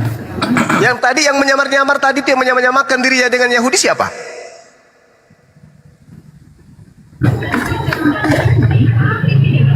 Kristen. Ya, Kristen.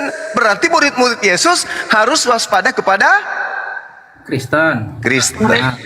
Bagus. Lalu apa lagi? Kalau sudah keciduk bahwa ternyata nabi-nabi palsu itu di Kristen, kita mau diskusi apa lagi? Anda sudah menjawabnya. Kan nabi. Ya boleh coba jawab dulu dah, Mas Stephen coba. Silakan. Alhamdulillah. Perbandingannya nggak relevan kalau menurut saya. Kan nabi-nabi, emang Kristen nabi. Loh, yang nyamar kemudian waspadalah kepada nabi-nabi palsu yang datang kepadamu menyamar seperti domba. Siapa yang di luar dari Yahudi nyamar seperti Yahudi? Emang kita Kristen itu beda sama Yahudi, nggak pernah menyamar. Nah, bagus. Kalau Anda tidak pernah menyamar kemudian, lalu agama Kristen ini saya tanya, dari mana agama Kristen ini? Murni dari Roma atau mengambil ajaran Yahudi? Enggak, kami nggak ngambil ajaran Yahudi. Lalu dari mana kitab perjanjian lama itu kalian ambil? Setahu saya perjanjian lama itu diterjemahkan bahasa awalnya dari Ibrani ke Yunani oleh 72 orang-orang cendekiawan Yahudi. Berarti orang Yahudi sendiri juga atas perintah? Atas perintah siapa? Kan gini, saya jelasin dulu, kan pengikut pertama itu sebenarnya bukan orang-orang luar Yahudi, orang-orang Yahudi sendiri yang berpindah ke Kristen karena dia meyakini kalau semua hukumnya itu udah digenapkan. Salah Anda, Anda salah. Lah, saya jelasin dulu kalau ditanya. Apa coba jelasin? Saya tanya dulu. Pengikut Yesus adakah di antara mereka yang makan babi? Itu dulu. Yang nggak ada kan saya tadi udah bilang. Nah, udah ada. Terus kenapa Anda mengatakan bahwa Kristen adalah pengikut Yesus? Kan Yesus sendiri mengatakan semua makanan tidak ada yang haram lagi sudah. Di mana Yesus mengatakan itu? Di Matius, Bang Zuma. Matius berapa? Lupa, tapi ada di. Alamak, tidak ada Yesus mengatakan makanlah semua kan babi. Markus yang berkata dengan demikian, Yesus telah menghalalkan segala makanan. Itu ucapan Markus. Markus ini adalah asisten Paulus. Nah, tapi kan Yesus sendiri yang berkata. Tidak ada, bro. Tidak ada. Kalau ada saya kawin lagi. Kalau ada, tunjukkan. Mana? Apa namanya? Nggak ada itu. Itu nggak ada yang diharamkan makan babi, Bang. Di Kristen? Iya. Kalau di Yesus? Nah, ini apa namanya? Aku akan jelasin sedikit ya yang aku tahu. Silakan. Terkait larangan makan babi nih, ya kan? Larangan makan babi. Nah, itu merupakan hukum Taurat seremonial, Bang. Siapa yang bilang? Ya saya sendiri barusan. Nah, itu boleh. Karena ya kan? Tuhan Tapi mengatakan. saya tahu ini ada hukum seremonial. Ya, itu dari gereja kan. Sementara Tuhan mengatakan dalam Ulangan 4, jangan kau mengurangi hukumku, jangan kau menambahi hukumku. Setelah ini kan apa namanya fakta bang, udah ada dari tahun ke tahun sejarah. Iya, kan. itulah yang disebut serigala nyamar domba. Memang harus ada. Kalau tidak ada serigala nyamar domba, berarti Yesus bohong. Karena Yesus mengatakan akan datang kepadamu serigala nyamar domba. Harus ada Kristen ini sebagai penggenapan serigala. Bang, kita ada 3 hukum sipil seperti Dari siapa yang membagi-bagikan kitabnya orang? negara Israel. Siapa yang membagi-bagikan itu? Ada sipil, ada seremonial. Siapa yang membagi-bagikan itu? Yaitu dari negara-negara Israel yang berlaku seperti itu. Aduh. Enggak, maksud saya itu kan kitabnya Yahudi. Siapa kalian Kristen ini yang merasa punya hak untuk membagi-bagi ada 3 bagian hukum itu di kitab itu? Sementara Yesus mengatakan barang siapa yang meniadakan hukum Taurat meskipun yang paling terkecil, dia akan menempati neraka. Itu kata Yesus. Salah Bang Suma. Menempati surga yang paling rendah. Oh, di atas kerajaan langit itu ada berapa tempat? Bukan. Maksud teksnya bunyinya Coba dalam kita lihat bahasa Yunani, kita lihat Bang ya. Apa yang dikatakan di sana? Itu bukan tempat rendah di situ Bang, tapi tempat terhina. Kita lihat. Matius berapa itu? Matius 5 ya. Matius 5 nomor 19. Lupa saya. Benar nggak? Benar nggak di situ tempat terendah atau tempat terhina? Ada nggak yang bisa baca dalam bahasa Yunani? Tapi kan Yesus mengatakan janganlah kamu menyangka aku akan datang untuk meniadakan hukum Taurat atau kita para nabi. Aku datang bukan untuk meniadakan, yang melainkan untuk menggenapinya. Ya, digenapi itu artinya apa? Babi haram digenapi halal gitu. Maksudnya nah, itu ya Bang ya, Bro Admin, bahasa sabar adik-adik, sabar. Di situ dikatakan bahwasanya elachistos. Bahasa Yunaninya. Apa arti yang seharusnya sebelum dirubah-rubah sama lain? Paling hina. Apa tempat hina itu? Surga. Ya, paling hina dalam kerajaan surga. Mana ada di dalam surga tempat hina? Ya makanya di situ diganti tempat terendah, kan begitu. Oh tidak, tempat terendah itu adalah neraka. Karena di situ kata elakitos itu adalah tempat hina. Tempat itu masa surga tempat hina? Sedangkan dikatakan bahwa dan barang siapa yang mengajarkan kepada orang lain, maka dia akan menempati tempat tertinggi. Kebalikan, dikatakan megas. Megas itu adalah tempat yang agung. Nah, itu baru surga. Kalau rendah hina baru neraka. Gitu Bang. Jadi barang siapa yang meniadakan hukum Taurat meskipun yang paling terkecil, maka dia akan menempati tempat terhina. Mana itu? Di surga, tapi yang paling hina. Mana bisa? Makanya Bung, seharusnya di dalam kitab saudara itu tidak ada kata surga, yang ada kata langit. Karena kata surga di situ adalah Uranos, bukan Paradeso. Kalau Paradeso surga, tapi ternyata bahasa Yunaninya adalah Uranos, sama seperti Yesus terangkat ke surga. Salah. Yesus terangkat ke langit, baru betul. Tapi karena Kristen ini gila-gila surga, padahal dia adalah pewaris neraka, maka semuanya langit diganti surga. Itulah lembaga kitab Indonesia, mengibuli kalian supaya kalian itu terlena. Yesus terangkat ke langit, bukan ke surga. Kerajaan surga itu ketika Yesus mengatakan Bapakku yang ada di surga, sebenarnya bukan surga di situ, Bapakku yang ada di langit. Coba tunjukkan saya di mana Yesus terangkat ke surga. Kalau ada kata surga di situ paraideso, saya kawin lagi besok. Mana? Tunjukkan kalau ada. Seneng Bang Zuma. Sudah lebaran. Sekali ya. Mana dalilnya? Kawin lagi aja kan udah jelas-jelas Yesus di surga Bang. Ngapain lagi? Ya tapi kan original teksnya bukan surga kawan. Yang ada di situ adalah Uranos, Uranon. Langit. Sama aja Bang. Tidak sama antara paradiso dengan langit, beda. Ya kan ujung-ujungnya kan kan udah di surga Bang. Duh, neraka juga itu di langit Bung. Oke. Tempat terhina itu juga di langit. Surga neraka itu. Jangan gitu dong. Jangan belajar. Kita belajar kan, diskusi ini untuk belajar, bukan menang-menangan kan kita. Ya udah balik lagi topik nih Bang. Ya, kembali lagi ke topik. Balik ke laptop. Iya, kembali ke Nih, laptop. aku bahas deh bang nih yang kata yang masalah babi nih bang. Ya, Masalah silakan. dua. Nah, Silakan. nih Rasul Paulus nih bang, Rasul Paulus ya si botak ya mengatakan bahwa dengan matinya Yesus ia membatalkan. Ada penerusnya benar masih botak. Nah. Adalah hukum Taurat seremonial yang mengatur upacara khusus.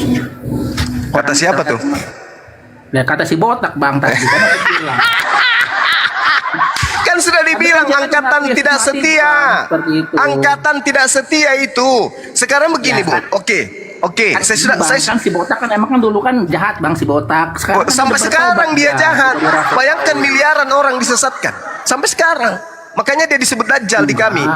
Saudara, Ini bisa bangkitin orang mati bang seperti itu. kan di dalam Matius 24 nomor 24 dikatakan nabi-nabi palsu itu bisa bermukjizat. Gampang itu. Bahkan tanda-tanda daripada nabi palsu pengikutnya itu bisa bermukjizat pakai nama Yesus. Gampang itu. Sekarang ini masalahnya gini. Di dalam kitabnya, aduh kenapa ini hidup gatal kali ya Allah. Di dalam Yesaya 66 dikatakan begini. Sebab sesungguhnya Elohim akan datang dengan api, dan kereta-keretanya seperti puting beliung untuk melampiaskan kemarahannya dengan kepanasan dan hardiknya dengan nyala api. Sebab Tuhan akan menghukum segala yang hidup dengan api, dengan pedangnya, dan orang-orang mati terbunuh oleh Tuhan akan banyak jumlahnya. Mereka yang menguduskan dan mentahirkan dirinya taman-taman dewa, taman-taman teos, dengan mengikuti seorang di tengah-tengah mereka yang memakan daging babi, makan binatang-binatang menjijikkan dan balau. Ayo, Anda pilih mana nih? Anda tidak takut? Tuhan akan datang menghanguskan orang-orang yang makan babi dan makan makanan menjijikkan seperti asu, guguk, anjing. Gimana tuh? Monyet, padale, pararang, paniki. Gimana tuh? Ini dalil. Anda nggak takut? Kan si botak udah mengatakan bang itu Yesus. Ini perkataan Tuhan dengan perkataan si botak. Anda imani si botak daripada Tuhan.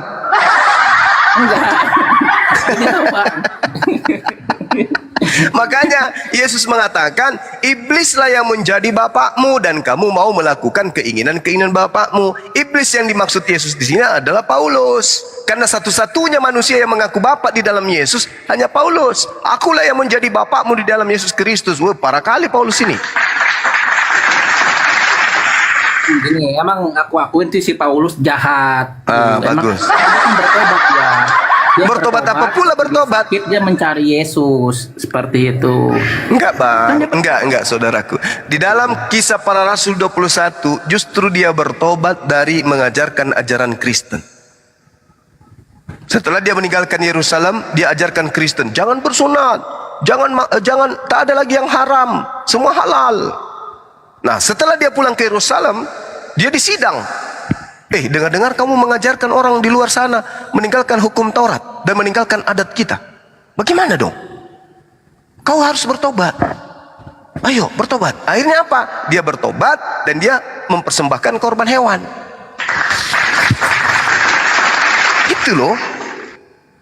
Coba Anda baca Kisah Para Rasul 21. Di situ Paulus bertobat, benar-benar bertobat dari ajaran Kristen. Dia mengkorbankan korban yang dipersembahkan oleh Nabi Musa. Coba, dia ditahirkan. Ayolah, halo saudaraku, ini firman Tuhan loh. Saudara kan orang pintar nih, orang cerdas nih. Di dalam kitabnya orang Yahudi Yesaya 66, ini tidak berbicara temporer, ini berbicara siapapun yang makan babi. Sebab sesungguhnya Tuhan akan datang kemudian dengan api, dan kereta-keretanya akan seperti puting beliung untuk melampiaskan murkanya dengan kepanasan dan hardiknya dengan nyala api. Sebab Tuhan akan menghukum segala yang hidup dengan api dan dengan pedangnya, dan orang-orang mati terbunuh oleh Tuhan banyak jumlahnya, 2 miliaran lebih pemakan babi. Mereka akan mengkuduskan, mereka yang menguduskan dan mentahirkan dirinya untuk taman-taman teos. Taman-taman teos. Dengan mengikuti seorang yang ada di tengah-tengah mereka, yang memakan daging babi dan binatang-binatang jijik serta tikus. Mereka semua akan dilenyapkan sekaligus. Demikianlah firman Tuhan. Ngeri kali lah. Ayolah, ayo bersihkan daging babi yang ada pada diri kalian dengan mandi junub dan wudhu. Ayo, ayo. Ini hidung, ada nggak jual hidung ya? Yang ini gatal. Ini gara-gara si kriket kayak jadi. Ini gara-gara kalian juga diajarin kebenaran, tidak kenal waktu, capeknya kita fisiknya. Kalian tidak mau mendengar. Lanjut. Ya, jadi gini Bang, ini Yesus mengatakan nih Bang, kan aku yang tadi bilang Bang, hukum terkait hukum seremonial nih. Yesus mengatakan bahwa yang menajiskan orang itu bukan apa yang masuk ke dalam mulut Bang, tapi apa yang keluar dari mulut. Bagus. Mulut itu akhirnya keluar dari jamban, dari WC Bang, spiteng. Oke. Sementara yang keluar dari mulut, yang berasal dari hati, contohnya caci maki, hinaan, makian, kepahitan. Itu yang dinajiskan oleh Yesus, seperti itu. Demikian. Kita bahas itu ya Bung ya, saudaraku ya.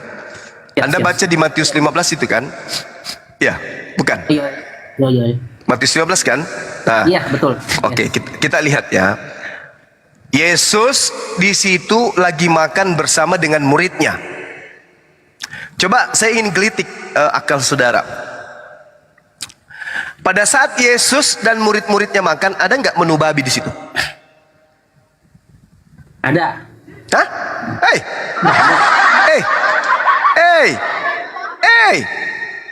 Bung, pada saat Yesus dan murid-muridnya makan, di situ ada menu babi nggak?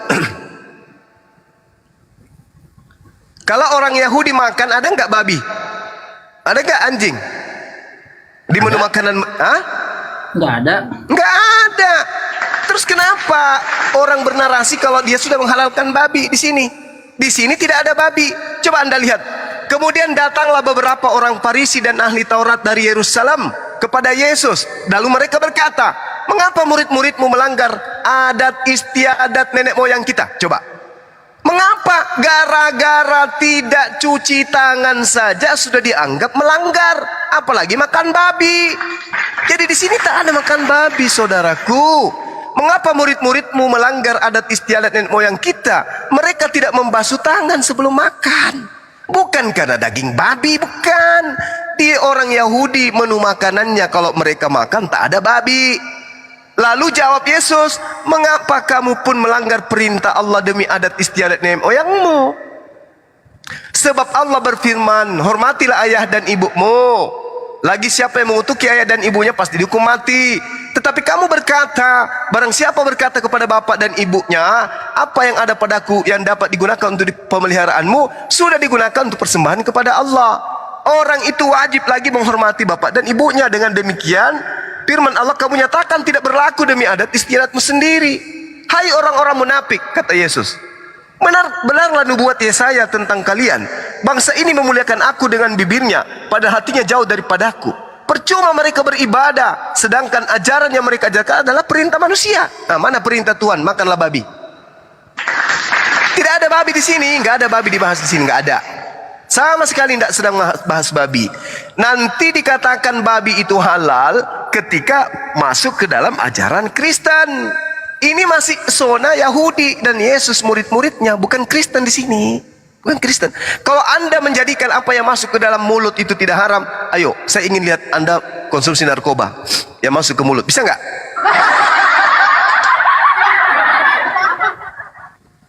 Bukan itu data. Maksud Yesus di sini bukan yang masuk ke dalam mulut. Maksudnya yang dimakan di sini kan makanan halal, tapi muridnya tidak mencuci tangan, lalu makan. Tidak ada hubungannya. Tapi karena tetapi karena Roma Yunani ini pemakan babi, maka mereka kemudian berasumsi, oh ini tentang babi ini, kita boleh makan babi sekarang berarti. Dan kalaupun Paulus tidak membatalkan haramnya babi, orang-orang Roma tidak akan mungkin mau mengikuti ajarannya. Kenapa? Roma itu suka makan babi. Begitu juga Cina, begitu juga Belanda, begitu juga orang-orang Jepang. Kalau babi itu haram, tidak mungkin mereka memeluk Kristen. Kalau Paulus masih mewajibkan sunat, maka tidak mungkin orang Roma dan Yunani, bahkan Cina dan sekutunya masuk Kristen. Karena mereka yang saya sebutkan tadi ini adalah pemakan babi dari sejak nenek moyang mereka. Makanan kesukaan mereka adalah babi. Makanan kesukaan mereka adalah kucing, tikus. Oke, makanan kesukaan mereka adalah guguk, gorila, biawak, padale, komodo, monyet, kuda nil, gajah, buaya. Itu makanan kesukaan mereka. Jadi kalau Paulus masih membatasi itu, siapa yang mau nerima ajaran Paulus? Tak ada. Tak laku ajaran Paulus itu. Oleh karena Paulus tahu, wah ini aku harus menghalalkan babi ini. Saya harus menghalalkan jangan sunat ini. Kalau mau laku ajaran saya. Betul, laris.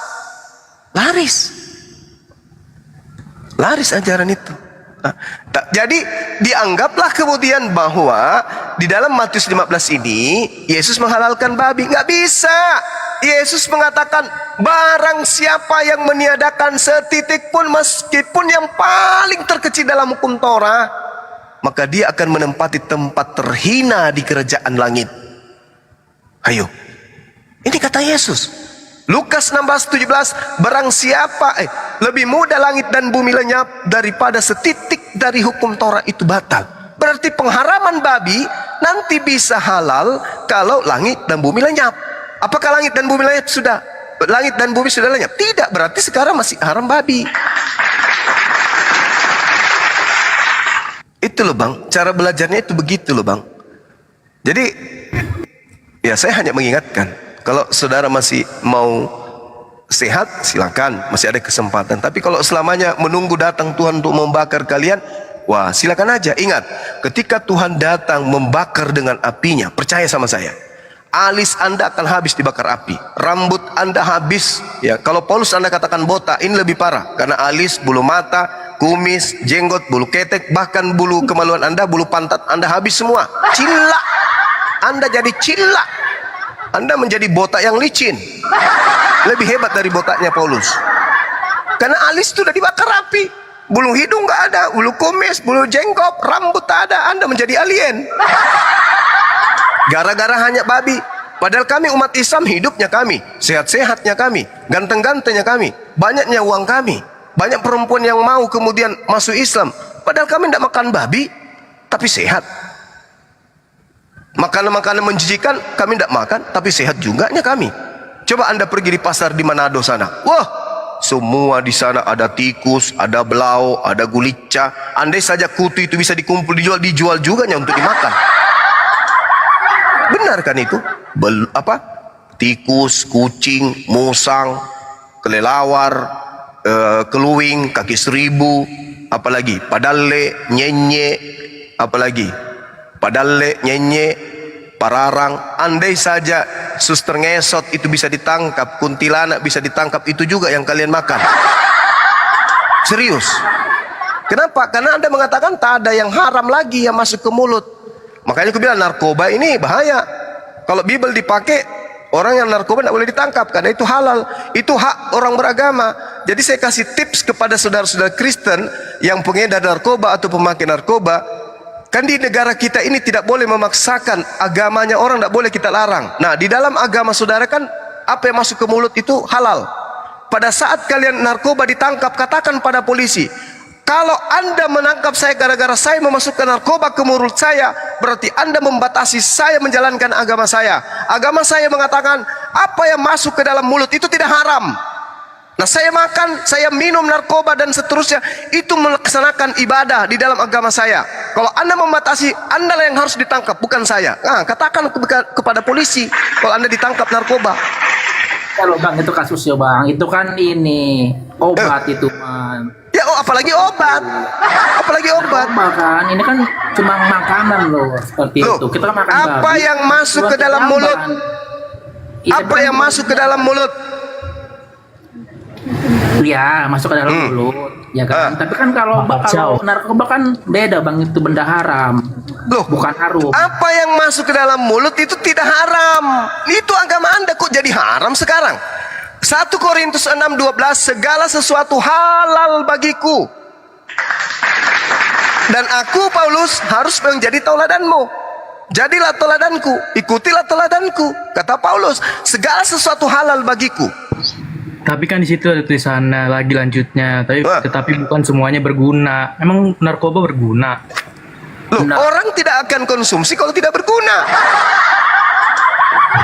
Emang gimana udah dilanggar, Bang? Juga tahu sama itu lain negatif. Gimana sih tafsirannya kacau banget? Kok kacau? Anda menghalalkan babi yang nyata-nyata halal, yang nyata-nyata haram. Sekarang giliran narkoba Anda pura-pura munafik. Yang masuk ke mulut, apapun yang masuk ke mulut halal kata iman saudara. Kenapa giliran narkoba pura-pura jangan Bang semua itu haram? Parah kali bah. Beda Bang kasusnya Bang. Kok beda kasus? Apa yang masuk ke dalam mulut? Kan dalilnya ada. Yesus berkata kepada mereka, dengarkan dan camkanlah, bukan yang masuk ke dalam mulut yang menajiskan orang, melainkan yang keluar dari mulut itulah yang menajiskan. Yang najis itu kalau Anda makan narkoba, Anda muntahkan. Tapi kalau Anda teruskan dia keluar ke jamban, itu tidak haram. La haula wala quwata illa billah. Apanya agama dibuat-buat? Anda suka selera, Anda ikuti dalilnya dong. Dalilnya kan mengatakan tidak ada yang masuk ke mulut itu haram. Sekali layar berkembang, jangan surut, kembali ke pantai sebelum semuanya Anda rasakan dan nikmati, Anda makan. Jadi kalau lain kali ditangkap polisi, kami Kristen, di dalam kitab kami dilarang, tidak ada itu yang haram masuk ke mulut, tidak ada. Kami mau makan, bapak pun sebagai polisi kutelan juga lama-lama, bilang gitu. Karena dalam agama kami itu tak ada yang masuk ke mulut haram, tak ada. Yang keluar yang haram pak. Ya makanya yang bikin framing Bang Zuma ini keren nih, makanya dibikin. Framing sih? Itu dalil loh Bung, itu dalil. Tapi maksudnya Bang Zuma itu, maksudnya tuh beda Bang, untuk kasih analoginya itu bukan seperti itu, bukan harus bareng. 1 Korintus 10 nomor 23, segala sesuatu diperbolehkan bagiku. Diperbolehkan, tergantung selera Anda. Apakah narkoba itu berguna atau tidak? Kalau berguna, makan obat semua. Itu dalil. Makanya Yesus mengatakan, iblislah yang menjadi bapakmu dan kamu mau melakukan keinginan-keinginan bapakmu. Ente pade, kenapa kemudian kalian merasa risih narkoba atau merasa risih yang lain? Pada segala dibolehkan. Karena saudara-saudara hidup di lingkungan umat Islam. Coba hidup di Eropa sana.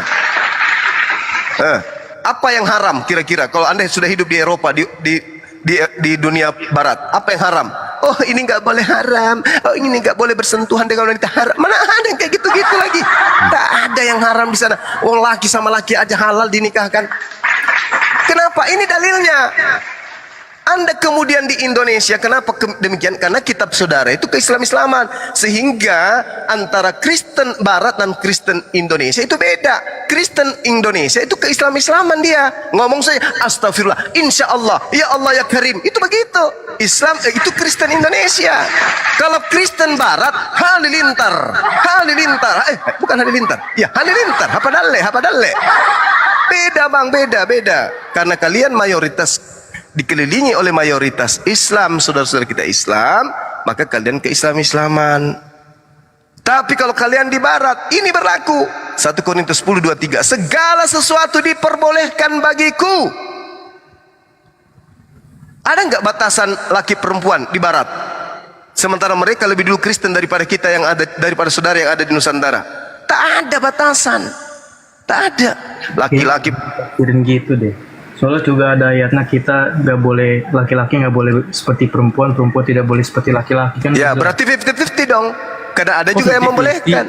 Ini ada segala sesuatu. Apple perbandingannya di Eropa pun agama dan pemerintahan sudah dipisahkan. 1 Yohanes 2 nomor 1, anak-anakku yang kekasih, janganlah engkau berbuat dosa.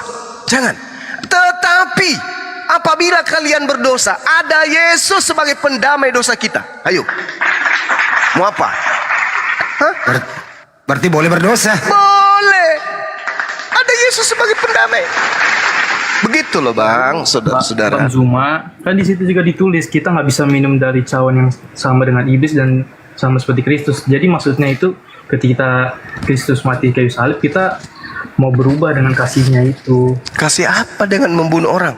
Perintah Tuhannya jangan kau membunuh orang yang Benar. Yesus ditanya di Matius 19, "Guru, ya, kenapa? Apa yang harus saya lakukan supaya saya masuk ke surga?" Apa kata Yesus? "Jangan membunuh." Kan yang ngebunuh kan bukan murid-muridnya. Berarti kan orang-orang Farisi. Berarti pembunuhan terhadap Yesus ini kebenaran atau kesalahan? Yaitu nubuatan. Nah, nubuatan larinya. Dibungkus dengan nubuatan. Bede. Jadi Mas Emang dia tujuannya itu ke bumi untuk disakitkan. Kata siapa? Kata siapa? Kata Bom. Nah, itu dia. Bacain coba. Kata bom. Mazmur 22 nomor 1 nomor 2 itu bukan untuk Yesus. Kenapa? Karena yang di Mazmur 22 itu masih teriak di malam hari. Tapi saya gini loh Bang, ini saya pernah nanya sama Mr. Bom ya, seperti itu terkait penyalipan Yesus. Singkat saya nih, Yesus memang mati pada saat disalibkan.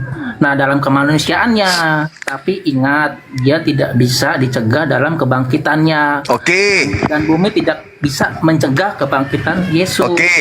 Berarti yang mati di atas tiang salib manusia atau Tuhan? Yang bangkit. Kenapa? Yang mati di atas tiang salib manusia atau bukan? Kemanusiaan. Kemanusiaan. Berarti manusia kan?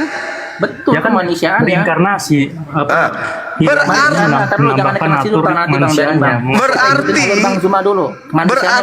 dengerin satu-satu Berarti kalian menumbalkan manusia untuk dosa-dosa kalian. Itu di mana ajaran Tuhannya? Ajaran Tuhannya bahwa dosa bisa dihapuskan dengan membunuh manusia. Itu di mana dalilnya? Ya memang tujuan Yesus kan turun ke bumi emang. Loh, kok jadi kayak gitu jawabannya? Bener loh Bang. Ini dalil. Saya minta dalil. Di mana dalilnya menghapuskan dosa dengan mengorbankan manusia? Di Yohanes kayaknya di Yohanes 17 ayat 5 ada Bang. Gak ada. Atau Memang di gak ada. Galatia 13 ayat 13. Aku juga lupa tuh kemarin tuh. Apa di Yohanes 5 ayat 17 atau enggak di Galatia 3 ayat 13 ya?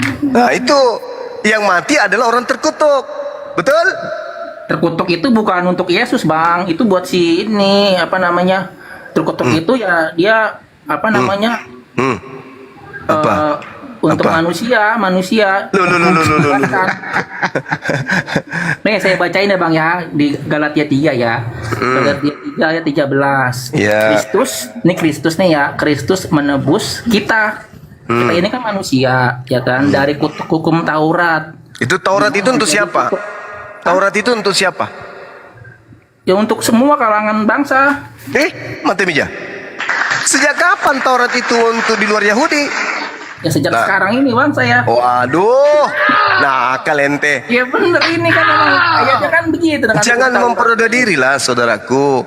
Mazmur 147 11 12 dan seterusnya dikatakan Tuhan berfirman kepada Yakub, hukum-hukumnya kepada Israel, dan tidak berlaku hukum-hukum tersebut kepada bangsa lain. Oke ya. Jadi jangan dimana-mana. Ulangan 33 nomor 10. Ulangan 33 nomor 4. Hukum Musa, hukum Torah hanya spesial untuk Bani Yakub. Sudah di Zuma bukan Matius 1:21 tujuan kelahiran Yesus. Ya itu kan menurut iman saudara. Lah kan itu Matius 1:21 katanya minta dalil, itu saya kasih dalilnya. Oke. Kita baca Matius 1. Ya Rasul. Sorry ya teman-teman saya Bang, lagi. kita bikin Bang Zuma bikin biar pusing deh, biar kawin lagi Bang. Matius berapa tadi bro? Kita mau kawin lagi.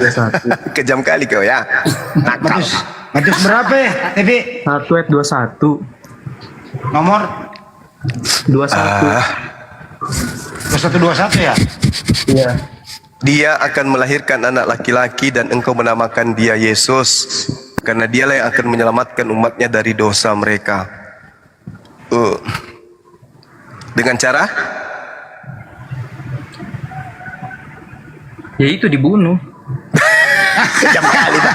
Woi, kejam kali agamanya temanku ini, bro. Imamat 1 nomor 2. Dengarkan saya, Bang.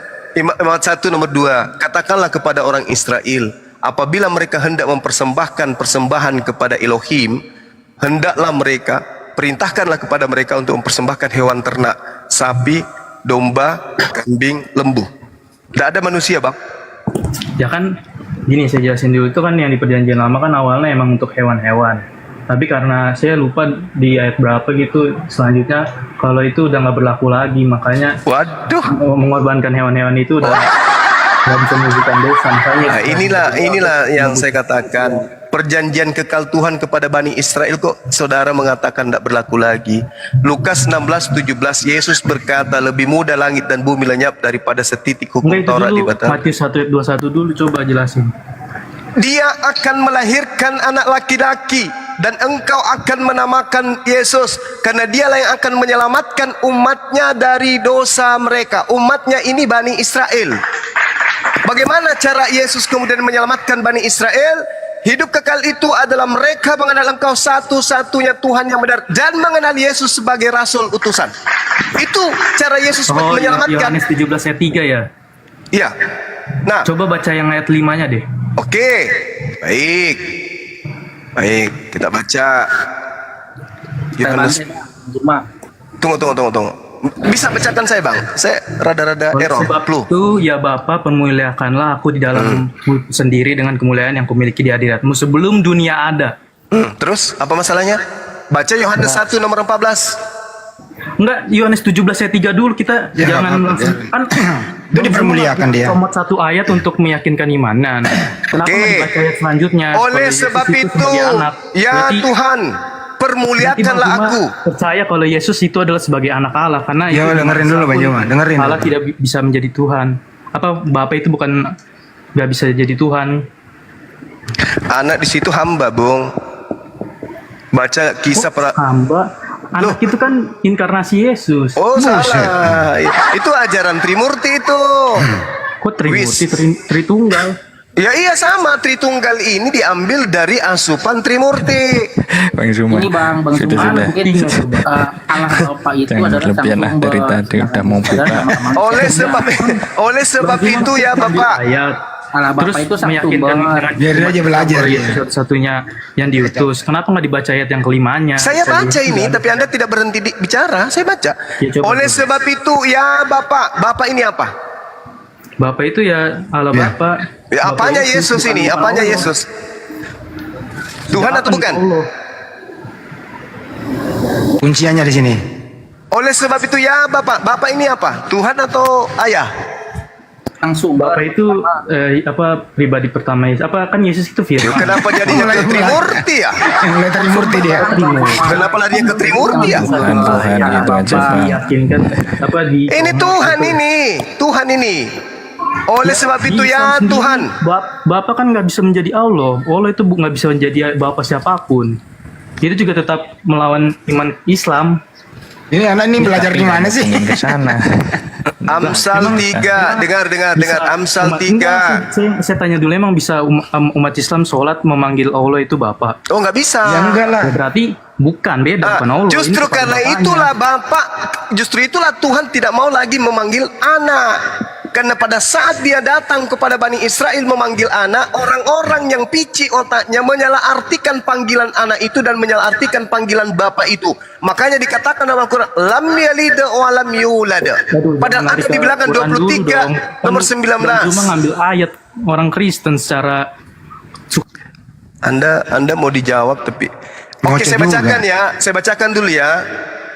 Oleh sebab itu ya Tuhan, permuliakanlah aku padamu sendiri dengan kemuliaan yang kumiliki di kehadiratmu sebelum dunia ada. Apa yang Anda ingin jual di sini? Apa?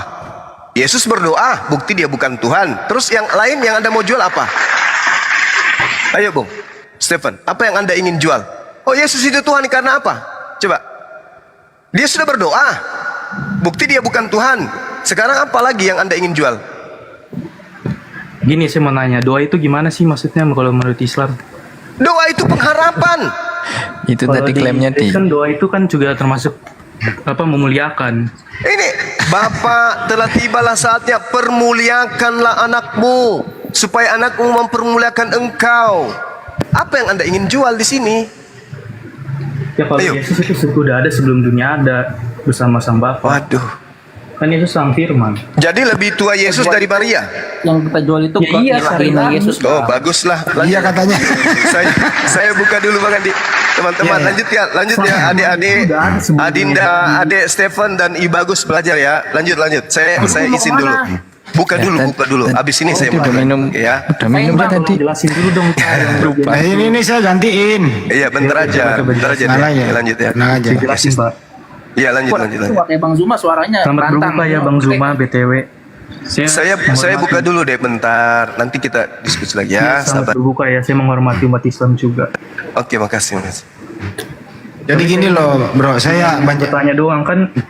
Iya, ntar Aku dulu. mengambil satu ayat yang biar Stepi, ini gini loh tadi. Kemacetan tadi diskusinya adalah saat Anda bertanya, Bang Juma bicara, Anda juga bicara. Di sini lemisnya. Kenapa? Sepintar-pintar orang, dia tidak akan bisa menyimak pembicaraan orang di saat dia juga berbicara. Di situ misnya tadi. Bicara Anda bareng-bareng lagi sama gede. Anda Anda bertanya nih, dengerin dulu ya. Anda bertanya, Bang Juma menjawab, Anda ngobrol sama gede, gitu loh tadi. Bagus gitu bro. Jadi Anda nggak paham tadi gitu. Bener serius. Aku pengamat loh. Aku hampir 1 jam menyimak lebih gitu. Gitu ya. Saya mau nanya itu doang. Kan Bang Zuma ngambil ayat Yohanes 17 ayat 3 sesenak udelnya. Kalau Yohanes 17:5, mari kita bahas ya. Yohanes 17:5. Kan Yesus berkata, ya Bapak permuliakanlah aku, kan gitu ya? Ya. Ya oke. Jadi Yesus minta dipermuliakan. Ya. Kemudian Bapak dengar itu kan Bapak mempermuliakan Yesus, betul? Karena Yesus minta, Bapak ngasih, betul? Diulang nih. Coba dengerin. Kita bahasa Indonesia nih. Yesus minta dipermuliakan, betul? Apakah Bapak memberi kemuliaan kepada Yesus? Iya. Berarti permintaan Yesus terkabul.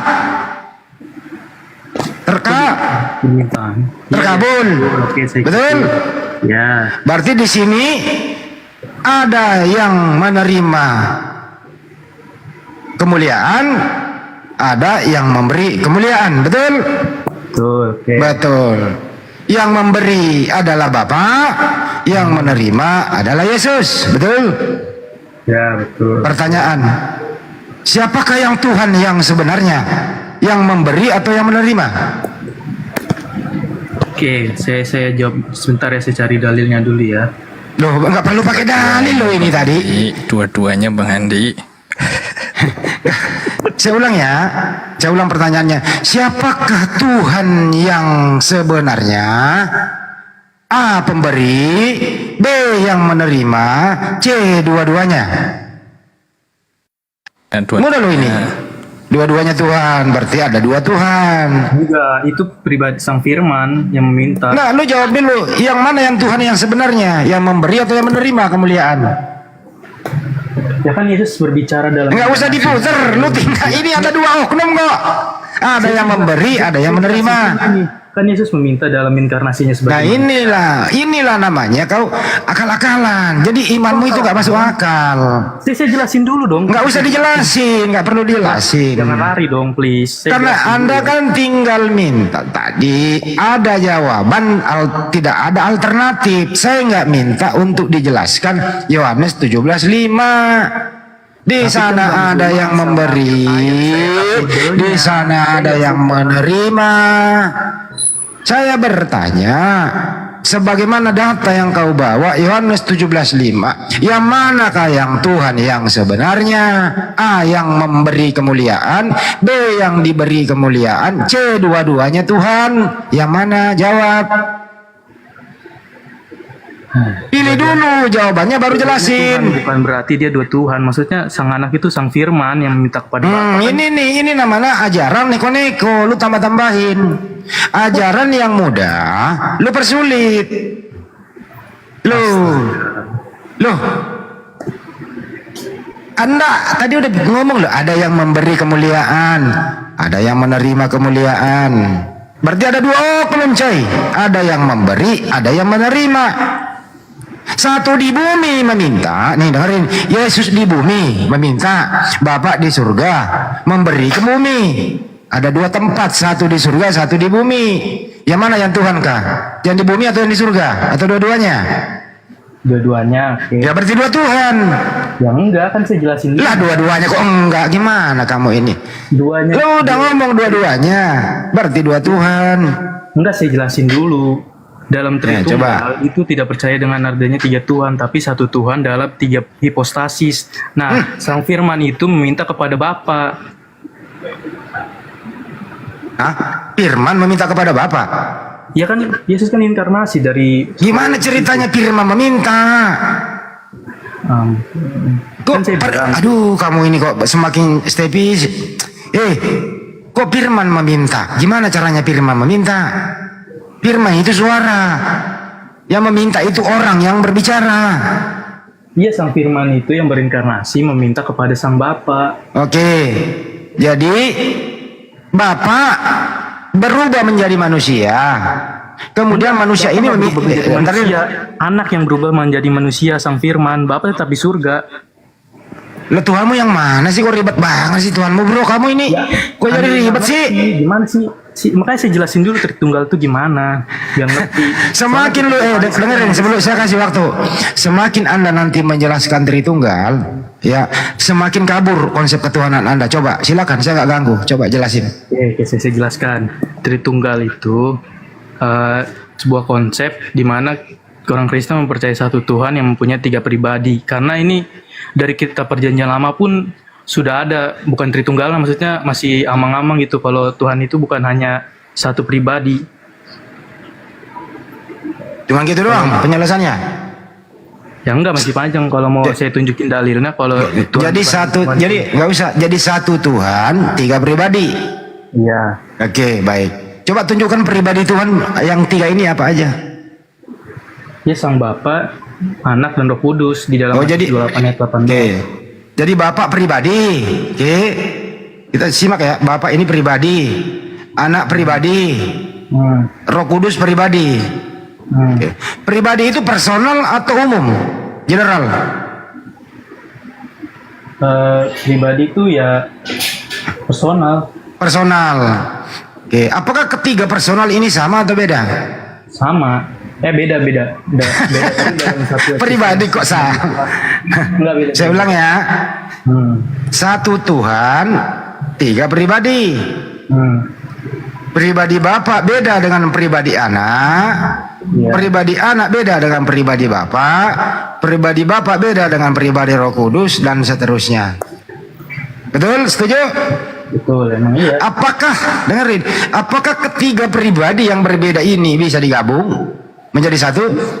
Ya bisa, itulah makanya. Bisa, baik, bisa. Oke, kita teruskan. Bagi eksistensinya. Kalau bisa, kira-kira apa yang terjadi kalau ketiga pribadi yang berbeda ini digabung? Kira-kira apa yang terjadi? Maksudnya? Ya, mencerahkan atau menggelapkan? Menggelapkan gimana maksudnya? Kalau ketiga pribadi yang berbeda ini digabung menjadi satu, ini mencerahkan Anda atau merusak akal Anda? Mencerahkan, saya udah ngerti. Oke, mari kita cek mencerah atau tidak nih. Cerah apa buram nih? Kita cek ya. Apakah ketiga pribadi ini disebut satu Tuhan, begitu ya? Selalu menyatu atau kadang berpisah menurut Anda? Yang mereka nggak bisa dipisahkan ketritunggalan ini. Berpisah ya? Enggak, mereka nggak bisa dipisahkan. Nggak bisa dipisahkan. Baik. Berbeda bukan berarti terpisah. Ya udah. Kemanapun Yesus pergi, ketiga pribadi ini ada dalam diri Yesus, betul? Yakin? Yakin ya? Enggak, pribadi sang katanya nggak bisa dipisah karena diantara ketiga. Ini ya lo dengerin. Ini kan tiga pribadi berbeda tapi satu nggak bisa dipisahin, betul? Jadi intinya adalah ini kemanapun Yesus pergi, ketiga pribadi ini ada dalam diri Yesus, betul? Yang enggak. Berarti bisa dia. Ya kan itu kan sesudah inkarnasinya, makanya sang Bapa mengutus sang Firman. Kan seperti bisa ini dengerin kamu. Ini saya bilang tadi, ini tidak membuat akal Anda waras kalau menjelaskan Trinitas ini, tapi membuat akal Anda buram, hanya imani saja. Kalau imani saja nggak usah dibahas, tapi kalau mau dibahas, bro. Iya makanya dengerin, saya ulang ya. Apakah nih dengerin, ketiga pribadi ini bisa berpisah atau selalu menyatu? Ingat, satu Tuhan, tiga pribadi. Bisa, makanya sang Bapa mengutus sang Firman di Yohanes. Jadi berpisah, bisa berpisah. Oke. Dia mengutus untuk sang anak untuk Oke, berpisah. Ya dengerin, berpisah udah cukup. Saat mereka berpisah, satu di surga, satu di bumi, apakah kedudukan mereka ini sama atau beda saat mereka berpisah? Ya berbeda karena berbeda. Kita pisah-pisahin. Bapak menyendiri di surga, Roh Kudus. Enggak loh, gini loh. Dengerin dulu, sabar dulu, sabar. Ini mudah ini. Bapak di surga, stay. Ya, Roh Kudus seperti burung merpati di atas awan-awan. Ada anak manusia di bumi. Berpisah. Apakah satu di surga, satu di awan-awan, satu di bumi lagi istirahat, Yesus lagi tidur nih. Apakah kedudukan mereka bertiga ini setelah berpisah, kedudukannya sama atau berbeda? Silakan. Kedudukannya sama, kan mereka sama. Eksistensi sebagai sama ya. Berarti Bapak di surga Tuhan, Yesus di bumi Tuhan, Roh Kudus di awan-awan Tuhan. Ada tiga Tuhan berpisah, betul? Enggak tiga Tuhan, satu Tuhan. Dalam tiga pribadi. Satu di surga, satu di bumi sedang tidur, ada Roh Kudus di atas awan-awan seperti merpati. Ini ibarat kata waktu dibaptis lah. Satu di kali Sungai Yordan, Bapak di surga, merpati di atas kepala Yesus. Pertanyaan, ini mereka ini bersatu atau berpisah? Mereka berpisah. Berpisah, baik. Ketiga pribadi ini berpisah, manakah yang Tuhan yang sebenarnya? Ya tiga-tiganya Tuhan kan. Iya, berarti tiga Tuhan. Bukan tiga Tuhan, tiga pribadi, hipostasi. Kan Tuhan bisa memanifestasi. Barusan ngomong ketiga-tiganya Tuhan, kok disangkal lagi gitu loh. Bukan tiga Tuhan, satu Tuhan dalam tiga pribadi. Saya ulang, dengerin ya. Ini mudah loh ya. Bapa di surga, Yesus di Sungai Yordan, ya, Roh Kudus di awan-awan. Yang mana yang Tuhan? Tiga-tiganya Tuhan. Oke, tiga-tiganya Tuhan ya. Apakah Bapak di surga Tuhan? Ya. Oke. Apakah Yesus yang sedang dibaptis Tuhan? Ya. Apakah Roh Kudus Tuhan? Iya. Berarti tiga Tuhan. Berarti tiga Tuhan. Enggak, karena mereka itu sama-sama dari Sang Bapa itu kan, Yesus kan Sang Firman. Roh Kudus itu Roh Allah. Jadi mereka bukan tiga Tuhan, satu Tuhan yang berasal dari. Ini lagi berpisah, bro. Ini Yesus sedang lagi dibaptis di Sungai Yordan. Jadi Tuhan sedang dibaptis oleh orang. Roh Kudus nongol di awan-awan seperti merpati, beda tempat, nggak nginjak tanah dia. Dia bagaimana sih kalau merpati lagi terbang tuh? Cuk. Yesus dibawa lagi dibaptis kata merpati, tapi dia nggak ngomong, cuma penulis yang ngomong. Terbanglah merpati di atas seperti melihat Yesus dibaptis. Dari suara di surga, Bapa berbicara, inilah anakku yang ku kasihi. Itu ada suara dari surga. Nah, sekarang pertanyaannya, yang mana yang Tuhan asli ini di antara tiga tempat yang berbeda? Yang di bumi kah, yang di surga kah, atau yang di awan-awan kah? Yang mana yang Tuhan yang asli? Tiga-tiganya Tuhan, kan sudah jelasin. Berarti tiga Tuhan. Bukan tiga Tuhan, tiga pribadi. Lah, baru sampai ngomong tiga-tiganya Tuhan gimana? Kok jadi kamu rusak akalnya, bro? Tuh gimana jelasinnya? Ini 3 tempat yang berbeda loh. Mereka berpisah 3 tempat loh bro. Banyak coba ya, coba ini sederhana saja. Pakailah akalmu bro, ya. Ini di berbeda tempat.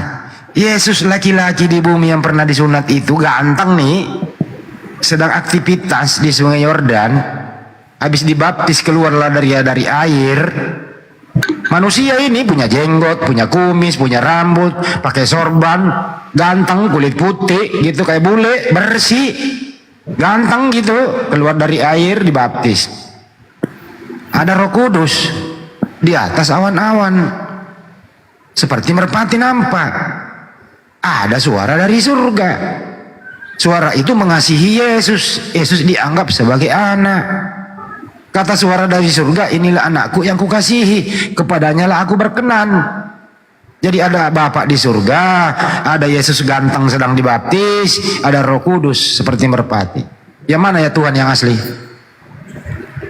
Kan saya udah jelasin 3-3-nya Tuhan. Berarti Tuhanmu 3. Ya 3-3 pribadi itu dalam satu Tuhan. Berpisah bro, bagaimana? Ya kan dalam keadaan Sang Firman diutus, mereka memang berpisah. Makanya dia mengatakan inilah anak yang paling kukasihi. Oke, baik. Menurut kamu, bro, yang dibaptis sama yang di surga itu beda atau sama? Pribadinya beda. Beda. Pribadi yang ya beda lah.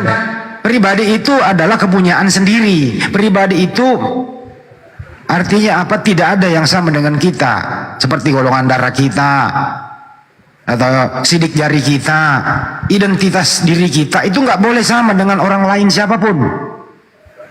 Sidik jari Anda dengan sidik jari saya itu beda. Bermiliar-miliar orang di muka bumi ini tidak ada satupun sama sidik jarinya. Itu namanya pribadi. Secara cepat, betul? Enggak. Percaya sampai sini? Itu namanya pribadi. Ya nggak bisa disamain sama pribadi manusia, makanya Tuhan itu Yesus kan manusia bro di bumi. Iya, Sang Firman yang berinkarnasi. Iya, jadi manusia toh. Iya, manusia Yesus punya sidik jari nggak? Ya punya lah, jari, tangan. Ya punya. Bapak di surga nggak punya. Jadi ini namanya pribadi. Ini namanya pribadi sangat jauh berbeda. Pribadi Bapak beda dengan pribadi Yesus. Pribadi Yesus itu ada sidik jarinya, ada jenis kelaminnya, ada kakinya, ada jenggotnya. Kalau Bapak pribadinya itu kagak punya kaki, kagak punya jenggot, kagak punya sidik jari. Kenapa? Karena Bapak ini yang menciptakan sidik jari. Kamu kok nggak bisa bedain sih? Jadi antara Bapa di surga dengan Yesus di bumi beda. Nggak ada urusan persamaannya dalam hal pribadi. Tapi kalau kenapa? Ya pribadinya beda, tapi eksistensinya sebagai Tuhan sama, karena sebelum berinkarnasi itu kan dari Sang Bapa, Sang Firman. Jadi waktu Yesus dibaptis dia Tuhan. Jadi sebelum jadi manusia pun Tuhan. Saya tanya, ini udah dibaptis, kamu mau ditanya dibaptis, kamu menjelaskan sebelum. Jadi kamu ini kalau dengar jangan kayak pendeta deh, jangan dibodoh-bodohin pendeta. Dengerin, kalau orang bertanya, waktu Yesus dibaptis dia Tuhan atau tidak? Lo jawabannya sebelum dia turun menjadi manusia. Ini jawaban pendeta kucluk, jangan dipakai. Langsung ke the point-nya. Berapa harga terasi? 25.000. Sik, jangan terangin. Sebelum jadi terasi Pak, dia jadi rebon dulu, udang dulu, diolah dulu, begitu kau jawabnya. Dibaptis. Nah, sekarang saya tanya. Saya tanya, yang dibaptis itu Tuhan atau manusia? Tuhan Yesus. Ya berarti Yohanes membaptis Tuhan. Ya iya benar, makanya. Oke, stop, udah cukup. Saya jelasin nggak boleh. Nggak usah dijelasin, udah paham orang kok. Yohanes membaptis Tuhan. Jelas tuh, nggak usah diterangin. Nah, Tuhannya Yohanes yang mana?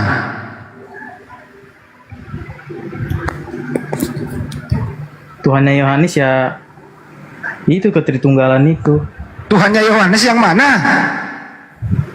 Tuhannya Yohanes ya Yesus, Bapa dan Roh Kudus.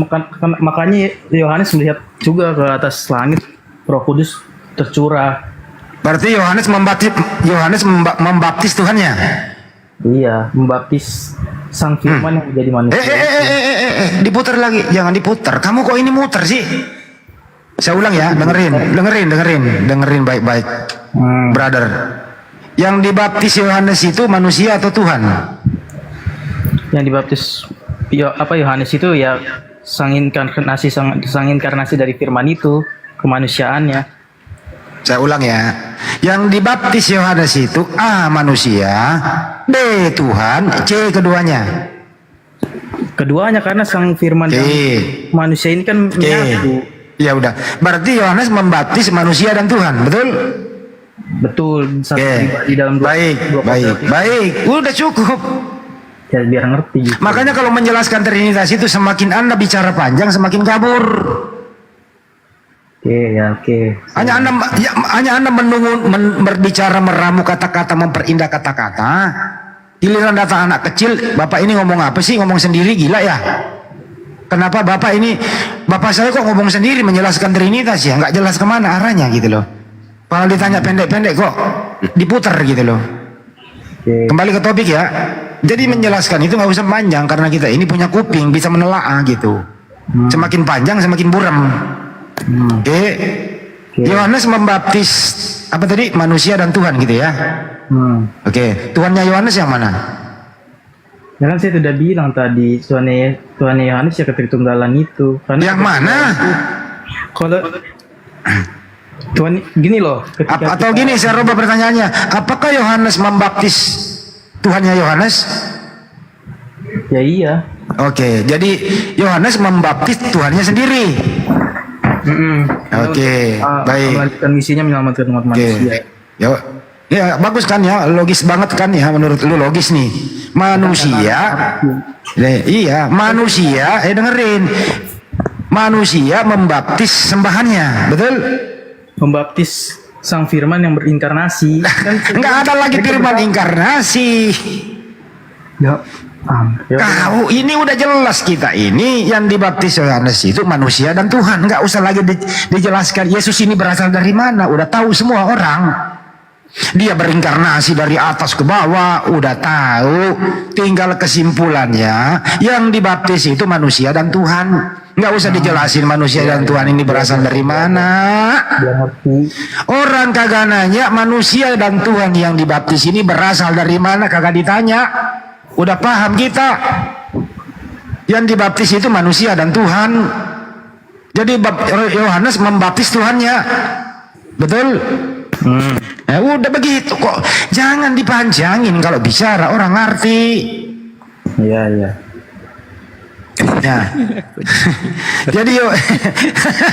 Jadi Yohanes membaptis Tuhannya. Menurut Anda yang menciptakan Yohanes siapa? Yang menciptakan Yohanes ya Yesus sebelum menjadi manusia juga kan ketritunggalan itu tidak dapat dipisahkan. Jadi Yesus menciptakan Yohanes. Iya, kan gini coba saya. Ya udah selesai, udah nggak usah diterangin. Biar ngerti. Yesus menciptakan Yohanes, udah ngerti udah. Nah, Yesus menciptakan Yohanes supaya Yohanes bisa membaptis yang menciptakan dia, betul? Ya. Ya itu loh, paham kita. Jadi Yohanes berhasil membaptis yang menciptakan Yohanes, betul? Ya. Oke. Kira-kira lebih tua mana umurnya Yesus daripada Yohanes ya? Keilahiannya itu lu kan sebelum dunia itu jadi di Yohanes 17 ayat 5 tadi.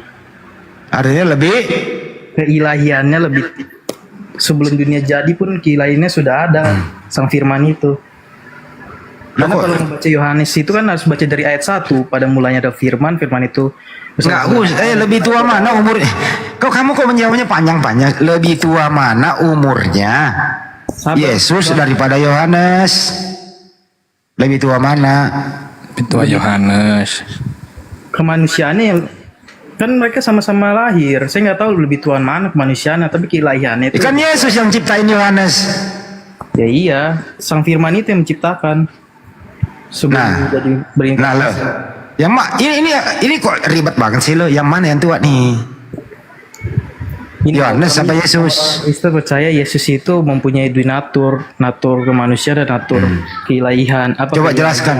Yang di antara kedua dominatur Yesus ini, yang mana yang unggul atas Yohanes? Maksudnya yang mana yang senior? Keilahiannya lebih tua. Lebih tua dari Yohanes karena keilahiannya kekal. Kemanusiaannya kurang lebih sama umurnya ya. Iya. Oke. Jadi di dalam diri Yesus ada yang lebih tua, ada yang lebih muda, betul? Iya. Oke. Yesus di bumi. Contoh, Yesus di bumi kecuk jadi bayi dia. Ya, anggaplah 5 tahun udah bisa jalan. Naning jalan-jalan di papa sama mamanya. Naning jalan-jalan gitu loh. Pertanyaannya, mana lebih tua Maria daripada yang diajak jalan Maria? Lebih tuaan Maria dalam kemanusiaannya. Loh. Berarti Maria lebih tua daripada Tuhan. Gini loh, Maria gimana? Keilahian Yesus itu udah ada kekal sebelum dunia ini jadi, makanya. Enggak, ini loh, dengerin dulu, bro, dengerin. Ini dengerin, ini Bunda Maria. Oke, Bunda Maria sedang lagi ingin bawa anaknya jalan-jalan yang berumur 4 tahun. Jalannya masih di papa, pegangin tangannya. Maria berkata begini, anakku Yesus, kita jalan-jalan di taman. Pergilah dia, nanang jalan-jalan. Pertanyaan, lebih tua mana Maria daripada anaknya yang diajak jalan ini namanya Yesus? Lebih tua Maria. Berarti Maria lebih tua daripada Tuhan. Ya kan sudah bilang kekal. Berarti Maria lebih tua daripada Tuhan. Enggak, keilahiannya itu kekal, udah ada sebelum dunia jadi. Dia menjadi seorang manusia, ya kemanusiaannya lebih tua Maria. Saya ulang nih, dengerin lo nih. Yang di papa anak Maria ini diajak jalan-jalan ini, anak Maria ini Tuhan atau bukan, enggak sih? Tuhan atau bukan? Iya, benar. Tuhan kan? Tuhan kan? Nah, lebih tua mana anaknya Maria yang daripada Maria? Lebih tua mana? Kemanusiaannya lebih tua Maria. Berarti Maria lebih tua daripada Tuhan. Gini loh, aku bilang tuh dominaturnya tuh nggak bercampur. Tapi dia menambahkan kemanusiaannya. Ya kemanusiaannya lebih Maria, tapi keilahiannya itu kekal, udah ada sebelum dunia jadi. Jadi di dalam diri Yesus ada yang lebih tua, ada yang lebih muda, begitu. Kamu sebenarnya ini loh bro, kamu sebenarnya pinter. Cuman kamu gak mau jujur karena terlanjur mempertahankan doktrin iman yang membutakan hatimu itu loh. Terlanjur tertutup. Tapi sebenarnya kamu cerdas sebenarnya. Cuma kecerdasan kamu itu, bentar lo agak berisik bro, tutup dulu, mute dulu ya. Karena sebenarnya kamu cerdas bro, maaf ya. Saya akui Steve, ini Anda cerdas, Anda pinter. Di mute dulu, agak berisik di sana. Di mute, ada backsound. Kita juga kan udah mau udahan nih. Di sana maghrib, Makassar juga udah mau ibadah dulu toh. Jadi terakhir buat Stephen, sebenarnya teman-teman itu semuanya sih sebenarnya pinter, berakal, sehat kita ini. Buktinya kalau kita lagi berbisnis, misalnya masalah duit, Anda bisa bedain dong uang 100.000 dengan uang 50.000. Di atas meja juga kalau ada makanan Anda bisa bedakan yang mana daging sapi, yang mana daging ayam, yang mana yang pedas, yang mana yang manis. Itu manusiawi itu. Akal itu. Nanti giliran tentang Tuhan kok nggak bisa bedain yang mana Tuhan, yang mana manusia. Gitu loh. Kenapa? Jadi bumbu-bumbu ini itu tadi. Udah bilang 3 Tuhan, ketiga-tiganya Tuhan, tapi dia nggak akui 3 Tuhan. Kenapa ya? Di doktrin inilah gitu loh. Ya untuk itu bro, ya marilah menerima sesuatu itu yang mudah dimengerti.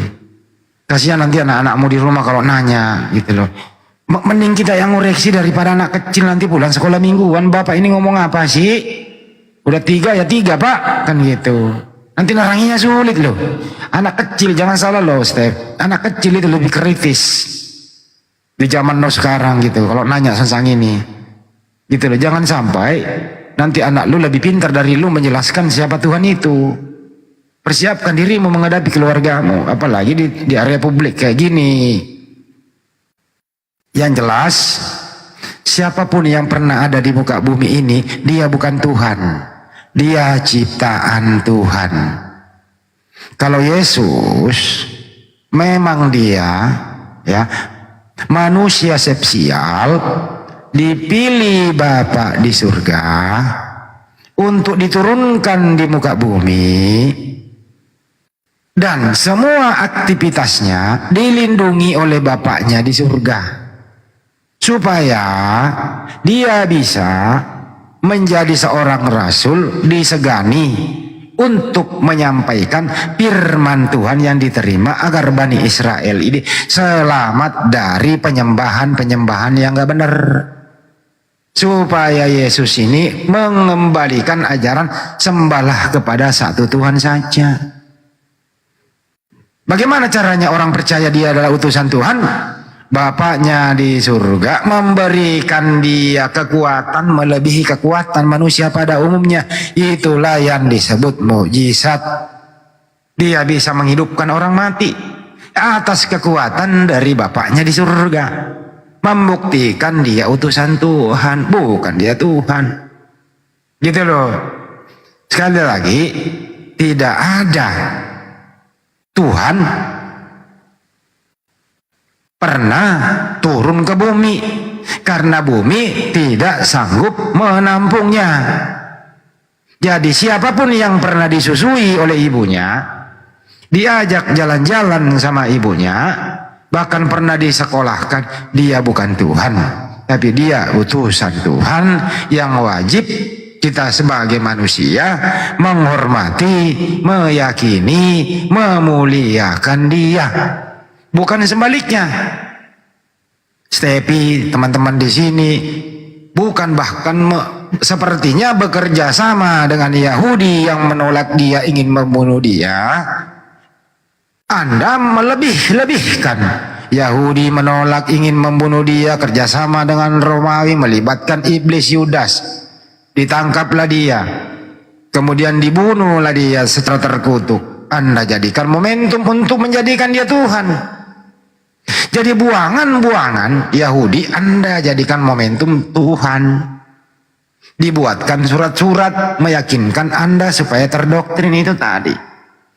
Jadi kami Islam selamat. Kami memuliakan Yesus Masih itu. Bahkan kami mengimani. Anda membunuhnya. Berarti iblis ini kurang asam ini. Mempengaruhi otak-watak manusia begitu. Padahal tidak ada satupun kriteria sebagaimana yang diterangkan Banyuma tadi. Tidak ada satupun kriteria di dalam diri Yesus Masih masuk kategori dialah yang harus disalib. Kagak ada.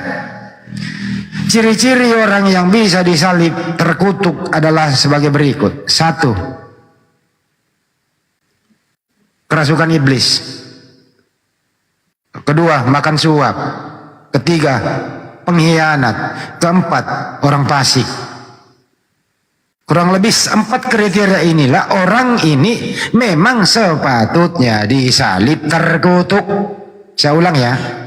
Kriteria orang yang patut, yang wajib disalib secara terkutuk adalah pengkhianat, kerjasama sama iblis, makan suap, dan orang fasik.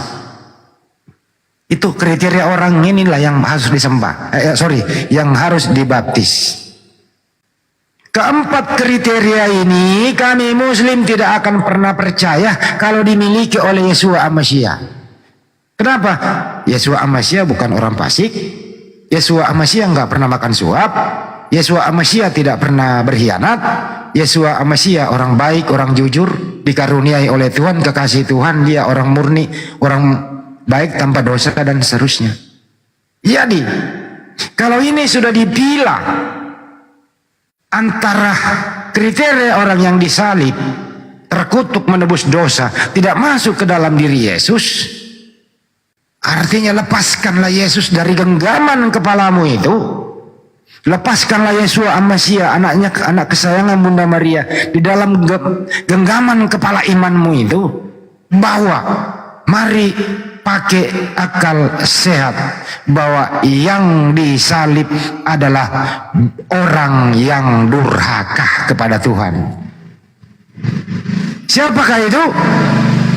Setelah ditelusuri perbandingan antara Yudas Iskariot dengan Yesua Amasia, Yudas Iskariotlah masih kategori yang 4 saya sebutkan tadi. Ini kalau ada papan tulis enak ngajarnya nih. Ya, enak ngajarnya di mahasiswa nih. Kalau saya di depan enak ngajarnya bener. Kalau ada papan tulis gitu lah ya.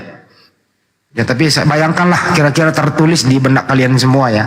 Kita ajarkan bagaimana sih antara misalnya Yesus di situ kriterianya Yesus orang mulia, rasul Tuhan, berbakti kepada Tuhan, orang baik, mengajarkan Bani Israel.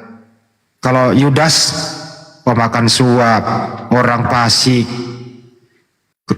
kerjasama sama iblis, dan seterusnya begitu.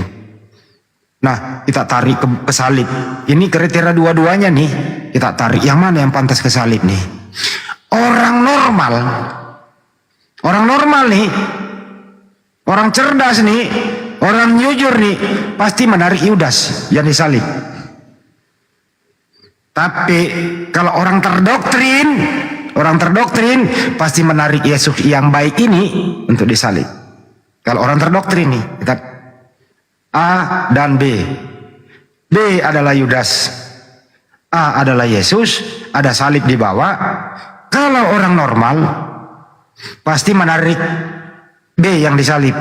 Tapi kalau orang terdoktrin pasti yang disalib adalah Yesus. Ingat, mudah begitu.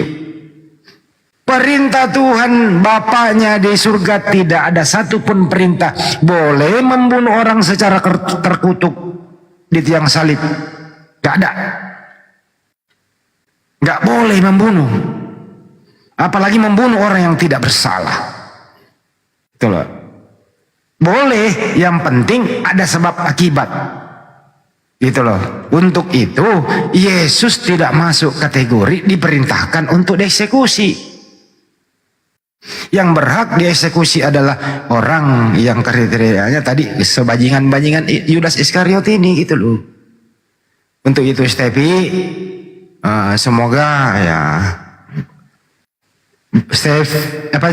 Stephen ya bagus sama Bro Admi ya berpikirlah dengan jernih bro, bahwa tidak ada satupun makhluk yang pernah ada di muka bumi dia adalah Tuhan. Tidak ada Tuhan seperti itu. Dan tidak ada satupun data bahwa Tuhan bisa disalib, Tuhan bisa dibunuh, Tuhan terkutuk. Yang terkutuk dan yang terbunuh adalah orang fasik. Itu dia. Jadi selamatkan dari kepala Anda anaknya Bunda Maria yang baik ini. Selamatkan dari kepala Anda kalau pernah mengalami kutukan. Selamatkan itu bro. Itu aja dulu.